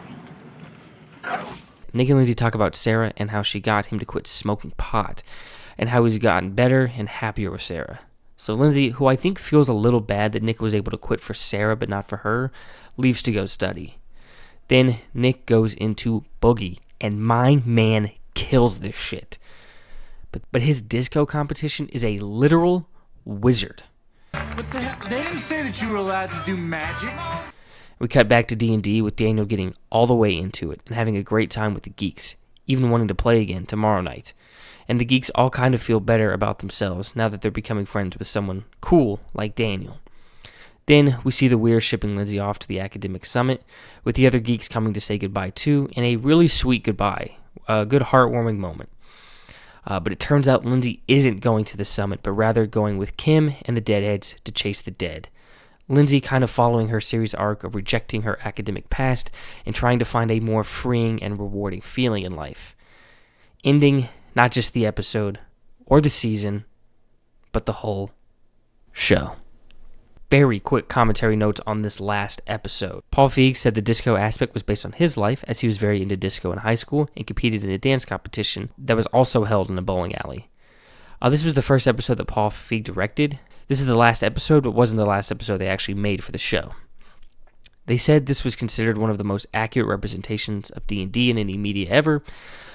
This guy went on to write for SNL, with Paul crediting him for making SNL funny again. Paul and Lee Shepard were in AV Club in real life, and Jason said in real life he made fun of AV guys. James Franco cut his finger on this shot, and then has bandages in this shot. This is actually Linda Cardellini's college professor. All the cast members talk about how sad they were watching this episode, knowing it's the last of the show, with Linda saying this scene was really sad for her to shoot. It felt like she was genuinely saying goodbye to the family she had made while making the show. This was the actual last scene they shot for the episode. Judd Apatow says he has pics of him when he was younger, and he looks just like John Daly. This rant is based on a real one Paul Feig heard at the disco place. Oh, check it out, kids. It's our little opinionated rock and roller friend. The hell's he talking about? I think he's talking about you. Hey, man, aren't you one of those guys who's always yelling in here that disco sucks? Well, what's the matter? Cat got your bong, man? Is that how you learn to communicate, running in here, yelling stuff? Is that what your precious rock teaches you, friend? No, man. It teaches me that disco sucks! Ken, don't, all right? I say that rock and roll sucks, okay? Hey, have you heard the Stones' new song, Miss You? Well, guess what? It's disco, man. Even the Stones know it. They're willing to admit it. Why can't you? This place is empty, man. Disco is dead. Give it up. Why don't you go back to selling shirts at the mall there, buddy? Jason Segel said this was his favorite scene with Linda. Sam Levine pointed out this van at the ending shot, saying it's not a time-accurate van. This was a sadder commentary to listen to, as they all say how much they loved the show and how happy they were to work with everyone. But unfortunately, their work together did have to come to an end, as this show was canceled. And then the final deleted scenes. We get to see more of Daniel and the Geeks actually playing D&D. We have a longer version of the disco dance-off, and an extended version of Nick, Sarah, and Ken at lunch. Okay, real quickly, I do just kind of want to go over one of the more confusing, interesting parts of this show for me, and that is Lindsay and Nick's relationship. I just kind of want to walk you through the timeline of events for their relationship. This is all ad-lib. This is off the top. Nothing's written down. Maybe I forget some stuff. But here we go. So, like, the first notable thing... Well, actually, no. We kind of see them interact as friends, and I think it's pretty clear Nick likes Lindsay. Okay. Now, first notable thing. Beers and Weirs. Nick, he hadn't consumed any alcohol. He was placebo effect drunk. And, got handsy. A little handsy with her. I am not a legal expert. I don't know. She has a case for something. I just don't know proper terminology of what it was. Assault, harassment, I think those are the only two I could think of that it could fall under. But what he did was wrong. I guess I'm just thinking, I guess she forgave him, wrote it off as him being drunk, terrible night, moved on. Maybe she shouldn't have. Probably shouldn't have. Okay, but then we kind of move on. I think the next notable thing is the band and all that. When all the band stuff's going on, she's kind of trying to get him to go, really commit to his dream. He's sharing his dream with her. They're having some solid moments with that stuff. He tries out for the band, does terribly. He feels so disheartened. And then she kisses him. So either she's just interested in him and kisses him, or she gives him, a guy that she knows likes her, a pity kiss, which is a terrible idea. That is a terrible idea. And then, they kind of are in like a weird in-between spot, like they're talking, I guess you could say. Clearly want different things out of this. She's like, we don't even know what this is. We're just kind of friends. We're just talking. We're hanging out. Whatever. He's like, I really like her. Really, really like her. I don't know. Not really. We're not going out or anything. Yeah, but you're definitely more than friends. I don't know. We only kissed once, and it's not a big deal. I don't know. There's a real connection, man. I'm telling you guys, she likes me. So are you guys like a couple now? We're not really into labeling things, We have a more mature relationship than that. Neither of them really properly communicate that, but one thing leads to another, I guess, and they're dating. And, he's clingy. He's, like, extremely clingy.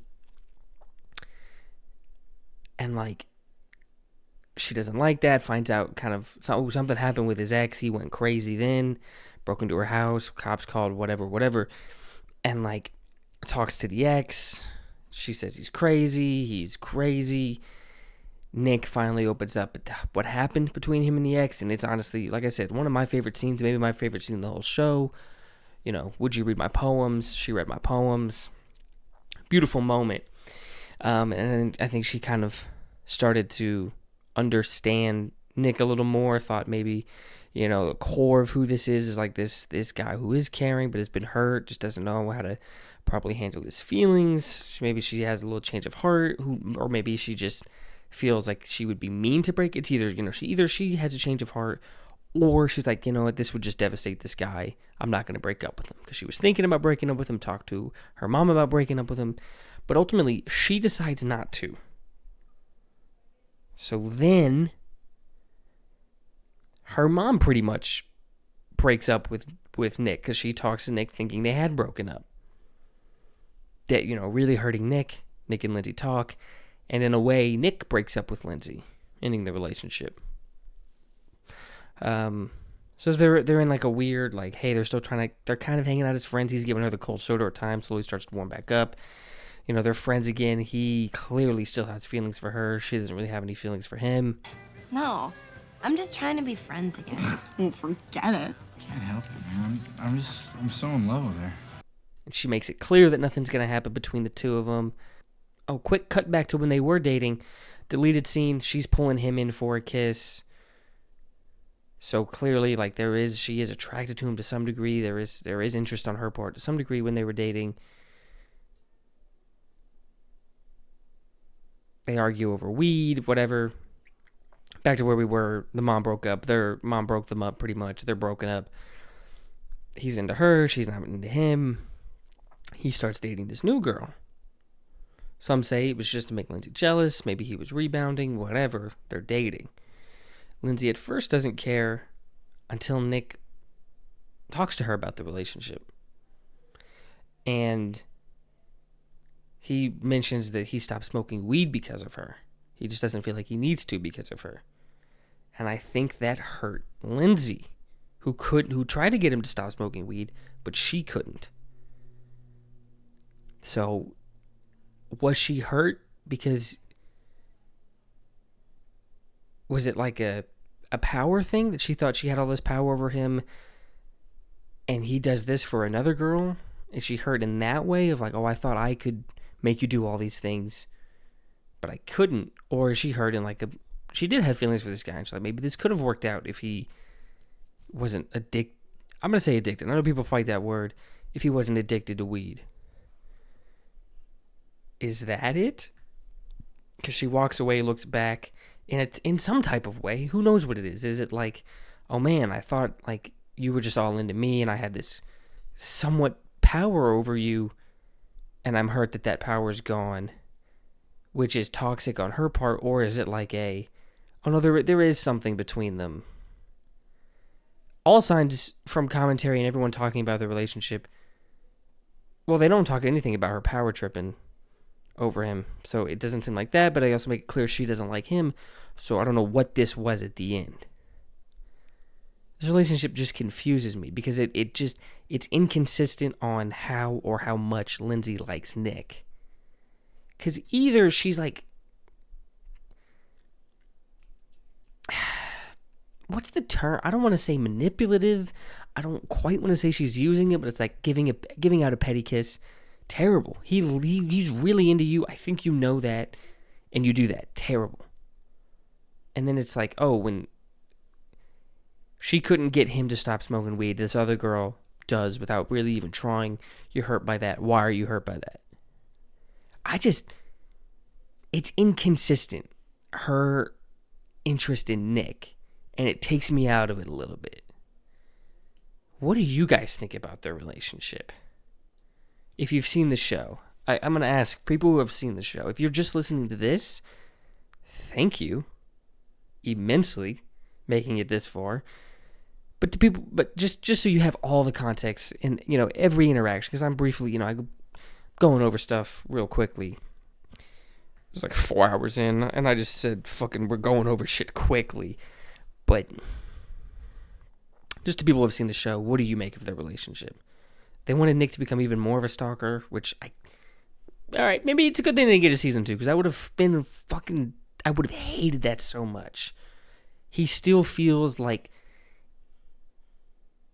what he did in the beginning in Beers and Weirs was terrible, but like that, after that, if you take out that, which is a big ask, because it's a bad thing that he did, but I don't think it was made to even be a bad thing. So like, how do I word this? Like, with proper perspective, like that's a terrible thing that he did that should have been attacked more. But since the way the writers wrote it, of it being like annoying more than anything and not like this terrible thing, like within the flow of the show,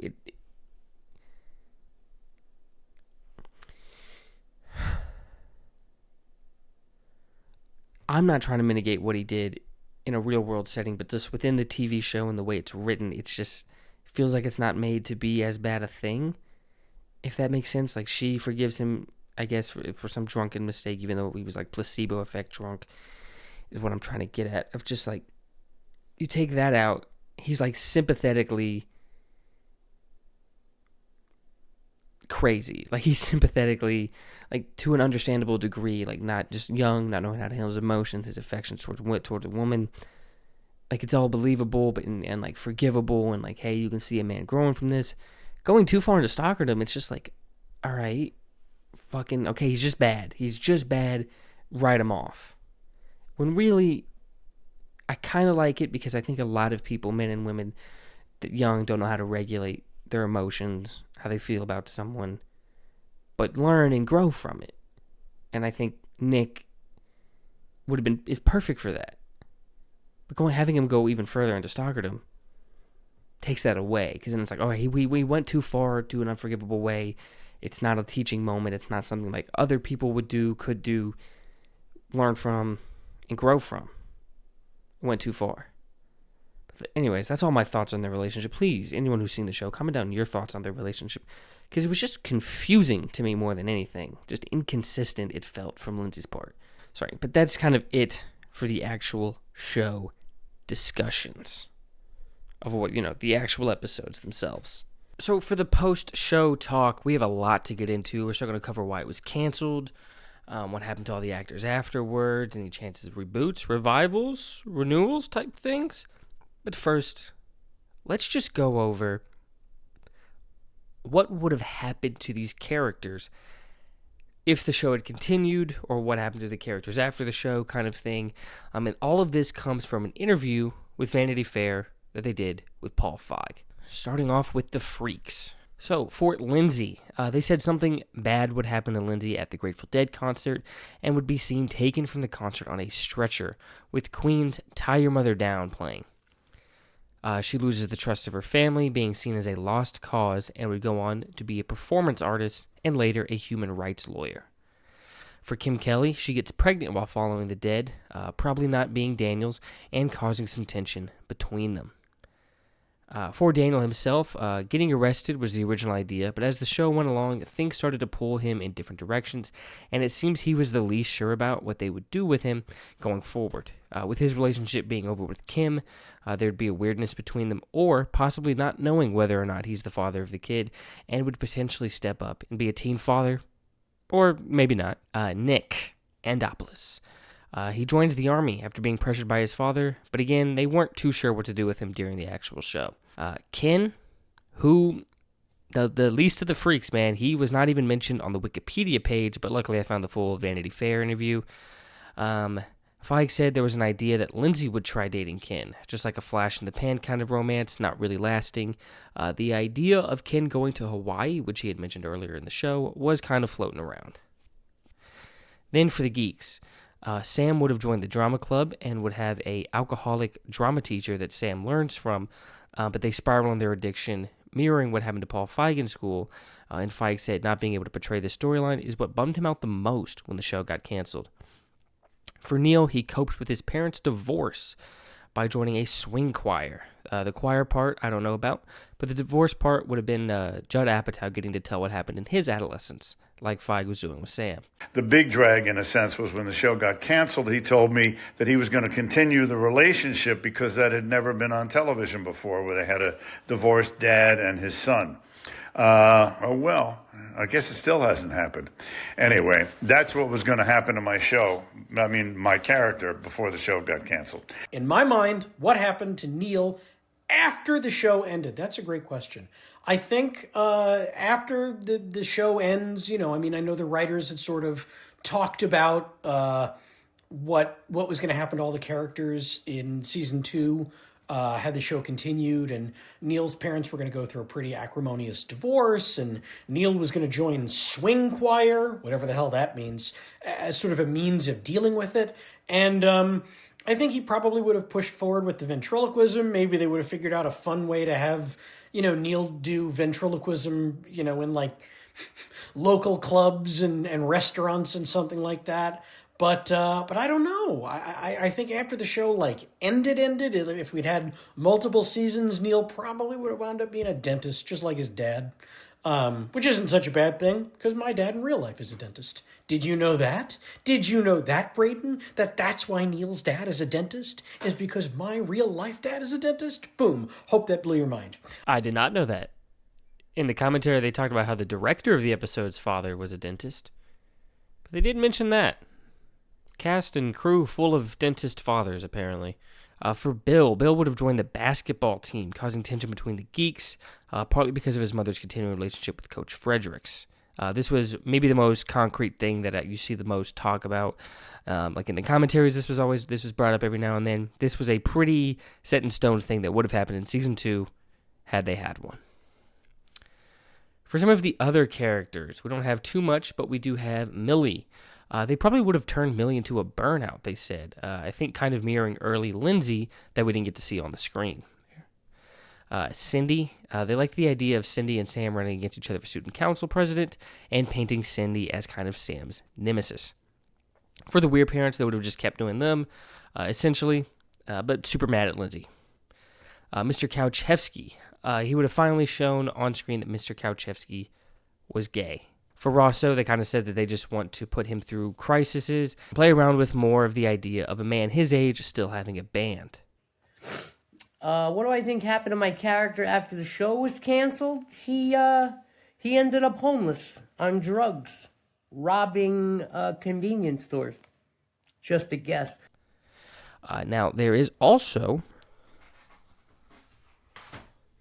a section in the yearbook here with different writers saying what they would have wanted most, storyline-wise, to do with the characters.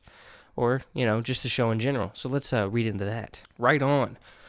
Our English department is the best in the district, and it's all because of our amazing and talented faculty.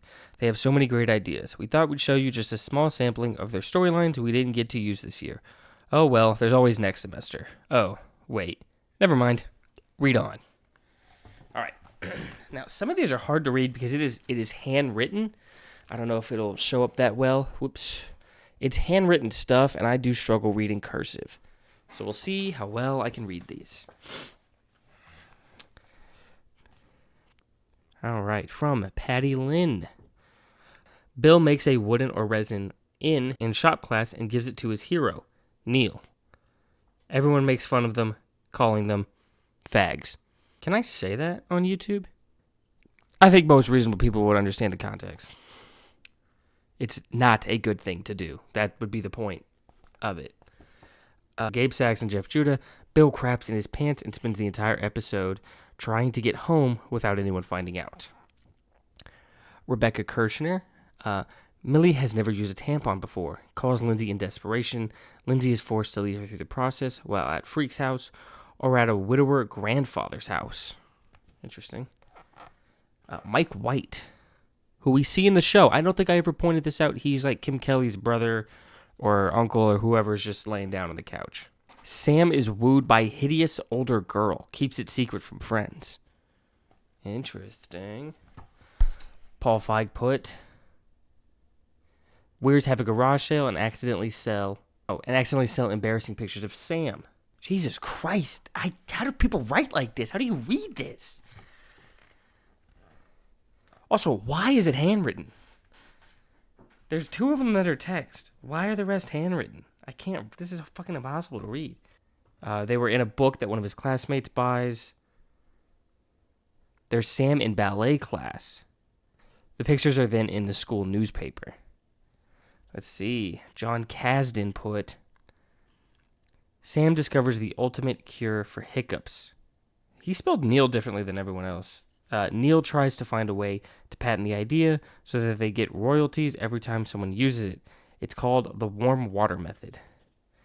Judd Apatow put that the geeks get into CB radio, give bad directions to truckers. Steve Banos put in junior English class, everyone has to write a poem. Nick blows everyone away with his insightful, emotionally charged words. The reality is that he directly ripped off the lyrics to a Frank Zappa song. Bob Nickman put, word gets out the night art class is having a nude model. Guys show up, packing the room. Model is a big fat guy named Larry. I have to figure out what show that's in. That isn't a show I've seen, I swear, and I wonder if this writer found his way to that show. What show could it have been? I'm going to look into it. Sitcoms I've seen, How I Met Your Mother, Friends, Big Bang Theory, Community. I've seen some of Parks and Recs, but not all of it. Great show. I just need to finish it. If I can't find it, here, I'm going to put it here now. And if I can't find it, somebody comment down below if you know what I'm talking about. I swear I've seen this in a show before. I wonder if it's the same writer. I want to look into that. Okay, and then finally, J. Elvis Weinstein. Relation? No relation? Clear that up, brother. The geeks have to take part in one of the flower baby experiments, where the sack of flour is treated like a baby for a week. That feels like a pretty common trope storyline that high school shows do, which is fine. It's funny. I think it's usually done pretty well. It's easy to do well, and it just gives you a chance to see how these different characters would interact having a child. So, it could mirror, maybe they do a mirror thing if they did do Kim Kelly's pregnant. Either while she's pregnant, she does that assignment and fails and like freaks the fuck out. Could be interesting. Or she already has the kid and a different character has the flower one and they kind of mirror the two storylines. Game is game. Anyone want to take that? Maybe that's what they would have done. These are smart writers. Probably would have done it even better than I did. But that is all. Planned storylines for the characters from the Vanity Fair interview with Paul Feig, and all the different writers putting in what they would have wanted to do most storyline-wise in the show going forward. But how was this show received at the time? In terms of critics, it was beloved, with Paul Feig being nominated twice for Outstanding Writing in a Comedy Series, with the nominations being for the pilot and Discos and Dragons. Very fitting the first and last episodes of the show. And the show won an Outstanding Casting Award for a comedy series, totaling 3 Emmy nominations, as well as being nominated for other awards in different award shows and TV critic associations. Now, the show averaged 6.77 million viewers an episode while it aired, which would have made it one of the most viewed TV shows today. Actually, if Nielsen.com is correct, besides sports, the most viewed actual show was Chicago MD, with just over 6 million viewers in the month of October in 2024. And this show had a dedicated fan base that was active on message boards and spread the good word of the show online, even took out an ad in Variety, totally paid for by the fans to help advertise the show, in an effort called Operation Haverchuck. So how did this show get canceled? Well, unfortunately, it didn't air today, as the numbers that would be at the top of the charts today were too low back then, as the 6.77 million that Freaks and Geeks averaged then was good for 93rd highest rated show, with other NBC shows like Friends and Frasier averaging 14 million, more than twice what Freaks and Geeks could get. This show had some tough matchups to compete against, having to face off against Who Wants to Be a Millionaire, one of the most beloved game shows ever, which premiered for the first time ever just a month before Freaks and Geeks first aired, with Who Wants to Be a Millionaire dominating viewership, getting 15 million viewers by the end of their first week, and growing to getting 30 million a night. Just a juggernaut that Freaks and Geeks couldn't compete with. Another show that Freaks and Geeks had to go against was the show Cops, which was in its 12th season, meaning they were competing against a show that had plenty of time to build up its fan base. The viewership wasn't as massive as Who Wants to Be a Millionaire, having viewership in the high 6 million to lower 9 million, meaning that Cops' viewership was comparable to Freaks and Geeks, but it was still a popular show at the same time, potentially drawing in viewers away from Freaks and Geeks. Another reason Freaks and Geeks struggled to build a large fan base was the sporadic airing of the show. The first 2 episodes air, then there's a 4-week gap, and the show returns for 3 episodes. Then it's the winter break, show comes back for 5 episodes, its longest and most consistent stretch, then it's gone for over a month. Back for 2 episodes, but then it's too late. After its 12th episode aired, the show was canceled. The last 6 episodes, not shared, would come out later the year, but the network had already decided the show's fate. A network that seemed to not understand the show from the very beginning, with Judd Apatow and Paul Feig having arguments with the network. The network complained about a lack of victories in the show for the main cast, and they weren't cool enough characters. One possible point of misunderstanding between the network and the show creative is that after the pilot, Garth Ancier replaced Scott Sassa as president of NBC, with Ancier having gone to a boarding school and didn't have the public school experience or life, and possibly didn't understand the value of a real representation could have. This is obviously pure speculation, but was something the Wikipedia page felt the need to point out. And honestly, it makes sense to me after seeing Garth Ancier talk about the show in the documentary I mentioned earlier. Now, certain shows shouldn't really be on broadcast television. What? What the fuck? It was a quirky show. Everyone knew it was a quirky show. They told me that going in. The term in the industry is 3 jokes a page. Freaks and Geeks is a little slower than that. Oh, brother, this guy stinks! And it also could explain why this show was given such a bad time slot to air on. Saturday at night when everyone's out, just a terrible time. Eventually switched over to Monday, where it was then forced to play against Who Wants to Be a Millionaire. It seems the network kept putting the show in the worst position to succeed. And it worked, as the show couldn't get the fan base it needed to warrant another season, causing this show to become a 1-season series. I often joke in my cameo videos, the ones that go on a little long, I say, it's kind of a podcast for one. But that is exactly what you wanted, Braden. Sam, I can't articulate just how okay I am with that. And clearly it is the holiday season, so who am I to disappoint? You had some great questions about Freaks and Geeks, and I want to answer all of them. So here we go. I'll go in order. When the show got canceled, what was my plan moving forward? What was going through my head?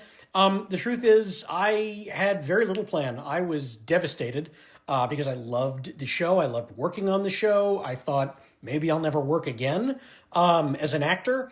So, I remember the day I actually got the phone call that the show was canceled. I had already taken another job. I was working as a writer on a game show for the USA Network. But then I got the call that the show was over. Actually, the president of NBC called me to tell me, which is really unusual. But it was a bummer, man. It absolutely, crushed me, and I really did not know what was coming next for me. It was a very uncertain moment in my life, but got through it, moved on, kept doing what I was doing, and booked some more acting work, and that was nice to help me sort of move on, was knowing that I was going to continue to have a career as an actor. Freaks and Geeks. Yeah, it was a really, really fun show to work on. It was great. My reaction to it being canceled was I was actually quite surprised, because with those people involved, I figured I presumed it would have lasted longer. It would have ran for a lot longer. Judd Apatow and all of the stars, I thought that was kind of a no-brainer to go at least an extra season, but that's life in TV. You're a huge Freaks and Geeks fan. Well, so was I. And when the show got canceled, well, that was a major drag, because I really enjoyed it. And, it's happened more than once. And when you're younger, you think, oh, well, I'll get another show. And that may or may not happen. And in fact, it did. But at the moment, there's nothing particularly exciting going on. But now let's try to move more towards the positive things once again, and see how Freaks and Geeks has been received over the 24 years since it's been canceled. I'll start by just naming the plethora of greatest TV shows of all time, or greatest blank TV shows of all time, and where this show placed. On Variety's top 100 shows of all time, it placed 65. In IGN's top 100 shows of all time, it was 24. The same ranking, it was on the Rolling Stones list. Time's top 100 in 2007, it was 28th, and was also third in Time's best shows of the 2000s. It was 25 in 2004 and 21 in 2007 for the list of top cult shows ever by TV Guide. In 2008, Entertainment Weekly ranked the show 13th best series of the past 25 years. The same year, AOL named it the best school show of all time. TV Guide also ranked Freaks and Geeks as the number one show canceled too soon ever. Number one. And that seems to be the consensus, or near consensus. Freaks and Geeks became tragically famous for being the best show ever canceled after one season. Now, hopefully, as I continue this series, I can find out if that's really true. But it's not just magazines and website writers with these opinions. On Rotten Tomato, Freaks and Geeks has a score of 100%. Insanely good, as well as having a popcorn meter score of 96%. Over on Metacritic, the show has a score of 88%, which on Metacritic gives it the label of universal acclaim, as well as it having a user score of 8.8 on there. Even Ranker has it 29 for best NBC shows ever, and Ranker skews younger in voters, and this show came out in 1999. So no matter where you look, this show is everywhere. Not just amongst best shows canceled too soon, which it's widely considered to be, it even shows up frequently in greatest shows ever conversations. And while not top 10 discussions, it probably goes as high as a show with one season could ever be. One season, 18 episodes, 13 hours, 23 minutes, and 30 seconds of actual show. A tiny amount of content in comparison to other shows we talk about having immense influence or critical acclaim. But this show's greatest legacy is the cast it put together and what they went on to do and become. So let's take a look at what these actors and creatives had become and done after the show, starting off with Linda Cardellini. The biggest thing Linda did after Freaks and Geeks was star in 2002's Scooby-Doo, where she played Velma, arguably her most iconic role. She reprised the role in different voice acting roles, but more importantly appeared in the sequel Scooby-Doo 2, Monsters Unleashed. My favorite thing she might have done is voice Hot Dog Water in Mystery Incorporated, a character that was essentially a parodied version of Velma in the best version there's ever been of Scooby-Doo. Then in 2003, she joined the long-running show ER and stayed on the show until its final episode in 2009. She appeared in the show Mad Men, where her role earned her a nomination for Most Outstanding Guest Actress in a Drama Series. Then, starting in 2019, she starred in and produced Netflix's Dead to Me, for which she got nominated for Outstanding Lead Actress in a Comedy Series. She's also Laura Barton, Hawkeye's wife in the MCU. She also became a pretty successful voice actress. She was CJ in Regular Show, Megan Sparkles in Sanjay and Craig, Wendy in Gravity Falls, and my personal favorite, Lila in Guardians of the Galaxy Volume 3. This scene made me weep. Meaning, after the show, she was able to establish herself as one of the better actresses out there with an insane range, playing in comedic and dramatic roles, live action, and in voice work. A freak into one of Hollywood's best. Then we have John Francis Daly. He acted some since Freaks and Geeks, most notably The Gina Davis Show, another one-season show where he plays the son of the Focus family, and then Bones, which he was in for over 140 episodes, the opposite result of his other shows. But more interesting for John was his transition to working behind the camera, where he works closely with his writing partner Jonathan Goldstein, where he wrote Horrible Bosses 1 and 2 and Spider-Man Homecoming. Pretty underrated superhero movie in my opinion, and they co-wrote and co-directed the 5th National Lampoon movie, Vacation. Then they co-directed Game Night and Dungeons & Dragons Honor Among Thieves, showing his ability to transition from being a leading actor to behind the screen, leading the creative process, finding his place in the industry, and doing a great job at it. Next one I want to go over is Jason Segel. After Freaks and Geeks, Jason went and did a short-lived show called Undeclared that had a small reoccurring role in CSI, which I couldn't find a clip of him online for. Then he landed his most known role as Marshall Erickson in the show How I Met Your Mother, where he was finally a part of a long-running sitcom, where he's once again a lover boy, in a show that was great, then had the absolutely worst finale I've ever seen in a show, and has completely ruined my perception of the show. But while doing that show, he also wrote and starred in a film called Forgetting Sarah Marshall, a film about a man getting over a breakup via vacation, then his ex ends up at the same vacation spot he's at. With this movie being inspired by real relationships Jason Segel had gone through, including his relationship with Linda Cardellini, who he dated for several years after Freaks and Geeks, but unfortunately the relationship didn't work out. Then he also helped write, produce, and star in the Muppets movie, which I loved as a young lad. Also, I just learned this while I was making this video, he voiced Vector in Despicable Me. This information actually shook me a little bit, but once I rewatched a clip of him, I don't know how I didn't recognize him. Vector! That's me, because I'm committing crimes with both direction and magnitude. Oh yeah! He wrote and starred in The 5-Year Engagement. He starred in The End of the Tour and was nominated for Independent Spirit Award for Best Male Lead. He played Westhead in Winning Time, The Rise of the Lakers Dynasty.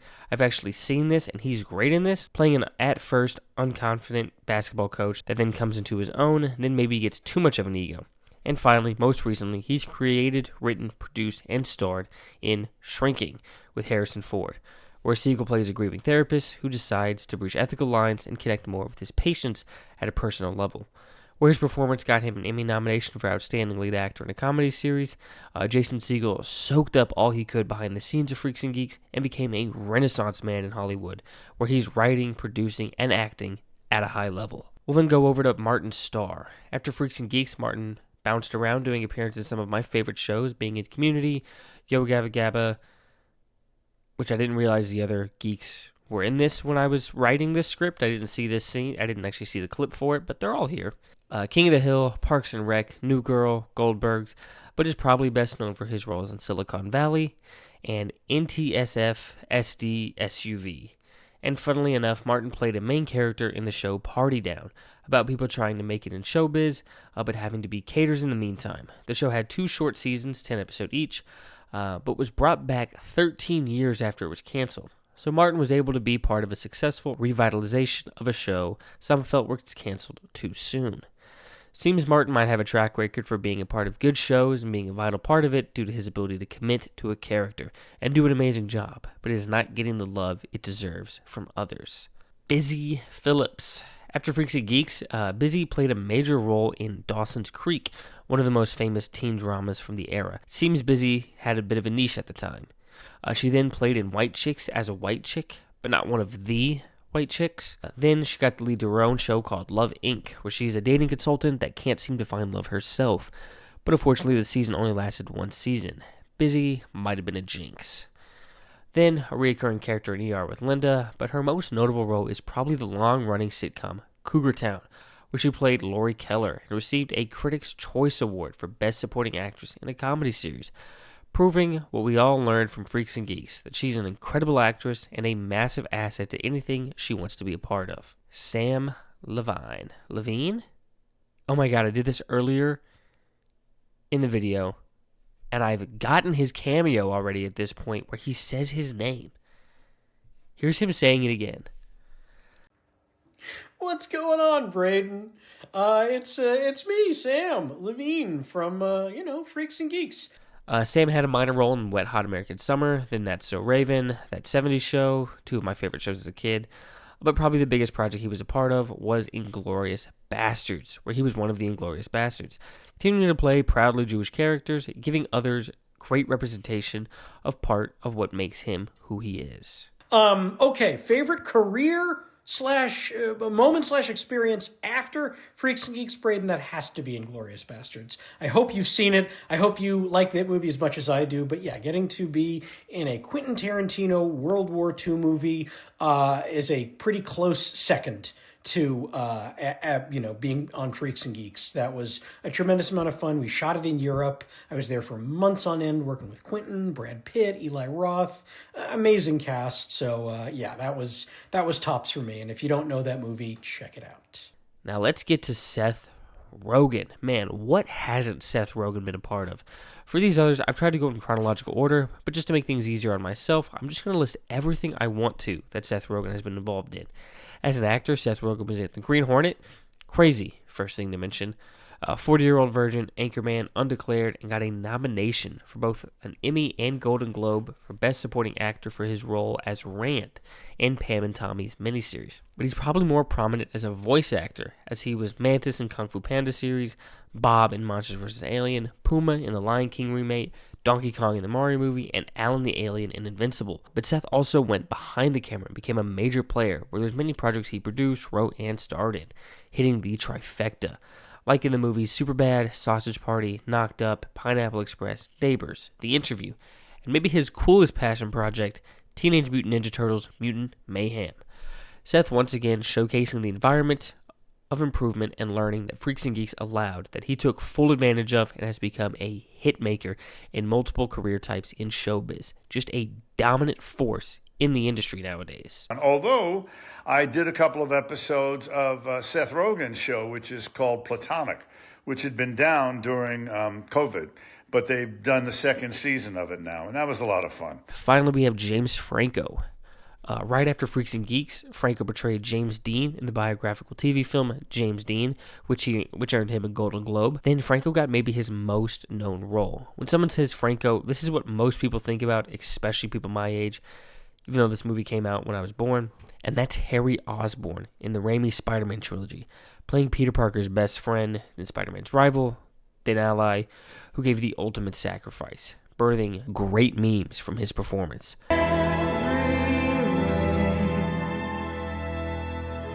So I'm ruined. I have nothing left except Spider-Man. This caused Franco to become a household name, an A-list actor, a heartthrob. Starred in 127 Hours, playing a man trapped under a rock that had to cut his arm off to escape, based on a true story, which earned Franco an Oscar nomination for Best Actor. He kicked off the rebooted Planet of the Apes franchise as the scientist that creates the virus that mutates the apes, kills off the humans, and he fathers Caesar. He was in over 50 episodes of General Hospital. He was Oz himself in Oz the Great and Powerful, the much-needed and wanted Wizard of Oz prequel. I'm joking. He played George in a Of Mice and Men movie, then caused an international crisis in his movie The Interview, where he plays a television interviewer who goes over to North Korea to interview Kim Jong-un. Plays the main character in 11/22/63, where he goes back in time to the JFK assassination, and even directed one of the episodes of the 8-episode miniseries. He then directed and starred in The Disaster Artist, which won him another Golden Globe Award for Best Actor, and had starred, produced, and directed smaller projects I didn't mention. Being another Freaks and Geeks product that became proficient in multiple aspects of media creation, not just limiting himself to being in front of the screen. Now his career has gone mostly silent the last couple of years for less than stellar reasons. I'm going to hold off on getting into that, but I will get into that. Now, for the two main men behind the scenes, we're going to start off with Paul Feig. He continued to be part of critically and fan-acclaimed shows, directing episodes of Arrested Development, 30 Rock, Mad Men, Parks and Rec, and producing for Zoe's Extraordinary Playlist, Other Space, Love Life, and Minx, and doing both for The Office, one of the biggest sitcoms of all time, and his work there got him 2 Emmy nominations. But he didn't stay limited to television, as he has done his fair share of movies, directing and producing Bridesmaids, The Heat, Ghostbusters, The Good One, Last Christmas, and most recently, Jackpot. He's even given himself minor roles in his work, usually smaller cameos, showing he wasn't a one-hit wonder, and proves to be one of the more influential figures in television and the ability to make films too, not just a one-trick pony. And finally, we have Judd Apatow. Boy, Judd's got a lot of films to name here. I'll start by rapid-firing the movies he's produced. Anchorman, 40-Year-Old Virgin, Talladega Nights, Step Brothers, Anchorman 2, Trainwreck, and The King of Staten Island. Just some massive films in comedy.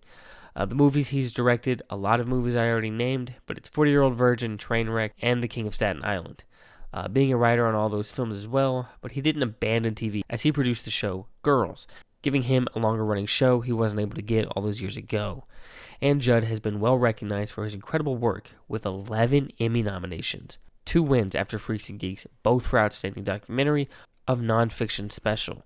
One for The Zen Diaries of Gary Shandling, and the other, George Carlin's American Dream. 5 Writers Guild of America Award nominations with the win for the Best New Series for Girls. 2 Producer Guild of America Award nominations, then single nominations for a Golden Globe and a Grammy. Just a giant in the entertainment industry. Also quickly, because I would hate to not bring this up, Jerry Messing, the actor who plays Gordon Crisp, is the fedora hat guy. This picture came from headshots when he was trying to come back as an actor, and the meme took off instead. He said, "I'm certainly not thrilled with the communities the photo has come to represent, but it isn't really something I can do anything about, so I don't let it bother me." Which is a good mindset to have in the situation he was put in. Now, the disappointment of Freaks and Geeks, as well as just how great the show was, bonded the cast and crew of the show together to such a degree that they constantly and consistently worked together going forward. Judd Apatow movies most notoriously use Freaks and Geeks actors. He makes the TV show North Hollywood. After Freaks and Geeks, he gets Jason Segel to be in it, as well as Kevin Hart, who he made live with Jason Segel, making one of the funniest roommate pairings I could think of. He then makes Undeclared, another show featuring Seth Rogen, Segel again. He does 40-Year-Old Virgin, Rogen gets a prominent role. Knocked Up, Seth Rogen leads the movie, with Segel again appearing.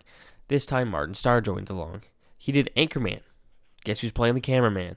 Seth Rogen writes and stars in Superbad. Who does he get to produce it?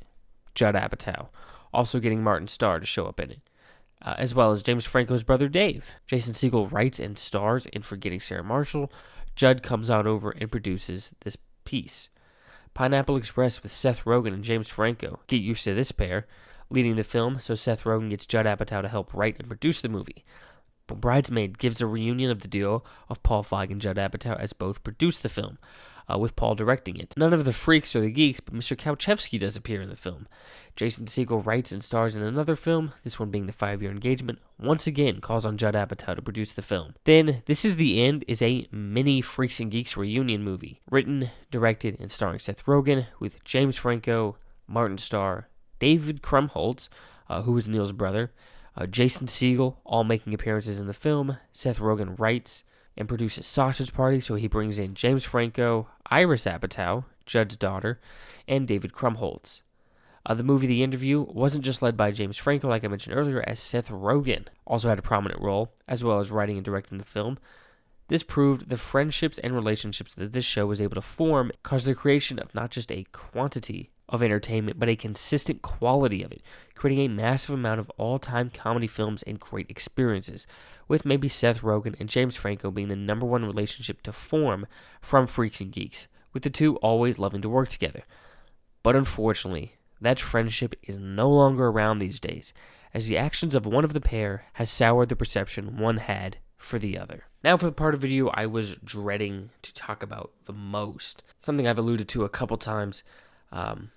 So, what happened to James Franco?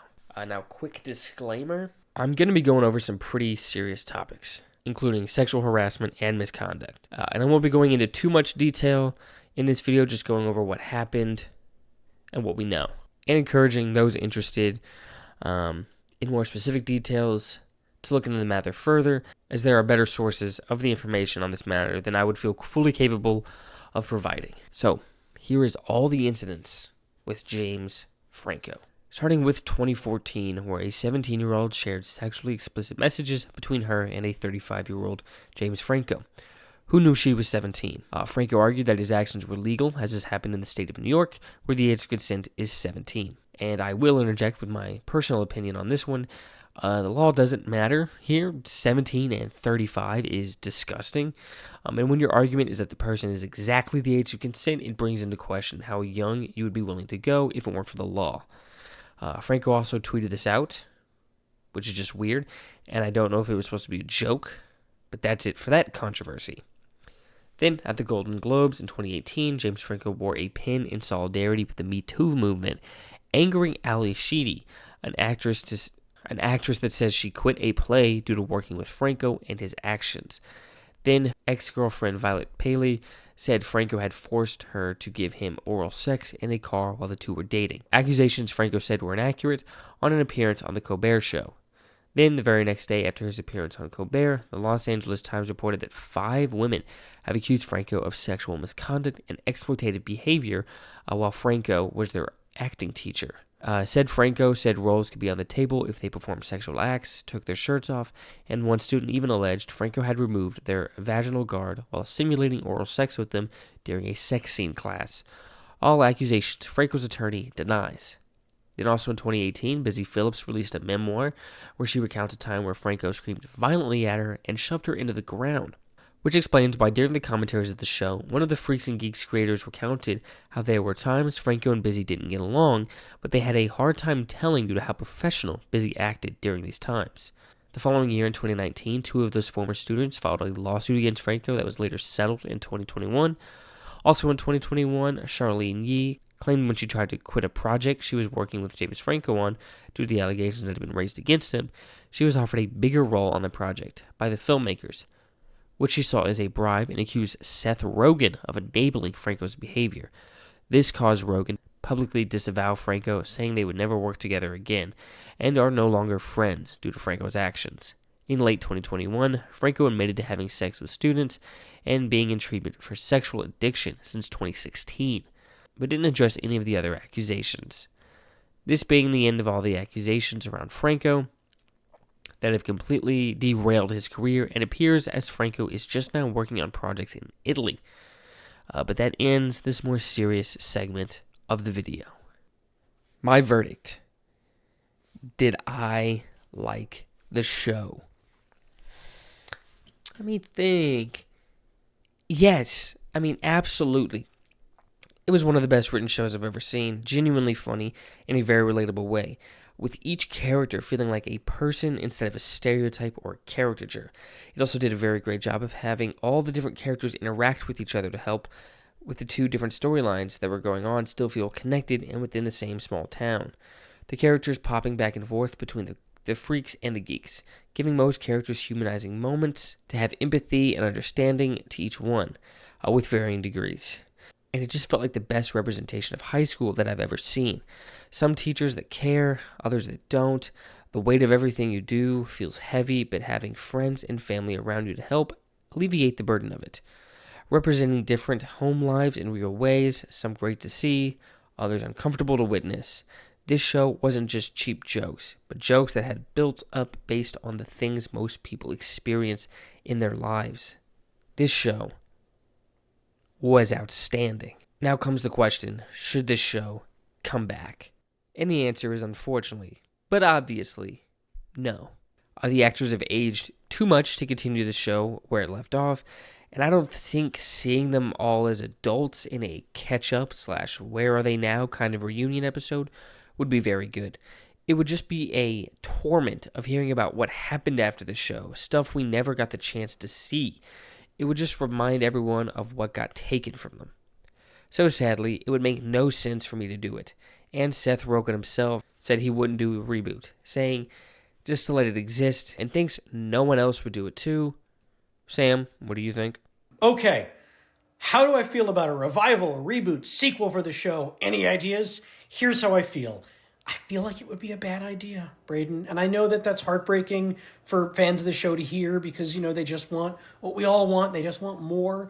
But, I mean, how many shows have tried that reboot, that revival, that sequel series, whatever you want to call it, and it's great. Like, it's so good, everyone says, oh, it's better than the original. I can't think of any. And that's the only reason we'd all want to do it, is if we had some sort of idea that we felt was better than the original.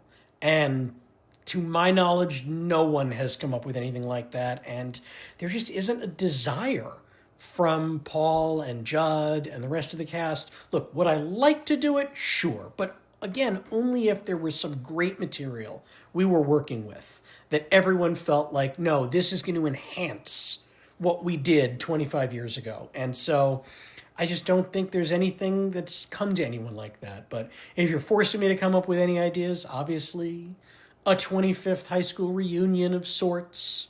People come home back to Chippewa Falls. I think that's where the show takes place. Or Chippewa? I think it's just Chippewa. Anyway, people come home for that. Of course, we see the people who are still there, the Daniel DeSarios, the Nicks, who are still there, never left home. And but that's just sort of a hackneyed idea, right? The whole 25th anniversary high school reunion, whatever it is. So I don't know. I think we like to say we made 18 perfect little movies. And I think we're all okay leaving it at 18 perfect little movies, because not a lot of people get to say that. So we do, and I think that's something we're all okay with. So the story of our Freaks and Geeks are over. It shouldn't be touched at this point. How would I feel about a revival, renewal, or a reboot? I would probably feel like shit because I won't be in it. Probably have to watch it, but it'd be entertaining. It'd be fun to watch if they could put all those superstars together in one room again, right? They're gonna need a bass player.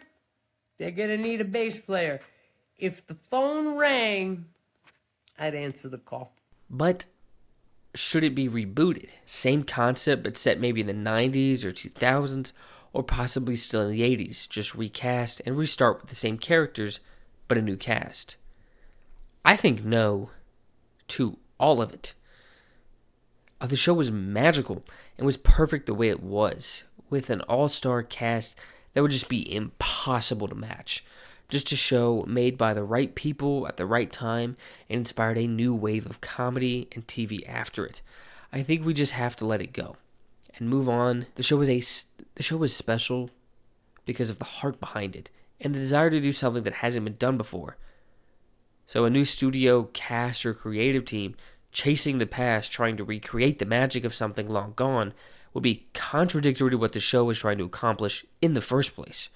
So I think the world of McKinley High needs to be left in the past. We gotta act like the popular kids and leave those freaks and geeks alone. I apologize for that stupid joke. So I don't keep in touch with anybody, although we had a reunion of the whole cast. I don't remember exactly. I think they profiled it in Vanity Fair, something like that. That was about 5 or 6 years or so ago. And it was nice to see everyone. Including David Krumholtz, who I think is a terrific guy and wonderful actor. And as is Amy Aquino and the whole family. All right, last question. What's the legacy of the show? Braden, that's a great question. And I guess I can't define what the legacy is. Sort of after you put the show out there, it defines itself, or the fans define what the legacy is. But the way I've come to think of it is it's this amazing thing where people from different generations now, like it feels like we're on the second or third generation of people, have found this show, and they've found real meaning and real heart to this show. And it's helped them. It's brought them joy. It's brought them catharsis from their own troubled high school experience. And I think there's a universality to that, to high school sucking and that period of your life sucking. And this show has made a lot of people feel better about that. It's made them feel like they're seen and they're not alone, and they can laugh at it. Certainly if that's in the past, but even if that's what they're going through right now, they can laugh at it. And that I think is the best legacy we could ask for. And I hope that that's what we've got. Well, since he says it's up to the fans, as a fan, I will do my best to tell you what I think it is. So, how should we remember Freaks and Geeks as one of the best representations of youth and high school that's ever been made? Characters that with just 18 episodes were given the depth and character moments for us to gravitate towards, relate to, and empathize with. A show more defined by, I remember what that was like, or that's how I felt when kind of moments, rather than, I wish that would happen to me moments. It's not an idealized version of the world. It's our world, filled with characters we've met that just have different names.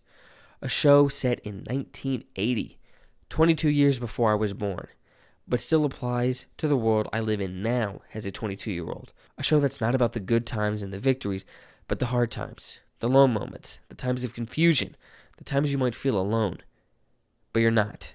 You've got people around you that care about you and are there for you when you need them. Maybe not the people others would glorify. Maybe not the popular kids or the ones your parents tell you to be like, but the freaks and geeks. If you've made it this far in the video, thank you so much for watching all of this. I really hope you enjoyed it. I really did try my best to make this the best video I was capable of. If you want to see more videos like this style, comment down below what other one-season show you want to see me cover in this series. Subscribe, like, become a member, give it thanks. I would greatly appreciate it. It would, becoming a member, it would help me see how many people specifically want to see this style of video, this type of content, and it would just help the videos come out faster. Because while I do have a job, I'm not the most flush with cash, and sometimes there's purchases I want to make for these videos, like the cameos in this. I'm down a little bit of money, not too much, but I'm hoping to break even on the video. But just, but like I said, if you've watched this far in the video, you've done more than your fair share, and you're more than anything I could have asked for someone being able to help support this channel in this video. So really, thank you, anybody who made it this far in the video. I really do appreciate it. Thank you to the people who, thank you to the actors who fulfilled the cameos I requested from them. Everybody was super nice, really fast. If anybody, is thinking about getting cameos, they're great to get them from. Thanks so much for asking. Take care of yourself. Hope that satisfies your need for trivia here. Anyway, I hope you're well, and I'm wishing you the happiest of holidays. And I think you mentioned that you're making a video about the show or something to that effect. So whatever you're doing, I wish you the best in all of your endeavors. And thank you for reaching out, Braden. Take care. Well, dude, you win the award by far and away. This is my longest cameo I've ever made. So thank you for giving me the opportunity, Braden. And you're awesome. And I hope you, sir, have enjoyed this podcast for one.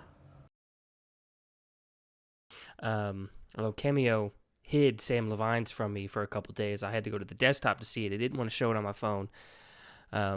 But wow, I'm really glad to have this video over with. And honestly, I'm looking at it, I'm pretty proud of it. So hopefully you enjoyed it as well.